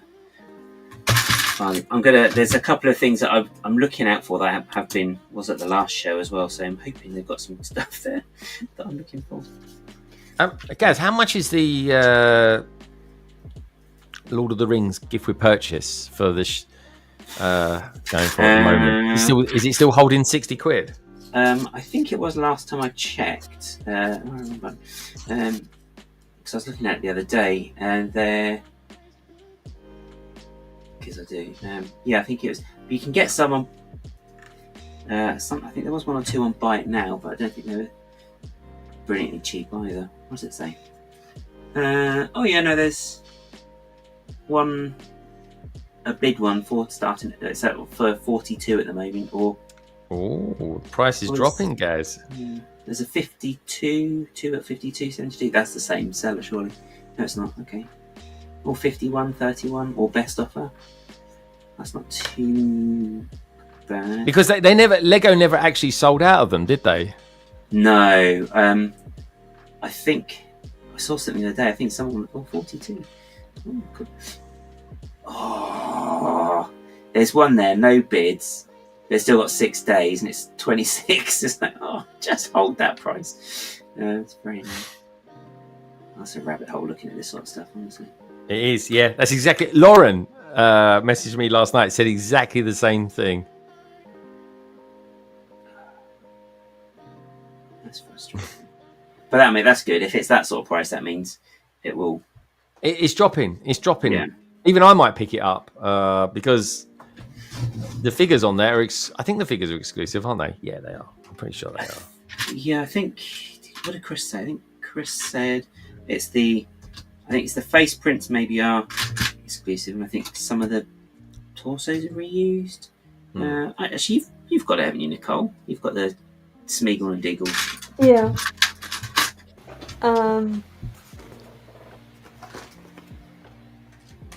They look unique to me. Mm-hmm.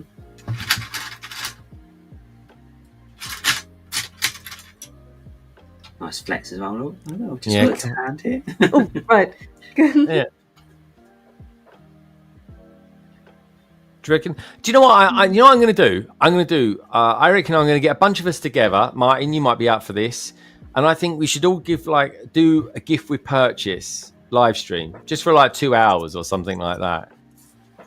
Yeah. What do you reckon, Gaz? Yeah, that sounds good. Have you got gift with purchases that you still need to? Oh yeah, I've got loads. I've got some up there. I've got the space, one of the young sort of space things to do. Ray the Castaway, not Rex the Castaway. I'm thinking of Rex Harrison. And I've got some more somewhere else. I've got some more over there. Oh yeah, I'm not opening the Christmas ones. They're cursed. Yeah, I've got 107. So I just have it open. 107. Yeah. Cool. One day, We should do that. I would love to be on London Calling in the panel, and when someone from Lego is on with us as well, and offline, not online. Online, that couldn't be done to anyone. But I would love to ask a Lego designer how a design like the tree in the Shire set can be passed on. Because I'm not someone who really watches Lego Masters, but they seem to be rather tough on builds. And then you see a tree like in the Shire set, and you think to yourself, all the Lego designers, they are so brilliant. Why was this design chosen? What happened behind the scenes that someone says, let's go with that tree? We did that. We've done that before. We'll get a name for ourselves on London Calling. We did it once. We had Ollie Gregory came on, didn't he? He's the designer of the A-frame, and we gave him some chip about that tree. But online, with audience, I could imagine that you get a different answer, because I really have a hard time believing that when they all sat around a table and there were the different designs that the designer came up with, that they said, well, we like this tree best. I think it's one of those things that they'll have different. They'll go to the designer. I think they'll ask for, we want a set like this. So I think they give them like the brief. We want this set, and then they'll just be allowed to build whatever they want to try and recreate this. Yeah. Generally, as I understand it, they'll build it using the immense parts bin that they've got at Lego. So they'll build it, and then it doesn't, and then it'll go through several iterations after that for stability checks and all the rest of it. I think there's probably a point where then they have to say, well, actually, this is over the parts count by XYZ. Maybe they'll need to tweak it, and sadly, I think stuff like the tree will be a casualty, because they want to make sure the main part of the build is good. The tree on top isn't too bad, because I don't think it's massive. The tree on top, I think, looks really nice, and I really like the set. So much so, I would like to buy it, but I'm like, do I go down this rabbit hole of Lord of the Rings or Hobbit hole? It's I think there's there are constraints on them, but you have to.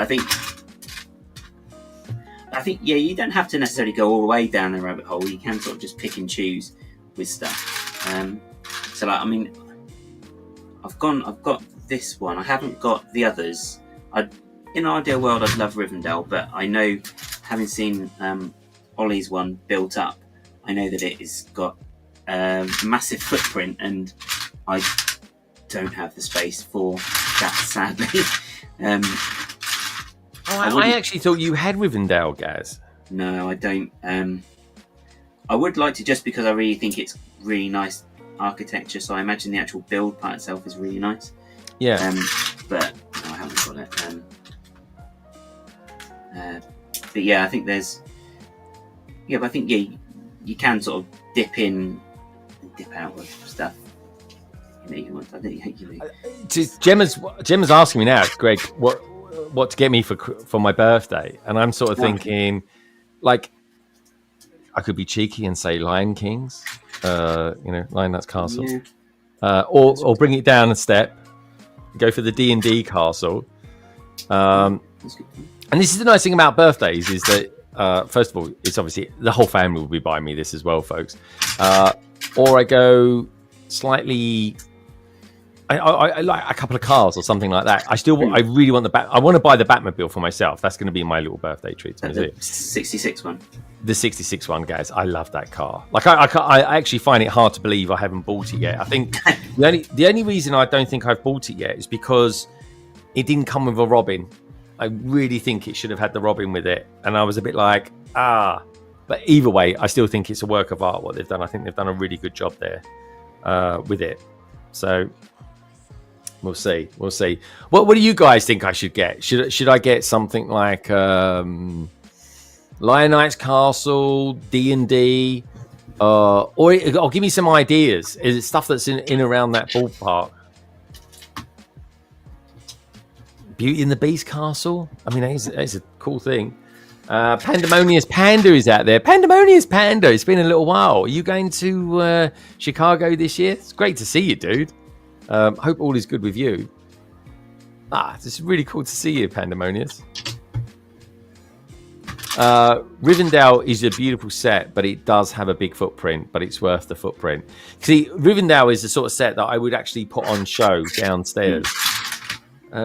Should I get Gemma to get me the new Ninjago set, the new workshop? Oh yeah, that's a good point. That's a good shout. There is that. Are you... But then I think if she wants to get me the D&D set, I'm like, actually, yeah, that would save me a few pennies. That would. Yeah. Are you doing like a Ninjago part of the city? Would it all be separate? No, it'll be separate. I would do a Ninjago section to it. I know. I like to do like a little Soho part. So maybe have Ninjago City in there, and next door to it. What was that set that came out, guys, a couple of years ago? And it goes really well next door to it. It was Spring Lantern Festival. Yeah, Spring Lantern Festival. That one. That is a classic set, and it works really, really well. Oh, that's a lovely song.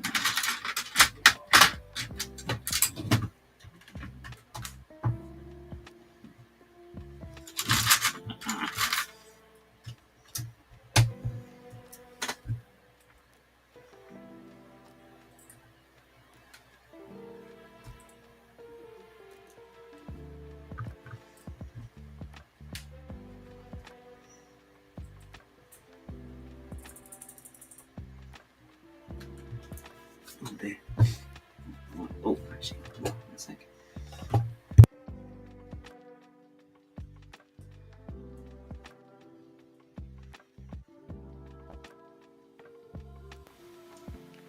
By the way, guys, your sick. Guess is not there. Nicole, are you watching this stream as well as being in it? Not really. How are you getting on with your build anyway? I can show you. Wait. Let me finish this one step. Okay.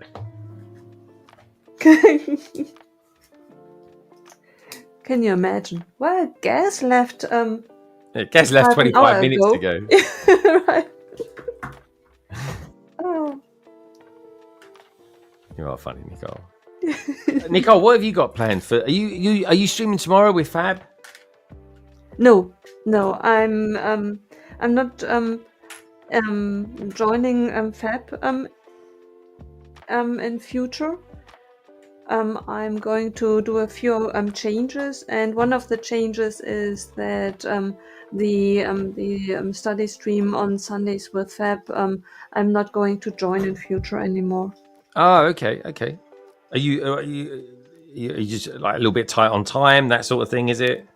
Yeah, it's quite a commitment to do these things spontaneously 1, 2, 3 times a month. It's one thing, but I'm streaming quite a lot. I'm streaming Tuesday, Wednesday, Saturday on mine. Then every once in a while I try to do a video, and it's quite a commitment then Yeah. to juggle everything around if it's really a study. Because things like going to dinner with people, it's a bit of, well, Tuesday isn't possible, Wednesday isn't possible, Saturday isn't possible, Sunday isn't possible. Can you squeeze me in sometime? And then, yeah, if it's It's true. something steady. Yeah, I know what you mean. It's like, I've had one Friday off, I think, in a long time. Well, when I was on holiday anyway. And my birthday's on the 10th this year, which is a Saturday, but we're traveling on the Friday. So maybe that's so my birthday present from Gaz might be covering me during on the corner. Yeah. By the way, don't be shocked. I made progress. Gaz was going to say something. Let's move on quickly, though. Quick, Nicole. What was you going to say? Oh, not bad, right? Oh, it does look good. Honestly, it's just like they just said to the designers, just design something.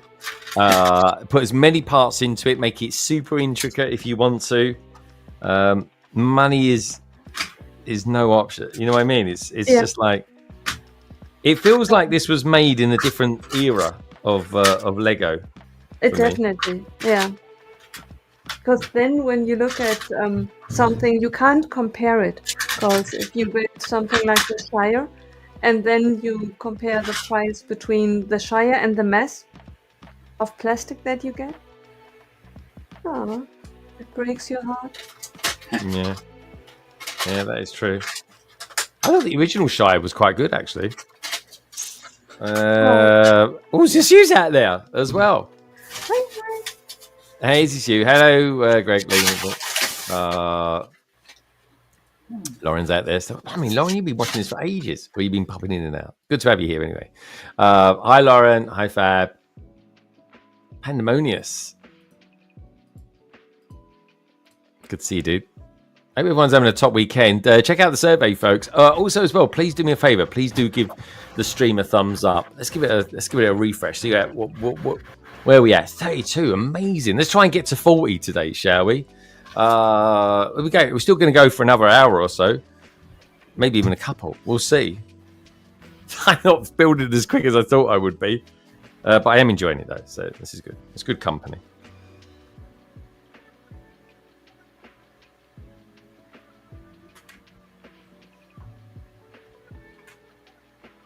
But now that Gas is back, now actually, Gas, Oh, your torso of your sig fig. Oh yeah. That is the strangest, cause they are quite there are quite a few out there, but the problem is the seller who sells it, for some reason or the other, there is nothing else that I like. I find your torso, and then because it's really not that expensive, which is a problem, because then I have something, I don't know, €1 or something, or maybe €1.50, which is totally fine. And then, okay, let's buy something else. There is absolutely nothing that I want. And then there's a minimum that you need to reach in order for them to be worth their while. Oh, okay. Yeah, I actually, it better not be the store I was looking at. I'll be quite cross if you take more. I mean, no! I'm pesky, Nicole. Yeah, I can't remember. It is. I think they've got loads of them in this one I was looking at in Germany. So I think I put a lot in my bag. I just never and just didn't pull the trigger because it was like, yeah, I need to actually get the mop finished first. I'll worry about sig figs later. And then it's Maybe still, that would be the other one. Instead of trying to create one gas, I'm creating an army of you. oh gosh. Which wouldn't be creepy at all, right? If Would you they have had- extra long legs, Nicole? Would they have extra long legs? Well, Oh, that's gonna keep people up at night with that thought in your head. Oh dear. Oh, more than one of gas. Yikes. Imagine that. Yeah, it'd be horrible. Stuff a nightmare. I think people would like more than one version of Gaz. Personally speaking, just speaking of personal opinion, I just like one sig figure Gaz. I have a grief of him for years, and then I'm like, hold on a minute, I've not received my sig fig from Gaz yet, and he's got the front, the neck. So have a go at me. Yeah, what can I say? I'm a hypocrite. What can I say?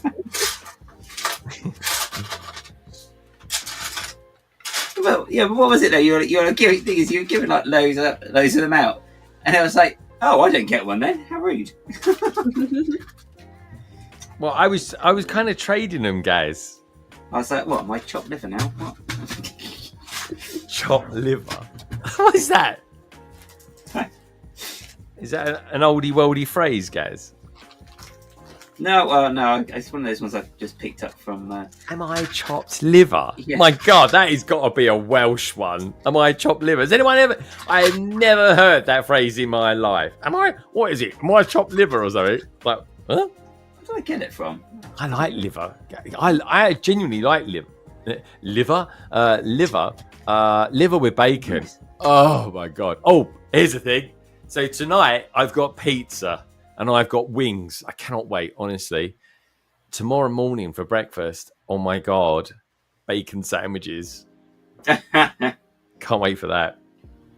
But yeah, Americans use that phrase. I can't believe this. What is it? I feel like I've just woke up and 20 years have just passed or something. You're all talking strange. What's going on? What does it mean, guys? What does it even mean? Well, it's just like, you just ignore. What am I? Just a waste of space, or not waste of space? I'm getting hints of Welsh accent coming into Gaz's voice all of a sudden. He's talking like that. He's talking like that. Liver, bacon. That's it, That's not guys. a Welsh accent. That's a farmer accent. That is then. Good Same grief. thing, they're all farmers, aren't they, in Wales? Oh dear me! Outrageous. Outrageous. That's what I'm gonna have to write to my MP. Yeah. Lovely, lovely, lovely. That Ah. London Bridge bricks, honestly, outrageous behaviour. Oh, I love it. Love it. You crack me up, guys. I think I crack myself up personally, but I think Gaz does crack me up. So, I can't believe Lauren said it's an Americans use it as well. What? I've never heard anyone ever say it before, let alone an American. It's like, I think it's just something that you'd ignore because you find it unappealing. So like chopped liver, so it's like, because generally people don't like liver as a meal. Oh, he's saying it English now. Before it was like liver. You're thinking of it being said as a we lover like that, which I would Yeah, go my lad. Wait, my lovers. That's like what Martin says, isn't it? All right, my lovelies. Yeah, we Love didn't that. say it in that accent either. No. He's like, I don't know. Can you do an impression of Martin? Because mine's kind of. Oh no, he's too nice to have for an impression. It's I only do quite impressions of high-pitched, people is it? that are to exaggerate people. I've got the fan. I've got like that. He's like monkey magic. Yeah, that's right. It means you've been ignored or avoided, like you would ignore liver on a plate because it's. Yeah. It's in lots of movies, I feel too. Yeah, I think it's in Kath and Kim as well. I think. Am I living in a parallel universe to you lot out there or something today? Today, Next, I'm going to say, I'll mention it to Gemma tonight, and Gemma will probably say, "Yeah, it was in our wedding vows." I'm like, "What?" yeah, She's like, yeah, she'll be like, you've not heard it before, what? I just picked a nice day to go to a castle. Oh, I just, what do we think? I got to ask. There's a lot of Harry Potter fans out there tonight. I said tonight, it's actually still this afternoon, I should say. It feels like tonight. In here, I've been in Las Vegas. I don't know what time of the day it is in here. What do we think then? The rumours are we're going to get Hogsmeade as the big Harry Potter set this year. I'm quite excited for that. I think Hogsmeade would be brilliant. I love the little set of Hogsmeade. I think it's one of the best Christmassy style sets out there. What do we think, Harry Potter fans? What do we think? I think it'd be nice. I mean, if they can get it so the architecture is a lot more in line with how it is in the films, I think that'd be really cool because they have a very distinctive look. You know, the really sort of narrow, sort of pointy roofs, and then the sort of really sort of narrow, crazy chimneys. So yeah, I think that'd be really good. And it's nice as well. Sorry. I just hope that it will be better than, for example, the set that is out there at the moment, Malfoy Manor. It's not much of a manor. Oh no, this is going to be this is their big set. This is like their primary set of the year. This will be, Nicole. This is like your Gringotts, your Burrow. This is going to be one of those sort of sets. Yeah, I just hope because sometimes, you can see it already with the piece count and everything. Because otherwise, look at the set, the Shire. It's not really the Shire. It's back end. Yeah, that's one hole. Back end. Yeah, it's Baggins. Baggins. Yeah. Baggins. Is it Baggins or Bag End, guys? Well, it's Bilbo Baggins who lives at Bag End. All right. So there's lots of bags going on here. I don't know. Fun bags. But now I'm scared. Like they the have handbags? Shire is the set called, and you get one hole. Hey?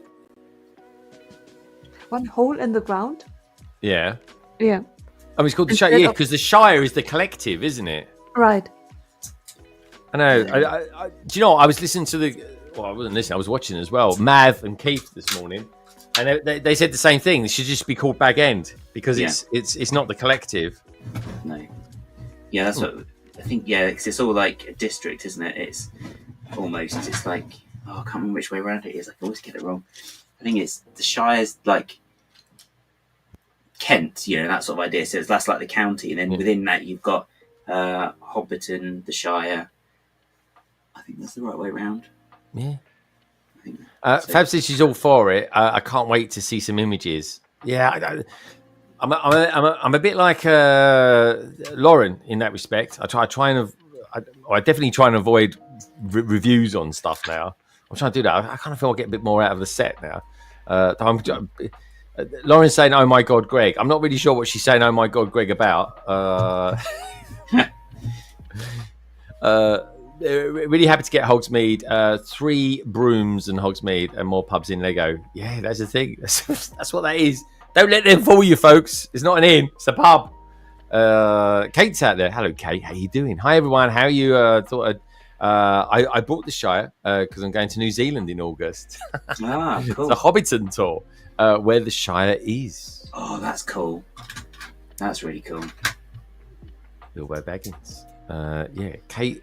What would be an incredible trip? Yeah, I think so too. Do you know what? If I was doing that, I'd be totally up for buying it. I never quite know what I say wrong when I think I say multiple things wrong a lot, which is upsets Lauren for one thing. And sometimes I'm trying to sort of trigger her, and sometimes I'm really not, and I still manage to do it anyway. It's it's a skill. What can I say? It's a skill. Oh, there we go. Reviews. Yeah, it really does help the enjoyment and surprise. I'm totally up for that these days. I am. I totally get what you mean. I held back on certain things, and then when I've built them, and this is very recently in the last couple of months, I'm like, oh, I didn't know that. And then I was like, oh, I quite like not knowing. So yeah, I totally dig it. Yes, you can. Yeah, Are you right there, Nicole? Okay, Nicole's looking at her infinity tray. You've heard of the infinity gauntlet. She's got the infinity trays of Lego. Yeah. I Oh. can't remember the last time I actually watched a Lego review on something. Actually, I'm just trying to think. The only review I've watched recently is Jang's, and he was comparing an F1 speed champion with a Kadar set, and Kadar, to be honest, gave it a good run for its money. Oh, I like this. Air conditioning units. I'm building air conditioning units. It's so strange because when it comes to alternative brands, the only ones who did reviews in the past were German ones that I know of. So when they looked at these sets, they always they pronounced this Kada.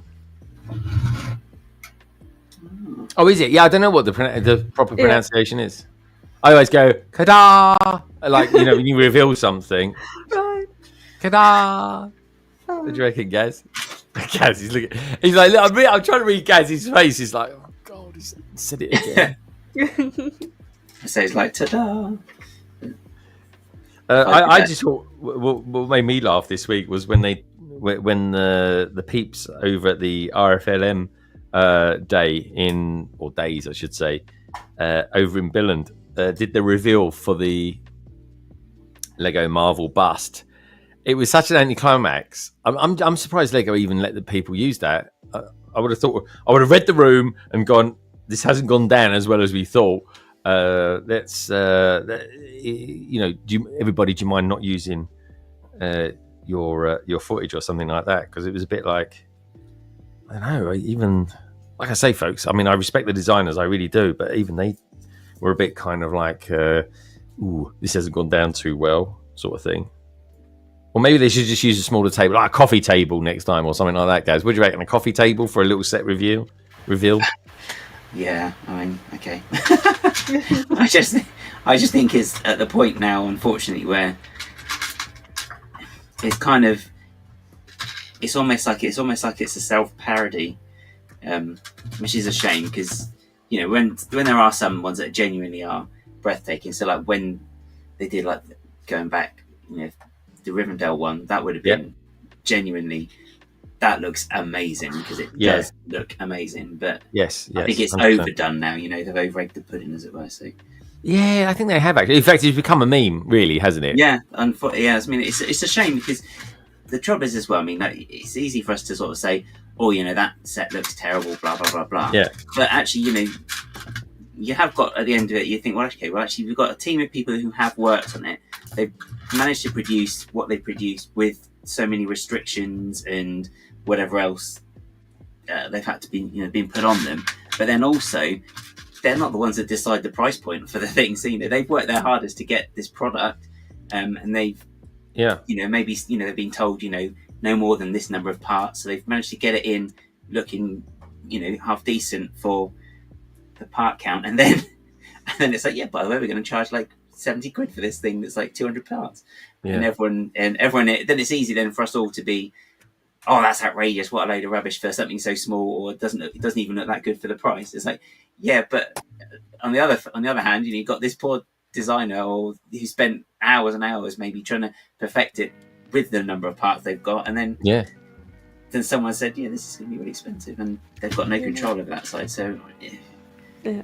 I think Because we look at it from a different perspective. We know that our budget is, I don't know, 100 euros each month to spend on Lego. And then we look at it and realize... I think it's a bit more than that, don't you, Nicole? 100 euros, blimey, yeah. Maybe when I first started, and I thought 100 euros was an outrageous amount of money to spend on a Lego set. Yeah, but still, whatever the number is, when you then realize, well, that is actually, that is what I can spend on the month. If I would buy this is what I would carry home. Yeah. This so-called Death Star that we're thinking is going to come out for $1,000. Yeah. I mean, that's got to be good, isn't it? Or is it? Who knows? When that gets revealed, my God. Everyone's going to jump on that bandwagon, that's for sure. We got Kate out there saying, "Hi, Minifig Who. Hi, LBB. How are you both? How's the weather over there?" Weather's very good. Kate says that Australia's in a heat wave all week. Yeah. I've heard uncharacteristically even. So I couldn't quite get my tongue around that word. Uncharacteristically warm out there at the minute. Bloody Minark's out there as well. Afternoon all. Minark, how was your first week back working? Was it all right? Did it go okay? I was thinking of you this week, mate. Oh yeah, it's in the 30s, isn't it, Kate? Blimey, that is warm. Yeah. It's maybe your winter over there now, isn't it? Anyway, Kate, how are you? So, yeah. Well, I've got a friend in Melbourne. I was chatting to him the other day because we were just saying about Doctor Who because he's a big fan as well. He's where I get some information from. But he was saying, yeah, he sent me like a screenshot of like the weather, and it's like 30, 31, 32 and Oh stuff. wow. Wow. So yeah, it's a bit crazy. As you said, it's supposed to be getting into the winter time where generally it gets a little bit colder.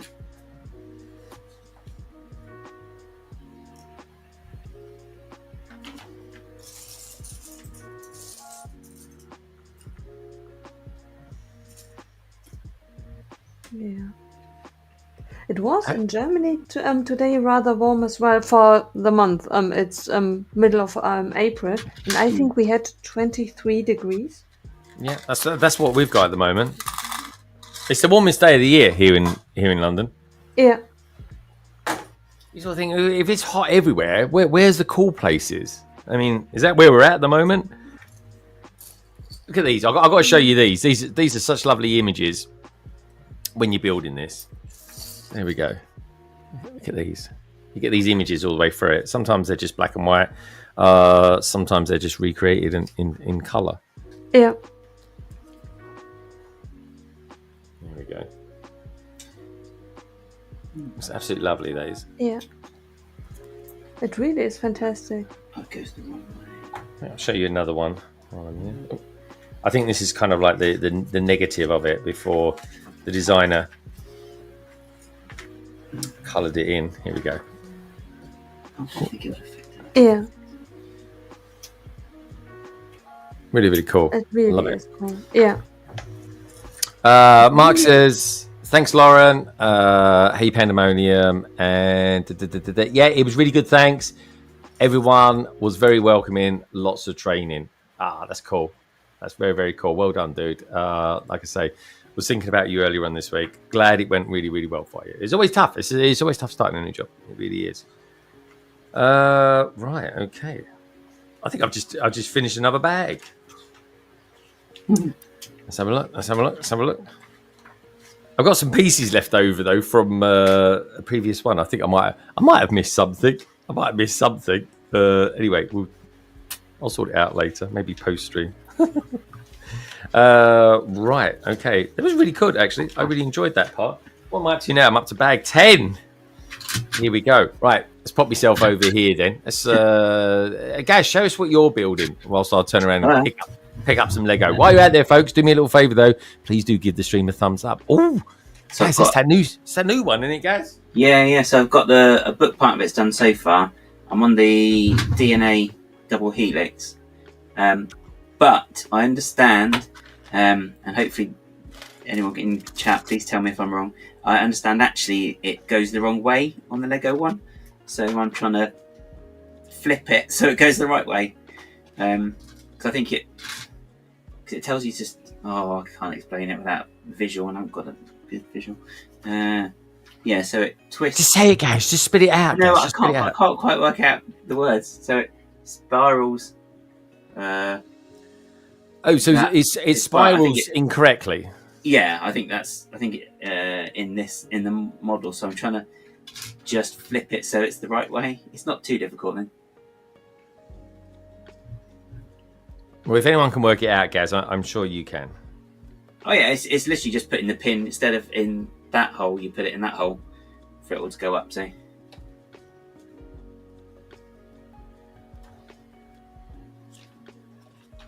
I'm just checking over this now because there might be some. I'm sort of thinking, I can probably get away with it, but then I've just sort of looked ahead a little bit, and I'm like, oh, I don't know, maybe I can't.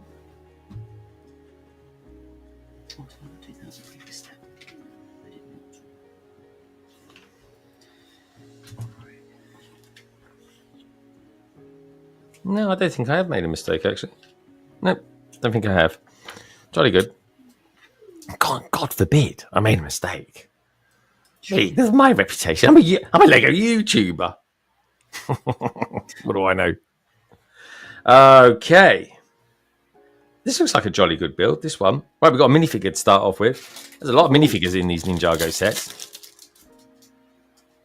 Another minifigure from. This has got some nice pieces in it as well, guys. Look, we've got multiple ones of these. Oh, they're quite cool, actually. Very cool indeed. Right. Greg, speaking of minifigures. How's it going up there? I'm like, are you right down there, guys? And I'm like, how's it going up there? Oh. They did not belong originally, right? Oh. I think they ended up on it and were packed with it. What, was that the Marvel Ninjago team, was it, Nicole? I guess so. I think I incorporated them at one point or the other. And when I packed it, I did not realize that Ninjago Spider-Man actually not a thing. Yeah. Spider, Ninjago Spider.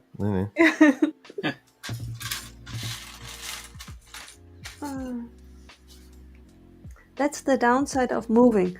At one point, you don't care anymore. You just pack and you want it to be over.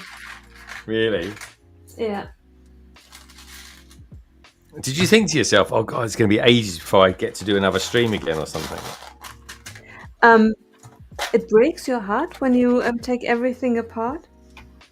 And to some degree, is I questioned my life. Like, do I really want to build it again? Yeah, that is the thing, isn't it? Did you? She's trying, guys. She's trying. Yeah.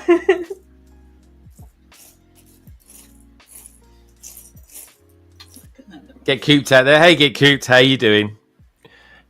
Get Cooped's been busy the last couple of days, that's for sure. Yeah. LBB, you're a Lego tuber. I am. Yeah. For all my sins. Is it a Brit thing, says Mark, to start mowing the lawn and then hear your immediate neighbours start theirs too? Yeah, it's a thing. It's a thing. Peer pressure. I like it. This is a cool fig. It looks a bit like a young Anakin Skywalker decided to wake up one day and said, I won't bother with the Force. I'm just become a ninja instead. The End, directed by George Lucas.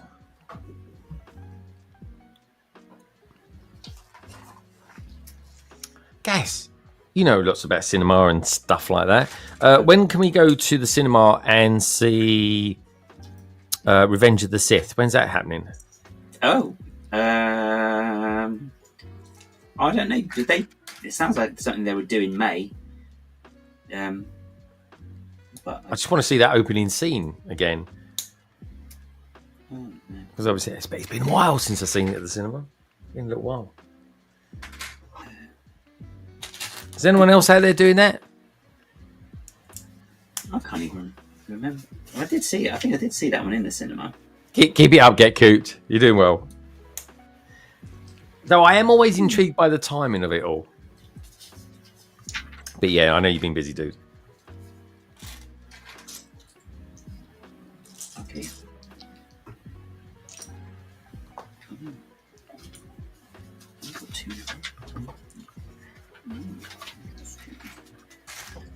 Guys, what do you reckon you're going to go to the cinema and see next? Same for you, Nicole. Nicole, you got any movies that are coming out this year that you're thinking, oh, I must go and see that? I'm not too sure actually. I'm not 100% sure on what's coming up. Superman. I'm seeing that. I'm going to see that multiple times, hopefully. Oh, here we go. Yeah, Get Coops saying, April 24th to the 25th for episode 3 releases. And that's in the UK, yeah, Get Cooped. I'm assuming that's the UK. I hope so.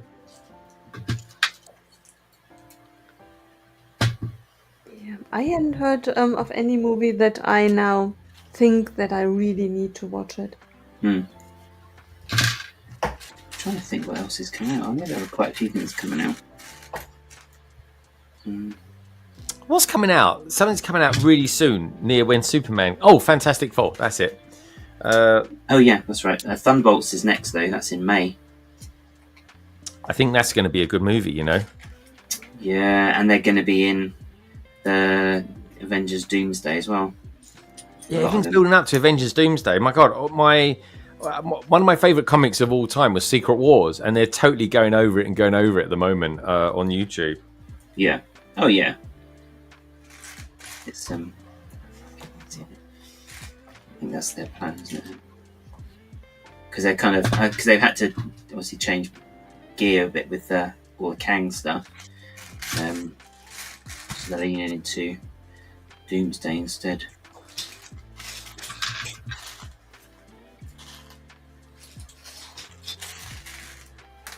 I really should go to the movies more often, because more often than not, I see at the movies in the trailer, when I watch the trailers, the movies that I want to watch. It reminds you, doesn't it? It's like, oh yeah, that one. Right. Well, I think if you go to the cinema at the moment, they're doing like literally a 5-minute extended trailer for Superman. Ooh. Oh yeah, that's right. It's with the Minecraft one. I know they had the extended trailer up with it.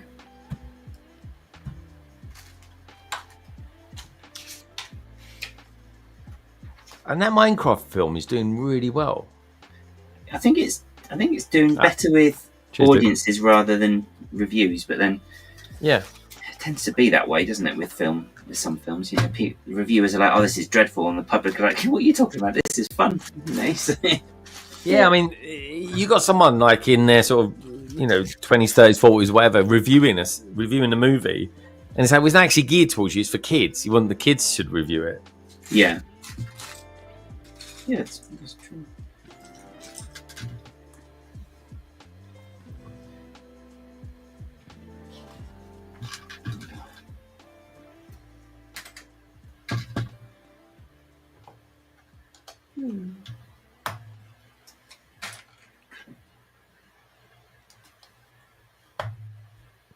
All right there, Nicole. You're in deep thought. I can tell. Yeah, I'm wondering whether when I built the set for the first time, whether I applied the stickers the wrong way around.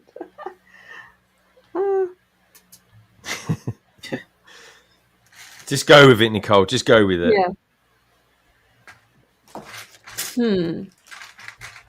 Why do you think you may have done it? I either have the wrong piece at hand, because it looks so weird. Let me show it to you. This is what it looks like, and it shouldn't be horizontal. What's the I other? see. Yeah, Can't you turn that piece around? Like, can't you put it the other way around? it's on a with C-clamps. Okay. All right. So that doesn't. Yeah, Yeah. it doesn't work. Maybe you just did. Maybe you just put it on the wrong way around or something. Yeah. I don't think I'm too far away from that piece. Ooh. Oh, I can't be. You're miles ahead of me. So yeah, that can't be okay. Yeah, I think I'm on bag 13. Oh no, I'm on 10. I'm on 10. Yeah.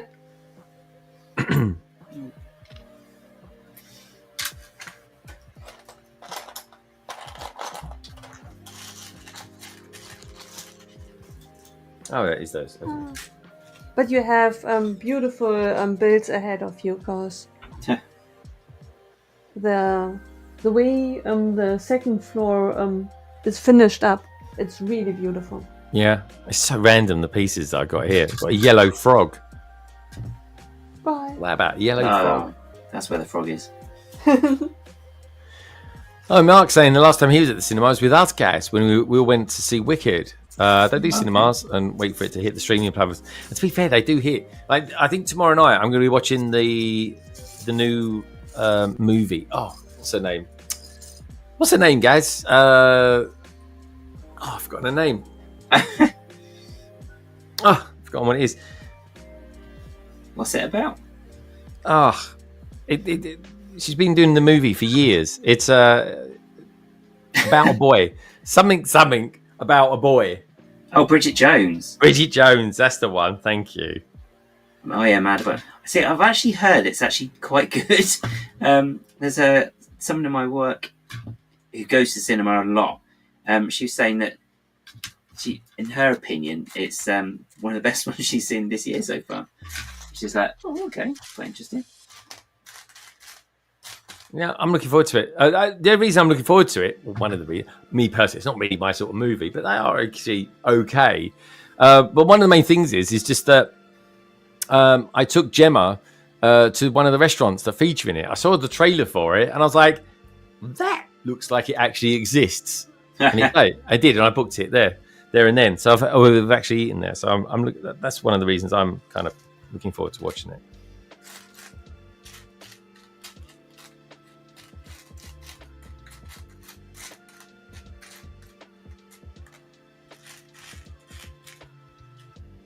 I think people just like a nice connection with a movie, don't they?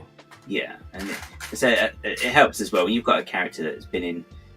So I think it's the 4th film now. So you've kind of sort of been on the whole journey with them throughout anyway. So you kind of like, oh, what's she up to now? And Hugh Grant's back in it as well. And I think current Hugh Grant, I think in films is absolutely brilliant. I just find him absolutely hilarious. He's had a bit of a renaissance, hasn't he? He's like growing up into this really versatile actor. Yeah. Yeah. And he's funny as well, guys. He's bloody funny. Oh, he is. And I think in Paddington 2, for example, I think he's absolutely brilliant in that. I really do, because he just sends himself up brilliantly, and it's just absolutely hilarious. It's the credit scene I like in that. At the end, you think the movie's finished, and then all of a sudden it's like it goes into this musical. Oh yeah, that is crazy, actually. But you know what? He Oompa Loompa as well. Yeah, he plays an Oompa Loompa. Like he says, well, yeah, that's right. They're the sort of parts he's getting now in his career, he says. Although he was in that, what was that horror movie that he did recently? Oh, I've heard about this. It's meant to be very good as well. He's pretty dark, isn't it? I want to say Heretic, but I don't think that's quite right. There's something like that. But yeah, it's supposed to be very, very good. I am a fan of him. I always liked him anyway. I always found him quite funny, but I just like him even more recently. Yeah, he's very good actually in The Gentleman as well. Actually, that's a very good film. Hey, we got OBS out there. Hello, mate. How you doing? Hey, Chris. Hi.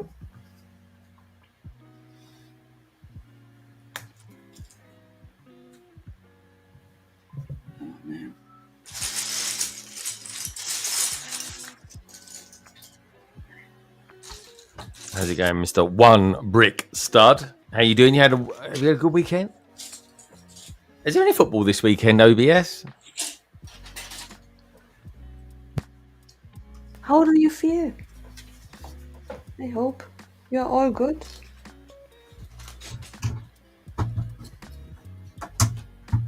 Nicole, you got a very worried look on your face at the moment. I think I just contemplated whether I want to put out that I might finish the level on the stream, but I don't want to jinx it. Well, I think we're going to be going for about another half an hour at least. So. Yeah.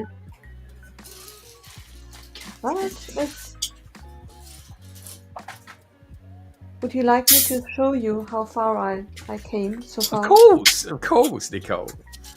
Hmm. Nicole, you have the stage. Ooh, the stage the is con. yours. Oh, that would be very brave of you to. Looking good, Nicole. Looking wow. really good. I really like this part. How it comes together. Oh, yeah, that part there with the is that like side builds with Yes. the white framed windows with the green surround? Yeah. Yeah, I kind of saw that. I was like, oh, I can't wait to build that bit. And now it looks a bit as if we were building Fluffy from the Harry Potter, but it's rather a tree. Which was a bit of a tricky thing, because I was looking for the pieces when actually I had the whole thing just packed away.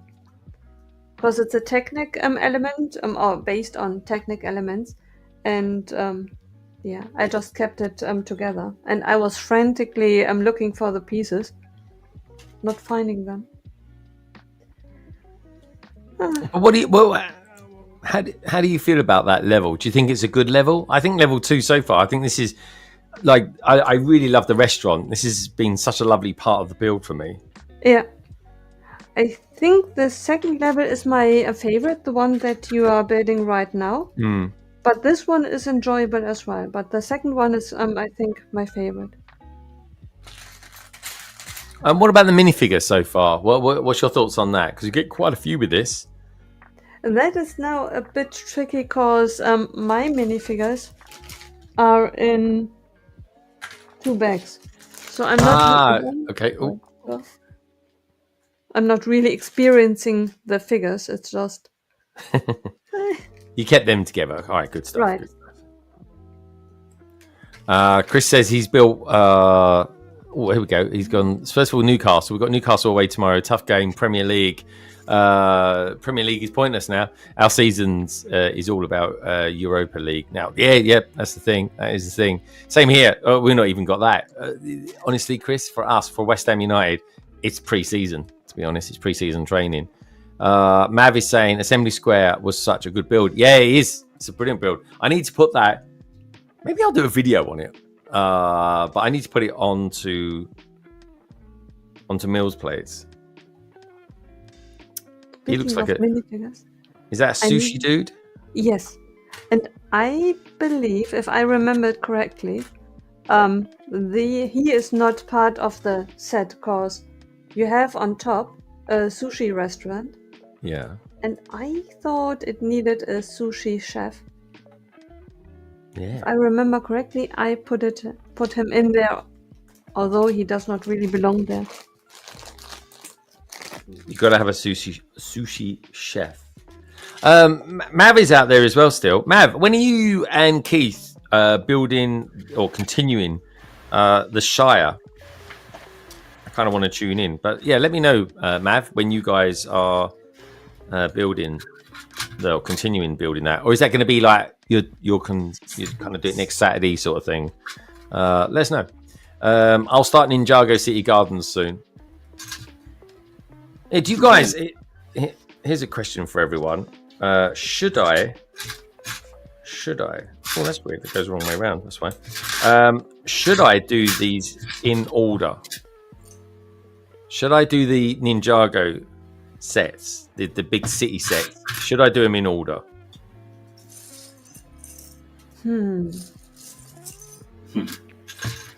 What do you reckon, Nicole? Should I do them in order? Or should I do them in backwards? Or just maybe do a poll and ask people what they think? There is an advantage of building them in order, because then you can recreate the experience that one had when they came out. Because in my opinion, I loved City. Then I built the harbor, which is nice, but not as nice as City. Then Gardens came up, and I loved it. The level of love was rose, and I loved it even more. And I would expect that if I now bid then afterwards markets, that I will be not disappointed, but less excited. And I think if you build it in the wrong order, then if you, for example, would build harbor first, then workshops, and you wouldn't have the other sets, you would not want to buy the other sets because you think to yourself, what's the big deal? It's not brilliant. It's not bad, but it's not brilliant either. And when you, as I did, I bought it whenever it was out there. I had this this up and down experience. What was up and down about it, Nicole? The excitement of Ninjago City to be such a brilliant set, and then it was not really a letdown, but a natural emotion of, well, that's not as good as City. Still good, but not as good. Which is normal, because not everything can be equally exciting. So which one is your least favorite out of them? Harbor, docks. Oh, okay. Oh, it is that one. Okay. Yeah. But it's the smallest as well and least expensive. And it would be amazing if that would have been the only set. It's just, I think I heard someone say, comparison is the death of joy. The moment where you, when you compare something totally fine with something brilliant, why is then the other thing that if it were a standalone thing, which would have been nice, all of a sudden you compare it and it loses in value. Yeah. OBS says he's looking forward to the collab stream with you, Nicole. Yeah, I can't wait. So what's tell us a little bit about that. Let's let everyone know what you guys are up to there. Mark is going to build Ninjago Gardens. Chris is going to build workshops, and I'm going to build markets. Oh, cool. That's going to be a good one. When are you guys kicking that off? I think, Chris, correct me if I'm wrong, we are waiting for you to get workshops, right? Because Mark already has gardens, I already have markets. That's going to be a cool stream. It's going to be a really cool stream. It will be a straightforward stream, because that is a set that is still in box. Yeah. That's partially the reason why I'm rebuilding City and the other sets and gardens and docks, because I already have markets for such a long time not built, and I would like to buy workshops. And I thought to myself, well, is it really consciously money well spent if I do not rebuild the other sets that I already have and keep on buying new sets instead?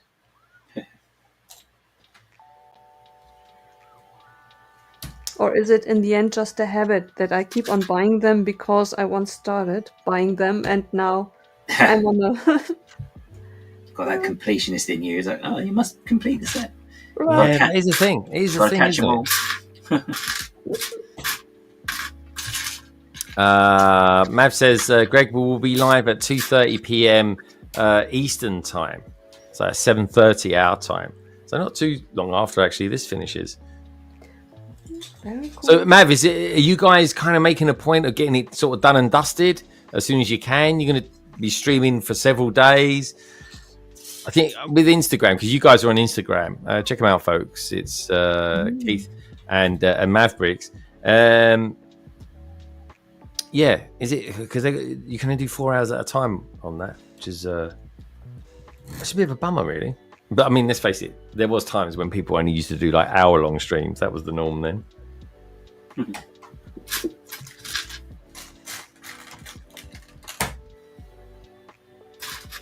I find it hard to believe, guys. I've never done a 24-hour stream. Well, you know, we're only in April.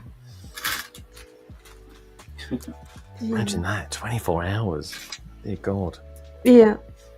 Although the one that we did, the 12 hours stream, went by rather quickly. Yeah, 12 hours is totally doable. It's Oh, yeah. totally doable. That was the. You done 2 of those actually, haven't you? Know we did. Yeah, that was the thing. I did that kind of like early into the new year. Yeah. Just gets it done. Tudor Corner, just gets it done. And Brick Cross, I think, was the other one. Yeah. Was that 12 hours as well? Yeah, I think that was, wasn't it? There was another one. I'm sure there was another one before Christmas, wasn't there? Because I built the Natural History Museum and you did. What did I build then? So I'm trying to remember. That when I did Brick Cross?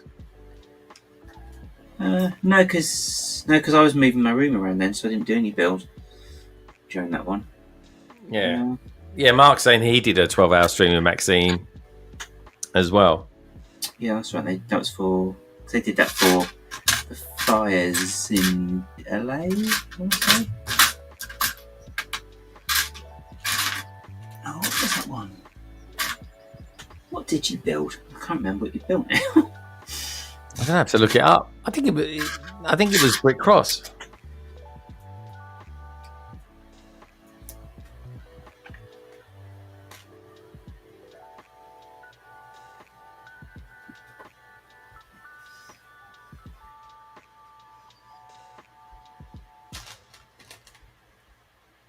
Nicole's very quiet. Nicole, why are you so quiet? I'm muted. Oh, here we go. Let me move that back. Making sure you're okay, that's all. Yeah, I'm still breathing. Gaz, what's your thoughts on the STEM set?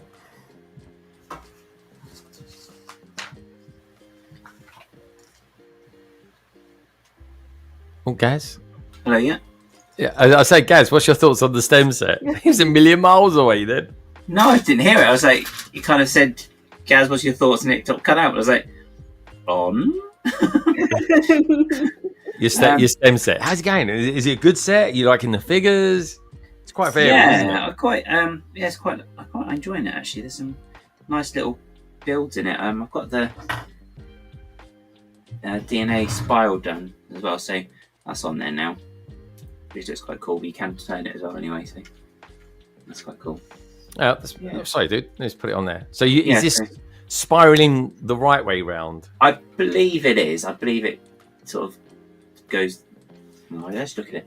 It coils, and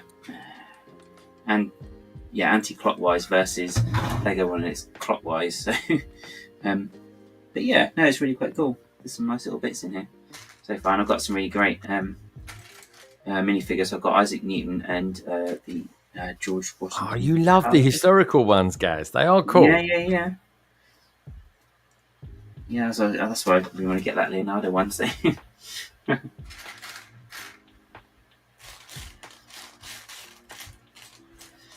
yeah, that's the plan anyway. So.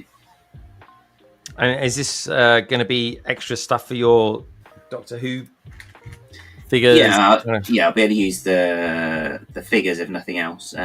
But the nice little bits in here that I can take out and then reuse.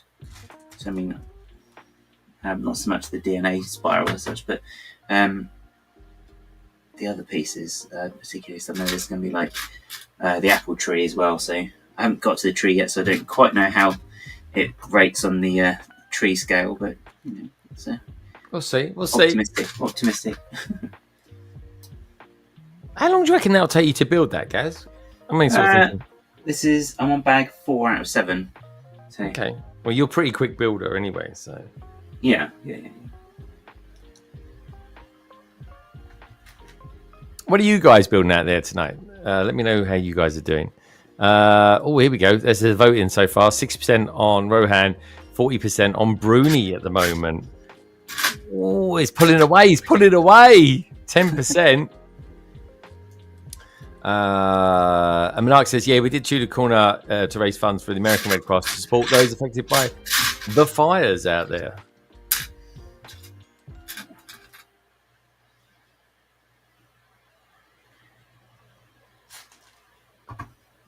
Right.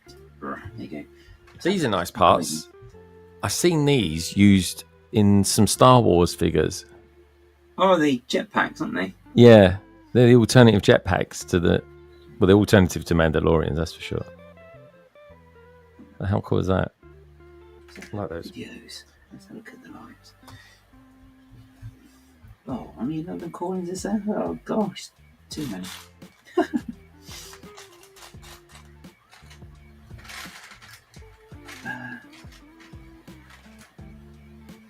Wasn't that one?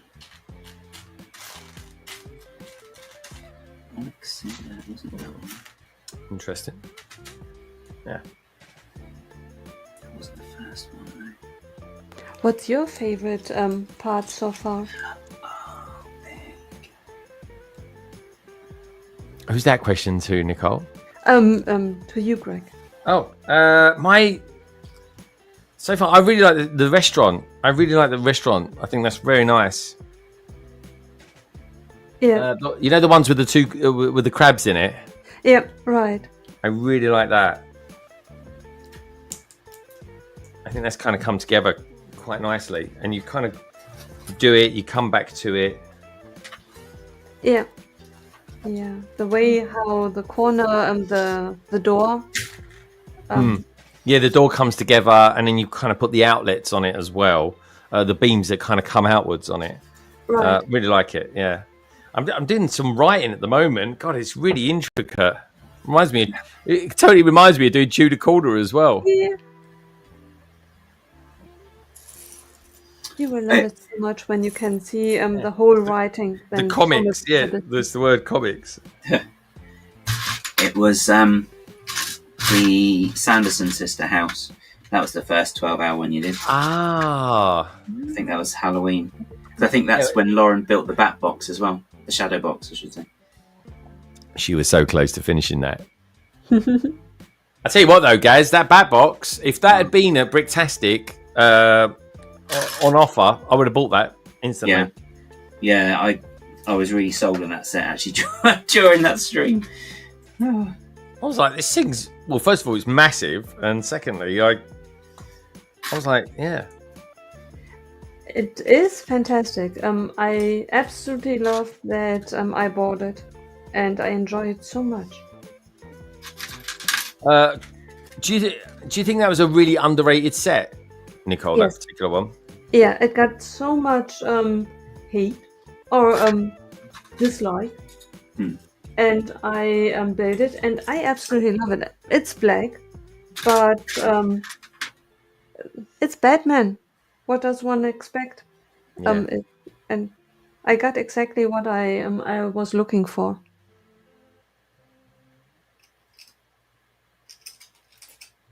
It's funny though as well because I think that was another one of those ones that was victim of the pictures of it again because they really didn't do it 100%. justice again, and it was like, but when you see it in person, it's like, well, this is really really good. What's good?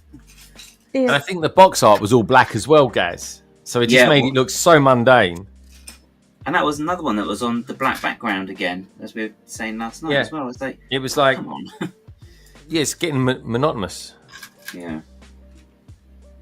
Mine's saying, I love the Shadow Box. It is the set that inspired me to share building online. Wow. Never knew that. It's pretty cool, man.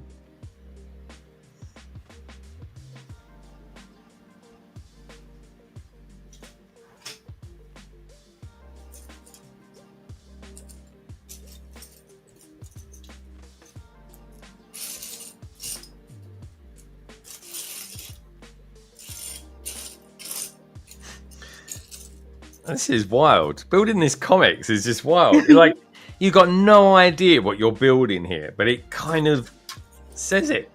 Yeah. This And is where I'm it's at. so funny. We spoke Yeah. before about printed pieces. There, you use one by one pieces printed, and you just turn them around, and you never see the print again. Yeah, it's how they got the M. It's Yeah. how they got the M in there. That is very clever. Right.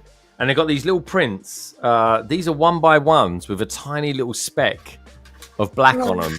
And that's kind of how they've made the S's up. Very clever. Yeah. But all the one by ones are printed. even when you turn them around so that Yeah, the print can't. you've got to turn them around so they're not. Yeah. Yeah, I was so tempted to use normal one by one. Do you know what? That's a good. If I'd kind of thought about that, I would have been like, actually, where you don't actually see that bit of print, it would be good to keep it back. But I mean, that's pretty precise printing. Put it in the center of a 1x1. I mean, just show you folks, Lego can do some seriously laser focus printing when they have to. Right. I'll get back to the chat in just a sec. I kind of want to finish off this C. I have to admit that I only thought of switching them around or switching them out because when I now rebuilt it, I was worried that I used printed pieces in a place where normal ones were used, and then later on were in need of the printed ones, and I wasted them in the middle of some of this build. But I tell you what, like, the intricate part of this build in this. The intricate part of this build, this part is just using that. It's weird. Yeah.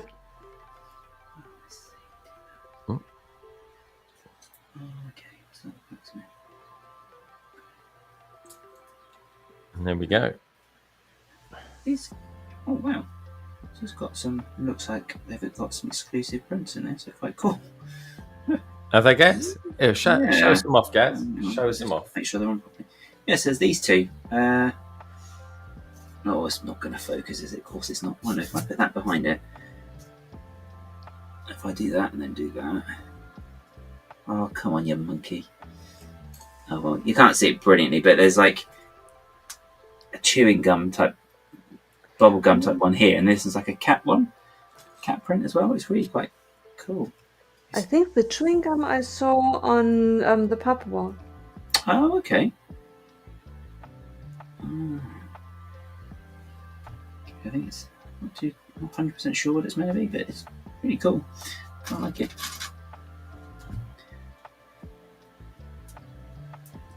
Chocobo mock. What's it? Where's that one for, Peeboo? Is that for a show? Well, it's obviously for a show. It's built something for a mock. Right. That was good timing. How you getting on with it, guys? Yeah. Are those figures that come with it? Are they pretty good? Are they good figures? Yeah. So I've got this so far. So this is. Is that the Empire State Building? I think it's meant to be the Chrysler Building because it's got the curved bit. Okay. Yeah, the figures are really cool. So I've got Sir Isaac Newton here, which is a nice torso print. Oh, he's got a nice apple, guys. Nice big apple. Oh yeah, I love a good apple. And then we've also got the other guy so far, whose name I've completely forgotten again because I think it was what's his name? It's George Washington. Something. George Washington Carver. Sorry, there you go. There, and he's got a really nice printed tile there, which is like a clear 1x1 round with peanut print on, which is quite cool. So yeah, that's really cool. Oh, there we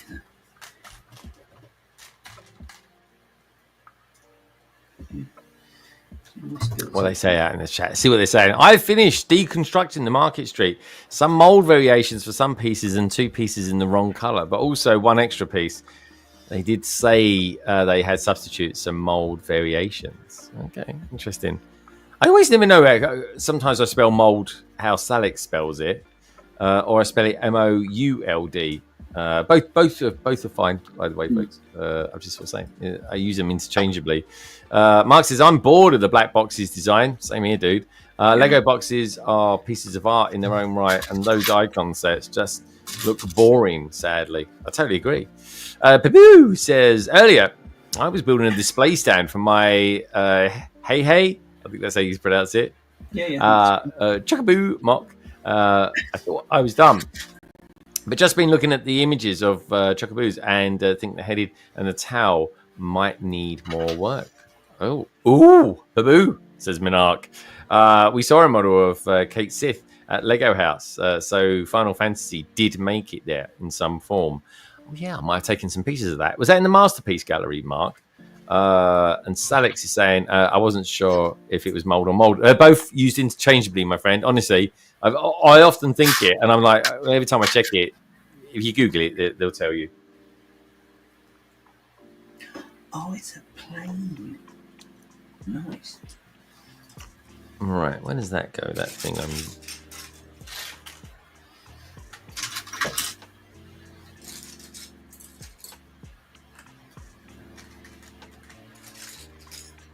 Oh, this is a second set of tweaks like when I built actually recently. What do you mean you're tweaking it, guys? What are you changing about it? Because I just did the spiral in the opposite direction. But yeah, I just realised this is the second one because I did something similar with the hot dog van. Oh dear. I made that, swapped that, so it was Let's have a look. So I made this so it's right hand drive, so everything's mirrored on it. Oh, okay. So, because if I've got a UK-based street, I'm gonna need to. It needs to be the right way around, really. I never really thought about doing that, to be honest. I get why you would do it, but that is a kind of is it a detail I need to be worried about?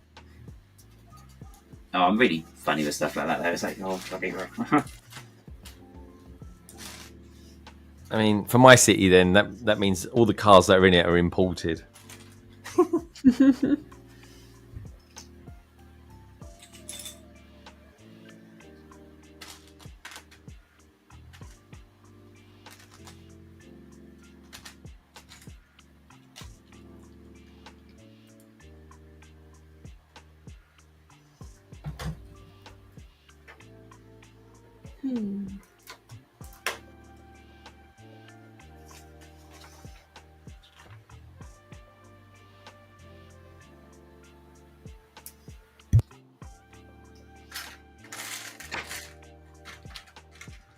God, honestly, this set is so intricate. It really is. Just so you guys can see what I'm building.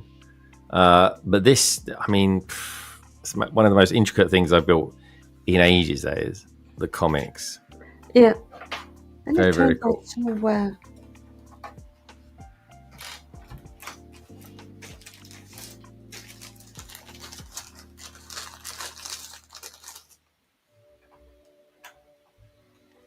Try and get that.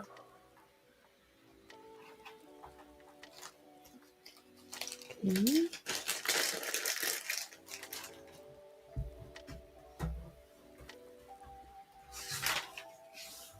Gotta hold that back.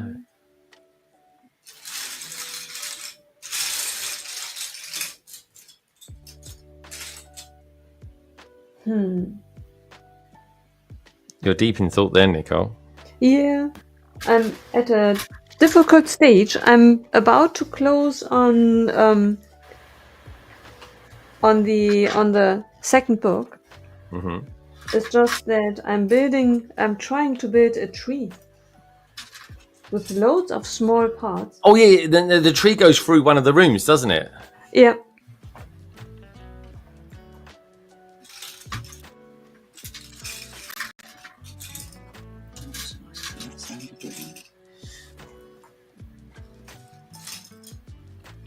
That's it. Now, if you're ever wondering what I'm doing, folks, every now and again when I get the phone out and I'm just filming stuff, it's just simply because when I do a review of this set, and I will do a review of this set, it's just so I got a little bit of footage to look back on and just to have a bit of B footage, that kind of stuff. I'm not sure if I'm going to do it in a short form format or do it in a long form format, but time will tell. I see that we've got a few more leaks out today, Gaz. What's coming May the 4th? The Star Warsy stuff? Yeah, there's one that comes with 3 figures that look like they're wearing the same pajama outfit. Yeah, I saw that and I genuinely thought it was, you get those people who are like, oh, wouldn't this be a great set? And they do like that whole mock-up. I actually thought it was one of them, and then totally. And then apparently it's not. I was like, oh, okay. Nice. But it's only because it's not to my taste. That's all. But I guess if you want to do like is it Kaminoa? Camino? Camino even, thank you. Mock, then, it'd be very useful. So. Yeah, but I think that's one of those ones that people will buy multiples of those. Oh, yeah. So that's going to be, I'm not sure if that's a gift with purchase or what. And we are theoretically talking, of course. Oh, yeah. But yes, it's going to be, I don't know. Yeah, it looks like it's actually pretty decent. Question is, what have you got to buy to get it? That is the thing. Yeah, that's it.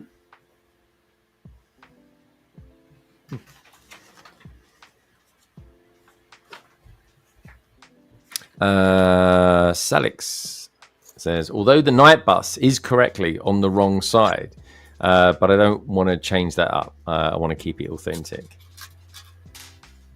Although the night bus is correctly on the wrong side. What do you mean by that, Salix? It is correct. They've done the night bus on the right side where the driver goes. Yes, because I think in Netherlands it's the other way around, isn't it? So. Oh, I see. So he's saying it's correct. Yeah, it's correct for us, UK, but not for Netherlands. Yeah. They drive on the wrong side of the road, Gaz. They don't in Australia, actually. They drive the same side of the road we do, don't they? They do. The correct side. Mm-hmm.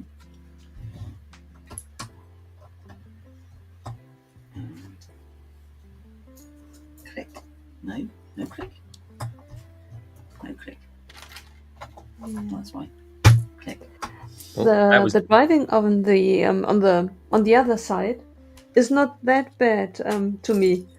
What really throws me is if I'm driving in a UK car, because after doing it for so long, you are to change gears.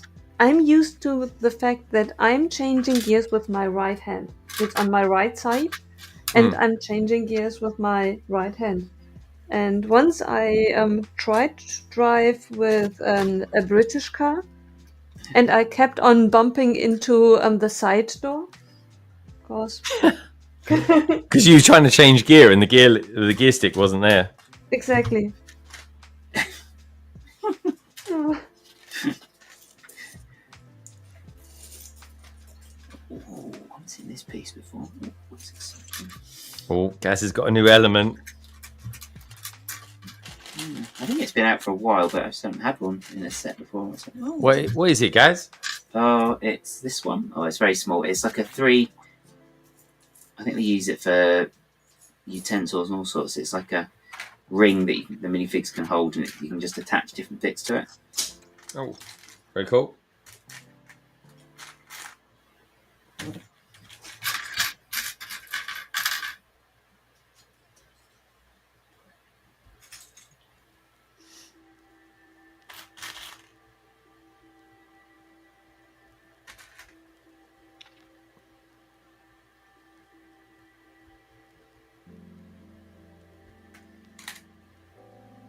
There's parts of this build I'm kind of building it. I look at a page and then I'll start doing elements from this bit, and this bit, and somehow it just works. It's gone rogue.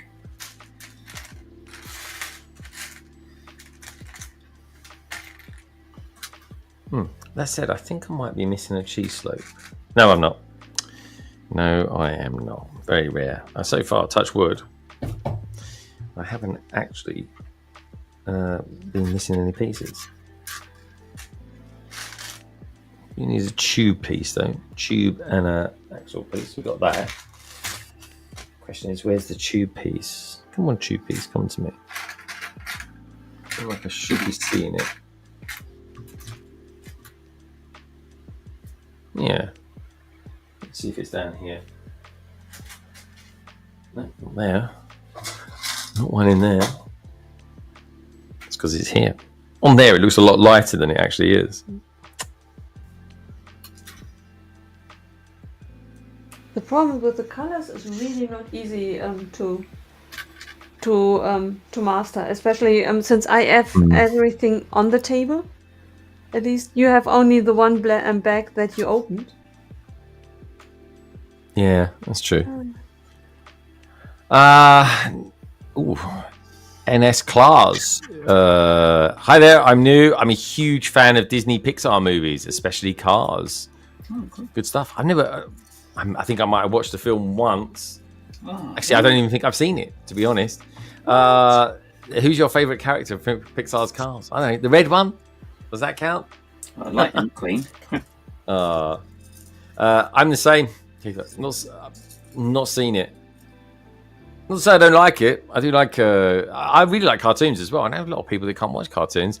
I like the gift for purchase. I believe it's for Jango Fett's Slave One. Yeah, that's good. The alleged Slave One, which it is, which I'm. We'll find out what it looks like. I mean, if you look hard enough, folks, you know already. But people bought it already. Yeah. Well, that's true, actually, guys. That's just crazy. It always makes me laugh when that sort of thing happens. It's just like, what? Come on, what the heck?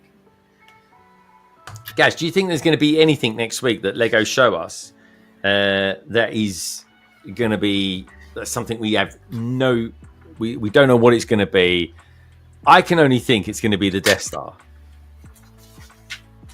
Yeah, I mean, it would be cool if they did preview that, considering the reported price point. $1,000. Yeah, the trouble is they're not particularly good at signposting expensive sets that far in advance. So I don't know. It's a whole bit of frustration, really.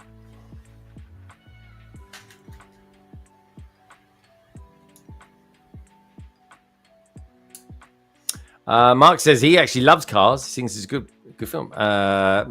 Matto is amazing, but my favourite is Luigi and Guida. Mater. Or is it Mater? Oh, Mater, yeah. Oh, is that? Wait. Oh, which one is that? It's Luigi and Guido, the one. Yeah, the pit stop. That's hilarious. That kills me. That does every time I see it. It's so funny. I know Tech's a big fan of that film.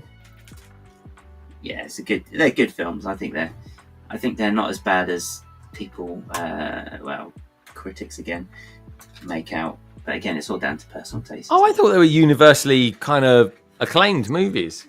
No, I mean, some of the reviews I've seen, the people are like, oh, it's just blah blah blah. And it's like, well, it just means it's not in your wheelhouse. It's like, so what?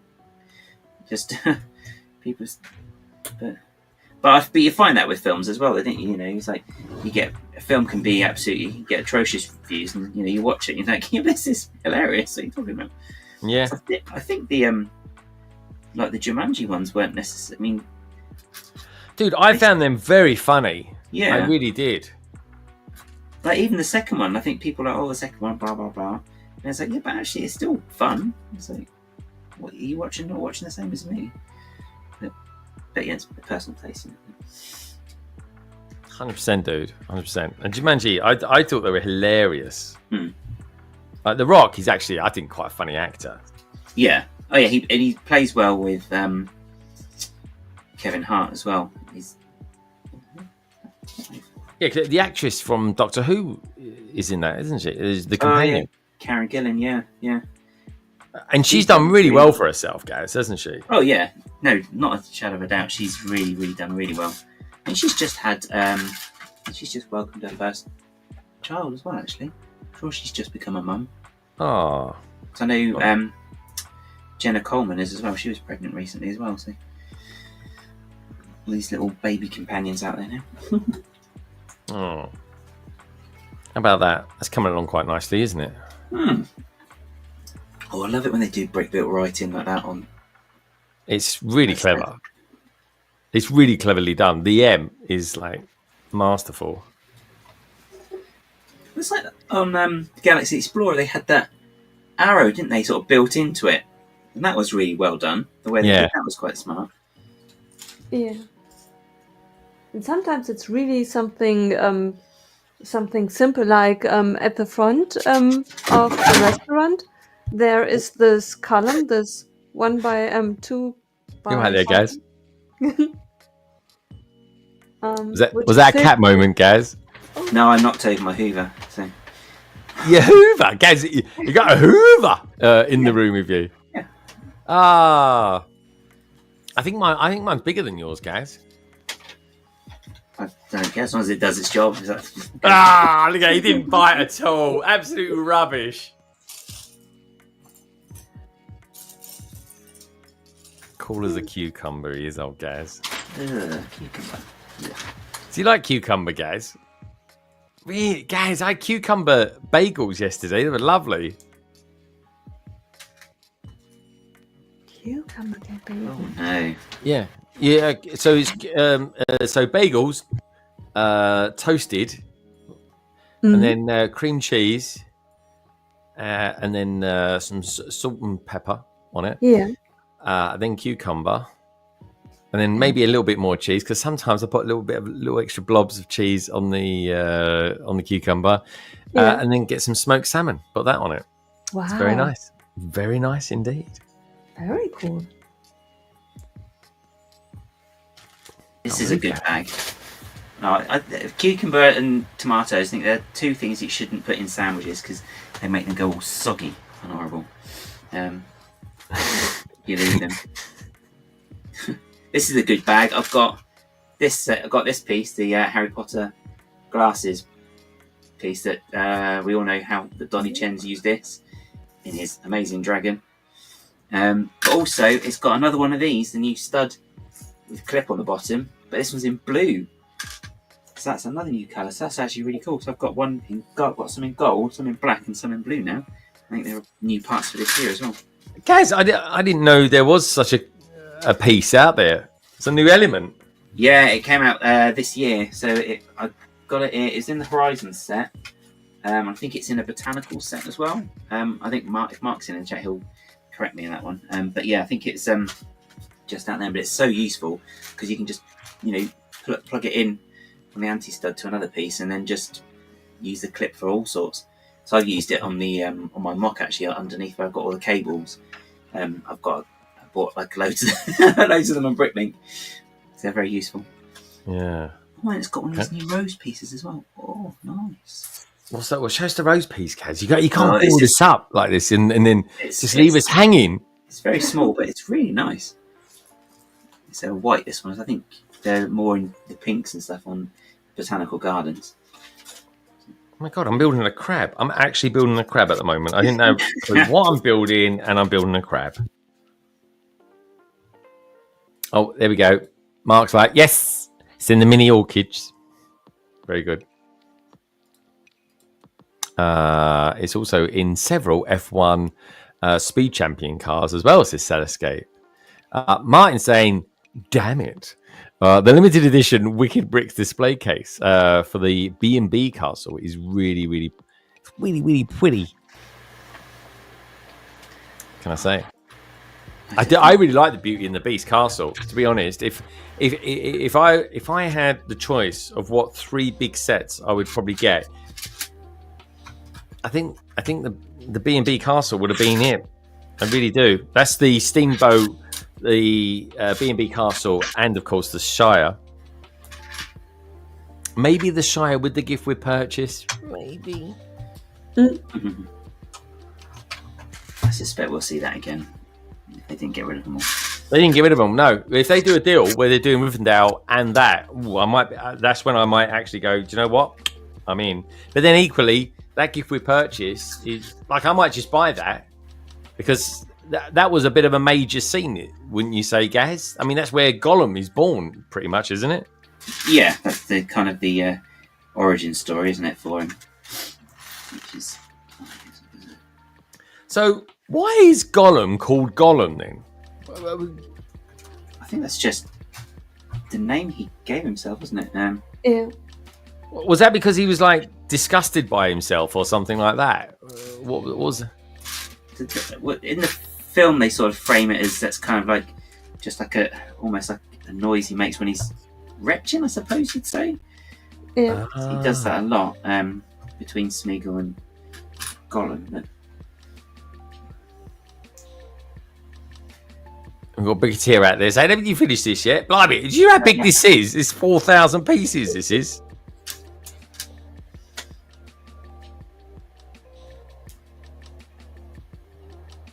Hey, Brigadier, what are you up to these days anyway? It's been fun following your shenanigans over on Insta. yeah. Oh, I think JC's going to be at Reading as well in a couple of weeks. Oh, cool. Yeah, because he was there last year as well, actually. Yeah. And he took Babu Frick, which was really awesome seeing that in person. Oh, I think he went on the Sunday, didn't he, last year? Because I was there on the Saturday. I missed him.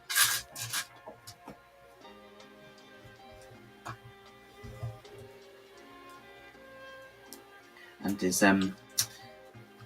retro poster as well, the sort of Titanic styley one. And that's really cool. That's really nice. I couldn't think of the word then. Do you know something I don't eat a lot of, because I can't remember the last time I did, is lobster or crab. Like, I say next, I've just built one. Oh, okay. I don't think I've really had lobster, and I don't really want to, just because I really, really hate the way that they do it. I think it's it's a bit inhumane, to be honest. When Gaz, I got to be honest, right? If you go to Asia, and I've worked out in Asia for a bit, dude, they're like, you're looking at a whole bunch of them in their. I was going to say fish pond. It's not really a pond, is it? It's more a tank. In their tank, and you're like, it's like looking at death row for crabs. Do you know what I mean? It's And it's funny that I do agree. I'm not saying. I mean, you got to, farms and all this sort of stuff. There is a thing, but yeah, I got to be honest. It is a bit like, when they put them in the pans, boiling water, you're like, well, that's gonna work. Yeah, but because I don't talk much on streams. It's not very nice. But, I know. It is pretty gruesome, guys. It's pretty gruesome. Yeah. I'm gonna have Dixie fried chicken tonight. It's gonna be like, well, And then that said, when we were younger, when we were younger, Mum took us out lambing. So you go to farm, feed the lambs, which was really nice. And then got home, we had lamb chops for tea.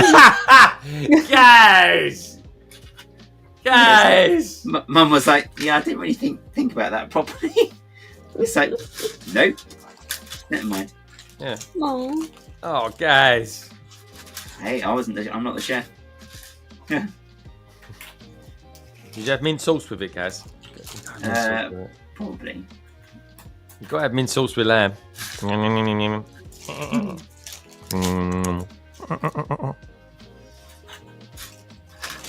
Here's the thing. This is the way of the world, folks. What can I say? He's going. He says he really needs to build something. Yeah. You got to have new mops when you go there. Minark saying, yeah, we met Jace last year. Jace, you really need to get to Bricktastic as well, by the way. You're missing out there. Oh, a green one in there.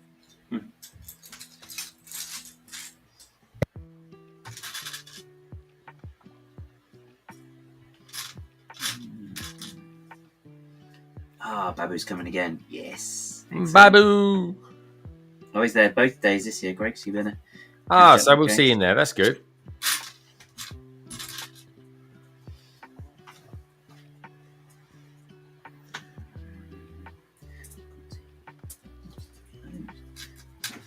You got 7 of these guys to put around. It's going to be a whole railing going around level 2.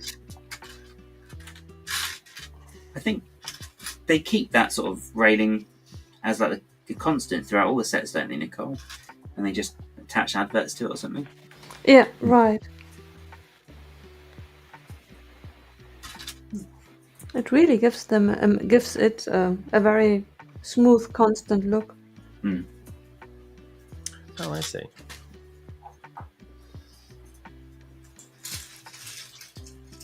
This is... I needed these.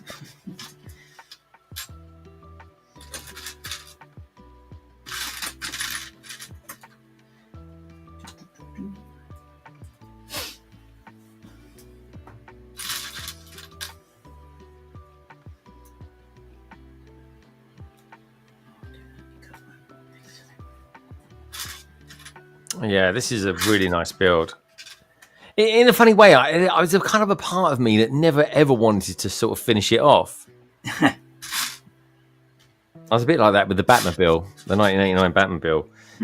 Has Martin managed to get hold of that yet? I don't think they didn't have any at that place, Black Country Brick Show. I fear Martin needs to wait till I die. That's a cheery thought, Nicole. It is a cheery thought, yeah. And apparently, Gollum means treasure in Norse mythology. I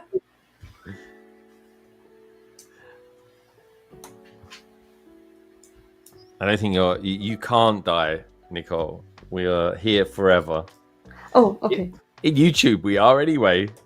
Someone will watch this back in 10 years' time. Not that I'm saying I won't be around in 10 years. God, I hope I'm around in 10 years. Let's exceed that. Let's go say 50 years, shall we? Right. Well, even then, I hope I'm still around. Oh, God. Yeah. Welcome to London Calling 1,000,012. Yeah. Whoa! Oh, I've just lost my tooth. My last one. The last one. Oh, dear. Yeah. Doctor Who is on its 954th series, and Just brought it back. yeah, the 75th Doctor, played by Tom Baker's great grandson.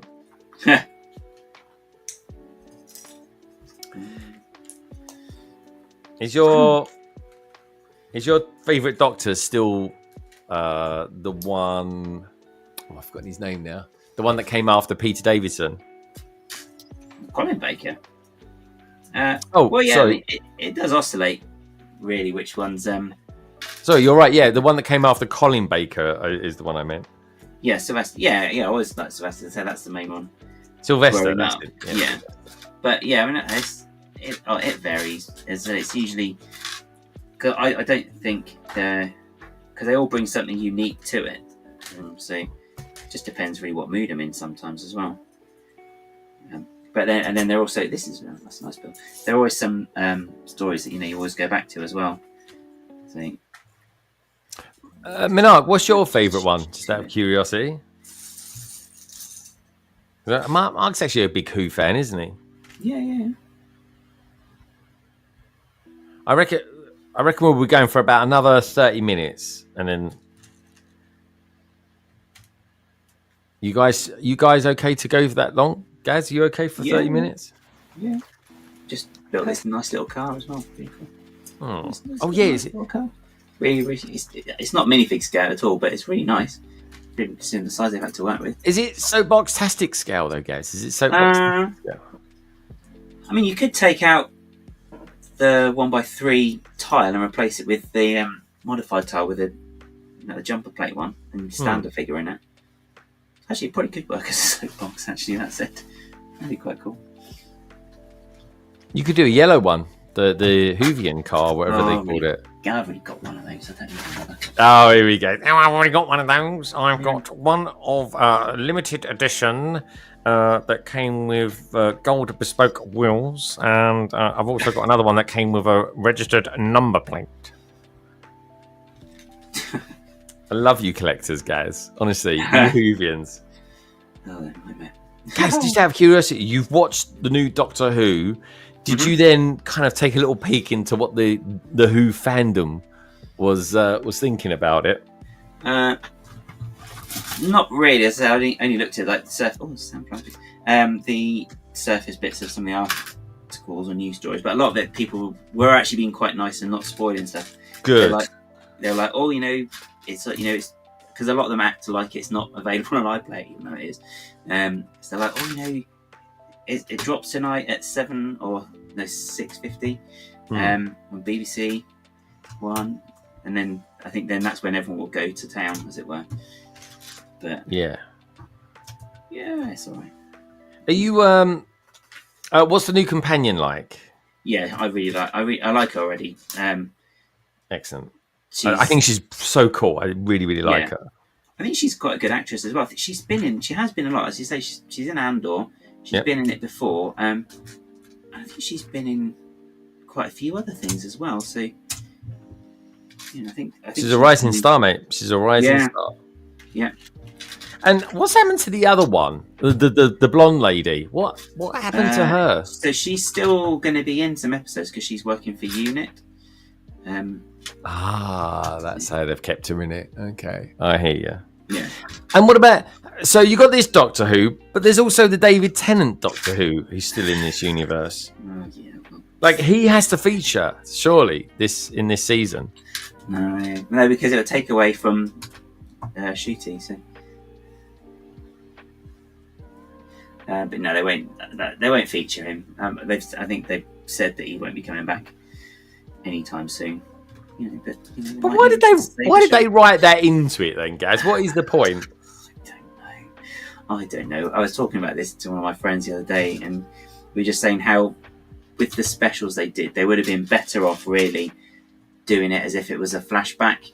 So it was when he was the 10th Doctor properly, as opposed to having this one, because then it didn't make sense that he was supposed to be there to like heal his character, and then by the time then he changed into the current one, then he's going to be over all his past trauma, which you never seemed traumatized really until some of the episodes, and then they forgot other ones, and then instantly then the new one appears on screen and starts crying because he's upset because those people have died in the past. And like, I thought you're supposed to be over this trauma now, so I don't know. Gaz is hard. He's being harsh. Well, it's just for a character that's supposedly hundreds of thousands of years old now. Yeah, it's like he can. It's like why can he suddenly not deal with stuff like that? I don't know. Maybe I am a bit. Maybe I'm a bit harsh, but I don't know. So you watch a lot of Doctor Who, Gaz, so you're going to be a little bit skeptical on things.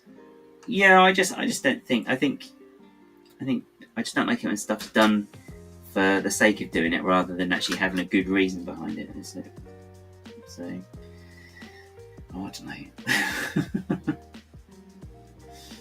It's like, just stop crying every 10 seconds.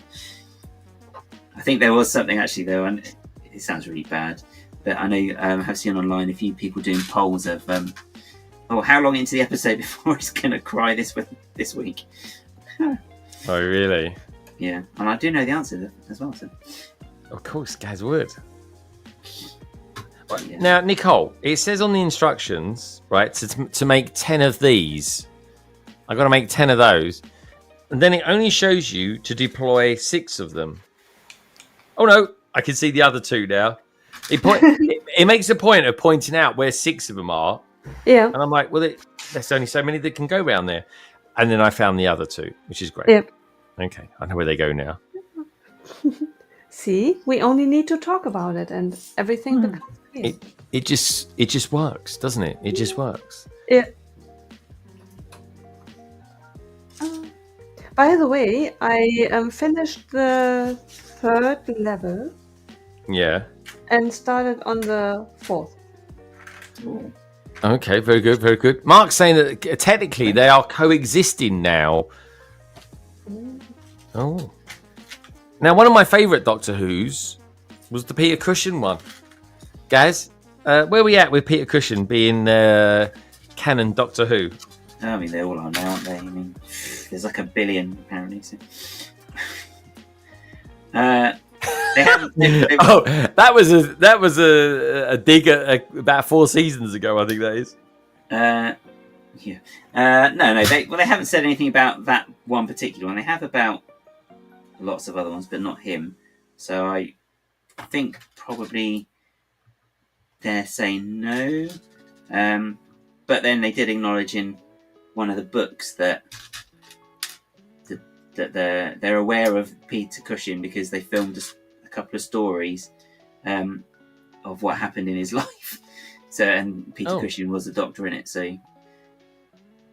yeah, it's quite. They did sort of address it slightly, but of course, it's because it's not on TV. It's not necessarily canon. So, but they were really good, though, weren't they? Yeah, well, they're just remakes of existing ones, really. So they needed to. That was because the Dalek creator wanted to branch out and take the Daleks somewhere else because he was planning to do like his own TV series just with those in, rather than in the Doctor Who world. So that never came to anything in the end. No. Gaz, are we going to get Daleks in the new season? No. No way. How can you have... Is this potentially going to be the first Doctor that's never met a Dalek? Yep. Yeah, they've... That's rubbish. Yeah, so they're not going to meet them. Probably won't meet... I don't think the Cybermen are in it either. It's all... Really? Yeah. But they kind of have met them because they have the memory of the ones who came before, right? Yeah. So they know from previous stories there. So, but yeah, just not actually physically going to see them, as it were. Yeah. Which is a decision that has been made, which I can understand why, because you don't over rely on them. But I remember from when it came back the first time around, Russell saying that it was good to have something like that because then you could almost do, because what they viewed it as they'd have like a mini launch again mid-season, because you could do like a big publicity halfway through saying, you know, all these people are coming back now, and then so you get the interest at the start of the series where people would tune in to see what's going on and see what they think of it, and then as that sort of tails off, then you'd have like another big tentpole moment in the series then where people be like, oh, they're back, brilliant, let's watch that. So that was kind of the thinking then. So because some people would tune in. I totally would tune in to just watch the Daleks. Yeah. So yeah, then they're not in it. So. Oh, and that's that then, I suppose. Yeah. So which is a shame, so. Especially as there was talk as well about them doing a massive redesign, because you know they've had this design now for 20 years, which is fair as well. But yeah, it's like, okay. That's a good point, actually. I mean, I quite like the new design. I like the old designs, and I mean, are they still technically all the same Daleks, or are they like a different faction of them? Because the newer ones were quite sort of golden, wasn't they? Yeah, they're supposed to be Time War era Daleks, is what they call them. So they're supposedly the ones that fought in that the Time War that they keep going on about. Yeah, but guys, could we have a full-on Doctor Who movie? Well, I don't know. It would be good because it's another way of getting people to watch it, and then you could. What was I saying? Yeah, so if you weren't going to be doing a TV series every year, which they're not, then that's a way around it, because you could just do like a big event, have a couple of things with TV, with some movies, maybe do any sort of course corrections you wanted to do, because you're not going to have to get too involved in any of like the ongoing stories really with the film, because you want it to be standalone so people can go and watch it. Yeah. And then maybe once you've got a couple of those under your belt and maybe interest is drummed up again, then you could say, okay, well, we're going to bring back the series and we're going to explore, I don't know, this particular aspect that people seem to respond well to in a film. So I don't know. I don't think it would be a bad idea. I think it's a way of continuing it. But again, it all comes down to money anyway, doesn't it? So, well, yeah, there is always that, I suppose. With anything. Yes, Paul McGann does count as well. despite what Russell said when he was Really? very- Paul very McGann? naughty. Yeah. Well, when Russell did Career as Folk, one of the characters was a big Doctor Who fan, which is not a surprise. And the joke was, "Oh, Paul McGann doesn't count." But no, they have said yes, he does. And then they brought him back anyway for the. Yeah, they definitely during the used him 50th. again. I was going to say he came back with a kind of a cool shorter haircut, Yeah, that's probably he's been in it a couple of times actually. Now. and he made. To be fair to him, he made a really good entrance as a doctor, didn't he? Oh yeah, he was Like just, a very good impression of someone that only had the movie to really work with. yeah. So he did. Yeah, he's really good. I've got a lot of time for him actually. His audio work as well that he's done just in the role is absolutely brilliant. If you were going to explore any of the audios, I'd love to. I'd recommend Paul McGann stuff because it's just brilliant, especially the stuff he did with Sheridan Smith. That was really, really, really great because she's a fantastic character, and yeah, so she's really great. And then they've got a newer series then with again an original character that they made. She's really good. Yeah, definitely worth. If you wanted to continue the story of the Eighth Doctor, then definitely look into the audios. So, I do that. Can you get him on audio or Audible? I should say. yes, actually, I think you can. I think they are. You have Audible as well? Yeah. It's good. Audible's good. Yeah, it's just that I have so many Yes, how do you call it, tokens to Yeah, you got to make sure you use them as well, though, Nicole, because you only get 7, and then even though you're paid for them, they'll only give you 7 at a time. No way. I Yeah, think you I have not downloaded an audiobook in a year. Okay. Well, you can put your account on hold for a little while. Yeah, I really should do that. Otherwise, it's kind of probably probably costing you like €10 a month. Yeah. I keep forgetting to cancel. Because I have so many tokens probably there to use, and I want to use them before I cancel. Yeah. Oh no, you can put it on hold. I think you can still use the audio player for them. I definitely can, because once I cancelled and I was still able to have all my old ones. That was a nice build. think so. This was a nice build, Nicole. This piece here. Yeah. I was not expecting that.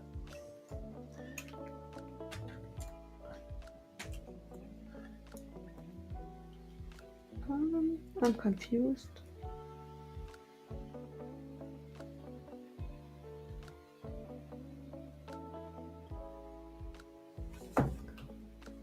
Yeah.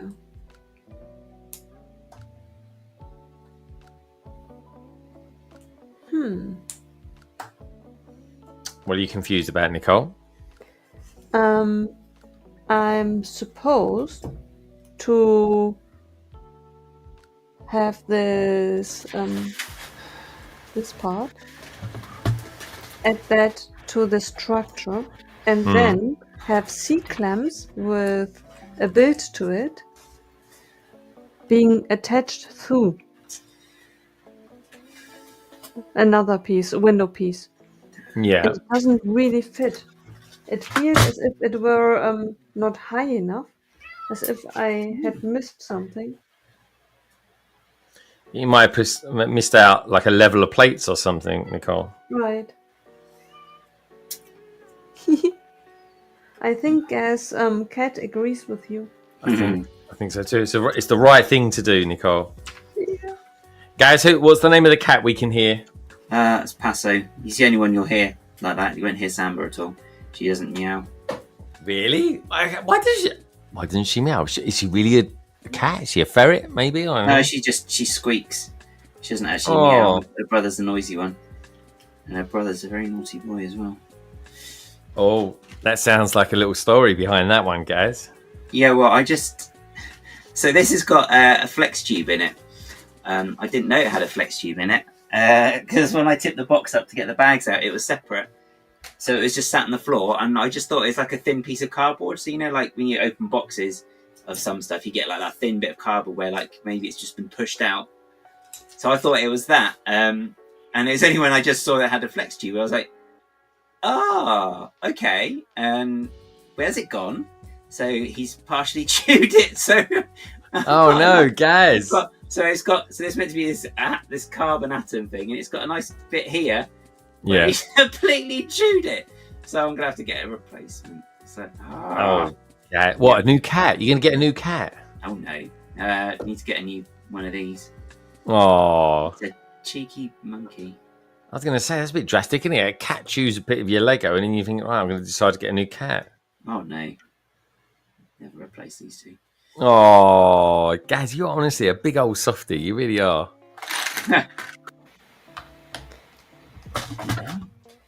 You know, you adopt these things to be in your life. You have to take the good with the bad. Oh, Gaz, honestly, he's like super cute. I want to say, who wants to take Gaz home? Oh,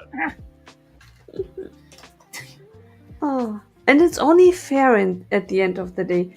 Everyone enjoys their Lego as they want to, and Lego. if someone wants to chew on it, it's only fair. Exactly. Yeah, someone wants to chew on your Lego. I love the way Nicole says Lego. I say Lego. You go Lego like that, Lego. and you get cats. Gaz's cats chewing on his Lego. Things we do in live streams, eh? That totally then explains the price as well. It's not just pure or dame It's true. It's true. Lego. It's Lego. Paboo actually says David Tennant is his favourite Doctor. Just going back up the chat a little bit. I like Tom Baker, but was largely too scared to watch Doctor back then as a kid. Yeah, it was innocent. The 70s were so much more innocent than what they are now. You can also get away with a lot more than you can now. Yeah. And some of the horror in that is like, oh, okay, you're putting that in a kids' TV show.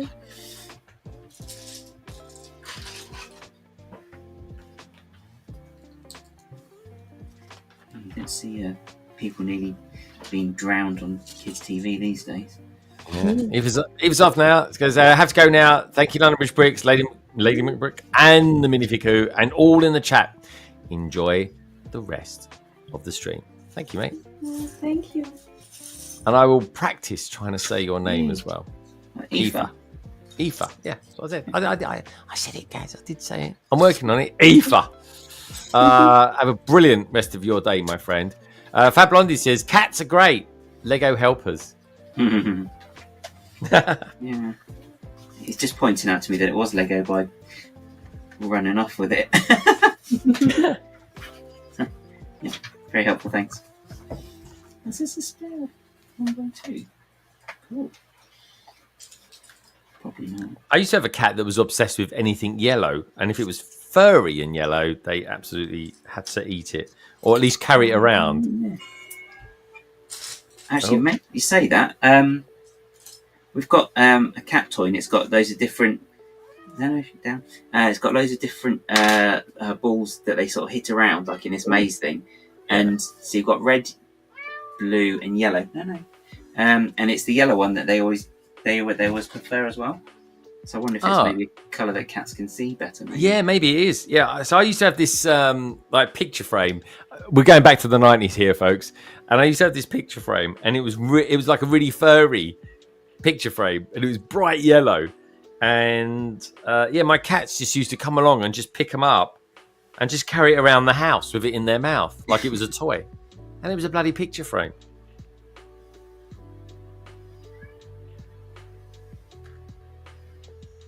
Oh, Carrie's done some self-promo. Carrie's done some self-promo. I'm scared to ask what she's done, guys. I know for the soapbox there, she's put some stuff in. Oh, she's trying to get people on board. Yeah, it's I think 3/4 of the way through, I think it says. The Soapbox-tastic one. Well, it ends at midnight tonight. So we must be 2/3 through at least.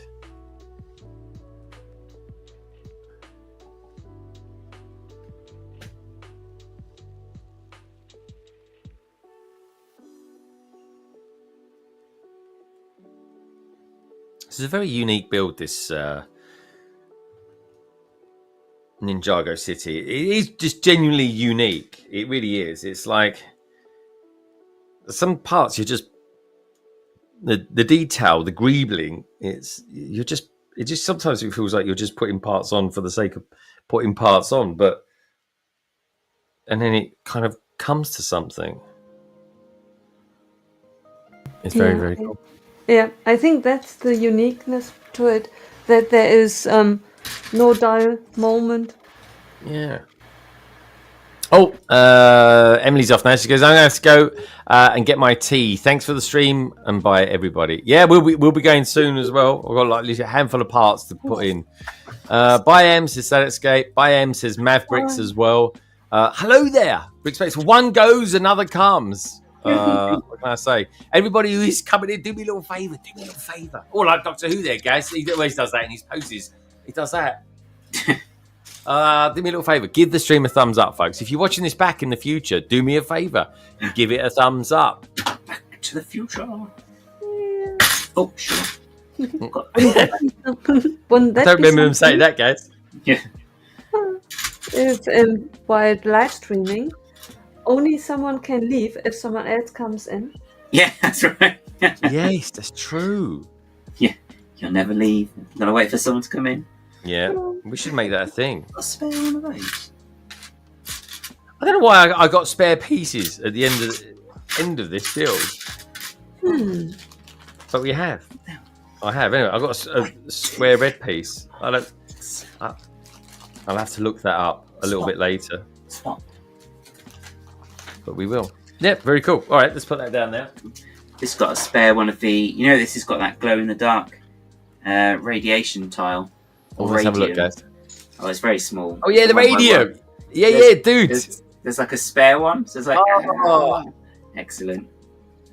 I totally could do with one of those. I said that at the time, and I worked it out straight away. I was like, that's radium, that is. I used to love chemistry when I was a kid. I was always blowing things up. It's amazing. It's amazing what you can blow up anyway. It really is. So that's it. I'm up to... Bit of potassium. I'm up to... Oh, potassium. That goes... Blimey, that goes white hot, that is, guys. But there we are. We are up to... We've done the first level. So this is level 2. And this is what we've built today. There we go. I mean, just look at how much detail is in this.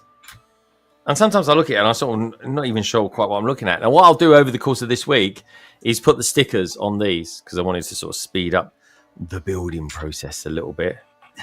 But honestly, folks, even building something like this, guys, this is what the rocket packs, the jet packs ended up being as. Look at them. The jet packs for Woo's hat.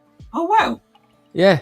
It's like a little astonishing cool. build by itself. It really is.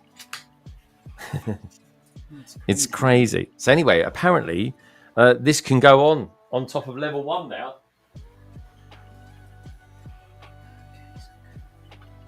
So let's put it on, shall we? Kind of feels rude not to. Yeah. So we'll do it live anyway, folks. What can possibly go wrong? I mean, do you want a list? Come on, guys. We can do this. We can do this.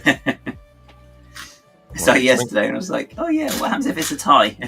And he's like, "No." Oh yeah, no, he was genuinely worried about that. Then afterwards, he was like, "Actually, what do we do if it's a tie?" We'll do it again. Toss a coin. Yeah. So here we go. So level 1 coming down. Oh, this is like it, but this is so much better. Darth Vader's mask going on for the first time, and that super high pitched voice It's like sound. the reverse of the saucer separation. Oh, there we go. Yeah, the reverse of the saucer separation. Oh, Gaz is saucy enough. He is, I'll tell you. Mr. Blooming Tomato Sauce.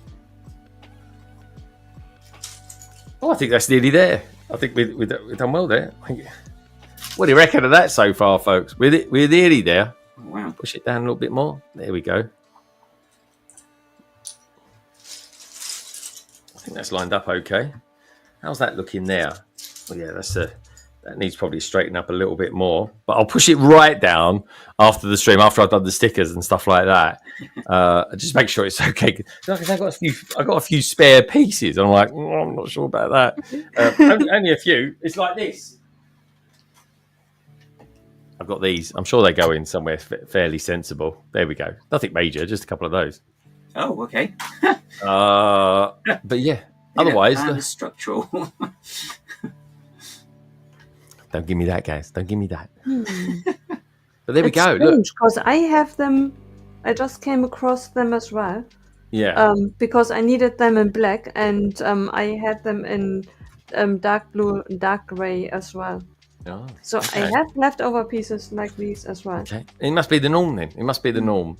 Anyway, there we are. This is where we got to. Level 2 is now a thing. This time next week, folks, or rather 1 p.m. next week, same time that we kicked off today, we'll be going and finishing it off. So it'll be bags 11, 12, 13, 14, and 15 and 16 next week. So it'll be a little bit more to do, but we'll try and finish it off next week, actually. I'll do my best to, anyway. I want to do it before May. Whatever we do, we've got to do it before May. Maybe we'll do maybe a stream in the week or something like that. But anyway. It's bank holiday next weekend, anyway. Oh, yeah. Yeah, it is, isn't it? Oh, I think I've worked out where those pieces go as well. I've got some other pieces. I've just worked out where they go. I can see where it doesn't quite line up properly. Anyway, we'll get that fixed. That's not a problem. But yeah, there we go. That is it. Ninjago City levels 1 and 2. The 2's kind of, I don't think 2's finished though. Saying that, let's go to it. We're there. Yeah, I'm basically where you kicked off, Nicole. Yes. Yeah. Oh, okay. I'm here. Or down here. Or down here. There we go. That's what I'm going to be building next. That is. So, very cool. Very cool indeed. So, with that in mind, let's get rid of that. Let's get back to the three of us, shall we? And I just need to go. There we are. Yeah. Back again. So, pop myself over there. Otherwise, I'll lose myself. Let's pop that over here. So yeah, guys, when are we gonna see you streaming again? Are you gonna be kicking off this Wednesday or the following Wednesday? No, it'd be this Wednesday. Okay. And it's not going to be a Lego stream. It's going to be a Docky Who. No, I still no, we don't call it that. That's just silly. Come on. A Docky Who. Yeah, we don't call it that. That's just very, very childish. Come on. I've never called it that in my life. I'm just like, oh, Docky Who. I like the sound of that. There's people that call it that, and guys, is there really? It is, and it just it's like, no, come on. What are you, 2? Come on. So, no, Docky Who. It's just so infantile. Look at him; it really winds him up. I've never heard anyone call it Docky Who before. You are blessed. I'm going to have to look that up. I can't believe it. People do it all the time. You're like, what even is this? Come on, that's not even English. Oh, guys, look at him. He loves it. It's like, don't ruin my Doctor Who. No, it's not don't ruin it. It's just don't infantilise things. Come on. Yeah. Well, okay. Let's ask guys this question, right? What's the worst thing out of these two, guys? Calling Doctor Who Docky Who, or calling Lego Legos? What's the worst? The first one. There we go. Because it's a mistake you could make if you're new to the Lego hobby. Be like, so if it's Lego, then a couple's Legos. And no, it's not. But they're the worst ones for calling it Legos. Yeah, well, that's for clicks, isn't it? They should be deducted Lego sets every time they say it. Minus 100 or 400 VIP points. Yeah, it won't last. Exactly. We got Monarch at this. Oh my god, please don't, Greg. It really is cringe to hear people say it. I've never heard anyone say it. I'm just literally popped into my mind. Let's call it Docky Who. It's like people say fam. It is one of those things that irritates me too much. It does. You can see it really irritates him. I love it. I'm going to keep saying it. Good stuff. Okay, let's ask Gaz this. This is another one for Gaz. Let's ask him this. and then we'll wind this down. This malarkey. Wind the stream down, but wind Gaz up. Okay. Wind Gaz up. We'll wind the stream down and wind Gaz up. Guys. Hello. Okay, you got to try. What's the worst? Docky Who or someone coming up to your mock and saying, is that Harry Potter? Oh, I mean, it's going to be the first one again because because the only reason people do that is because cheeky Ian sent them over anyway. Oh, does he? Did he do that? Did he send him over? He's going to come over there and call his. Well, yeah, because he's because he did that, and then this little kid was like, Ian. He was well, that man over there told me to come over and ask this. You could just see. And then Ian's in the background going, it's like, I don't know what you're talking about. What? Who's this person? Exactly. All right, good stuff. So Gaz is going to be back on Wednesday. Thank goodness for that. That's me Wednesday evening sorted. Wednesday evening will be. I'm pretty sure Andor doesn't come out in time for us on a Wednesday, so I'll be watching that.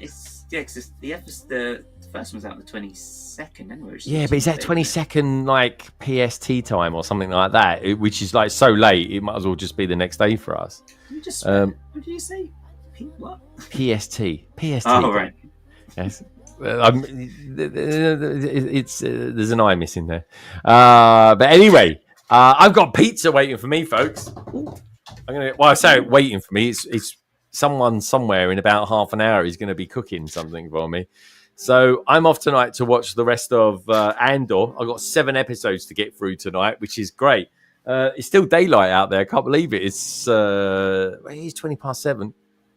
The days are getting longer. Days are drawing out. Nicole, when are you going to be back streaming then, or making videos? When's it happening?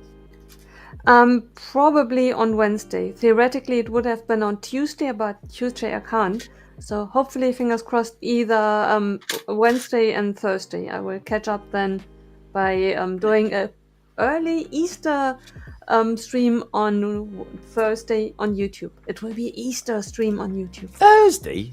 I suppose it is Easter. Is coming up. We've got Easter. Must have an Easter holiday. We must have a bank holiday coming up soon, I suppose. Yeah. Right. Yeah, I thought with Friday, at least in Germany, Friday is a public holiday. Yeah. And me missing on Saturday, on Tuesday, the stream, then I. Oh, cool. And is the Friday coming up? Is that Good Friday? Is that this Friday, so. guys? Yes. Yeah. Whoa. So you're telling me this Friday coming up is a bank holiday? Yes. Phenomenal. Cool. 2 4-day weeks. Yeah. I mean, check with your local calendar. It's a public holiday for me, not that someone listening in Australia think I'm off. I tell you who's going to be on London Calling next week then. It's going to be a couple of new guests. We've got 2 new guests on next week.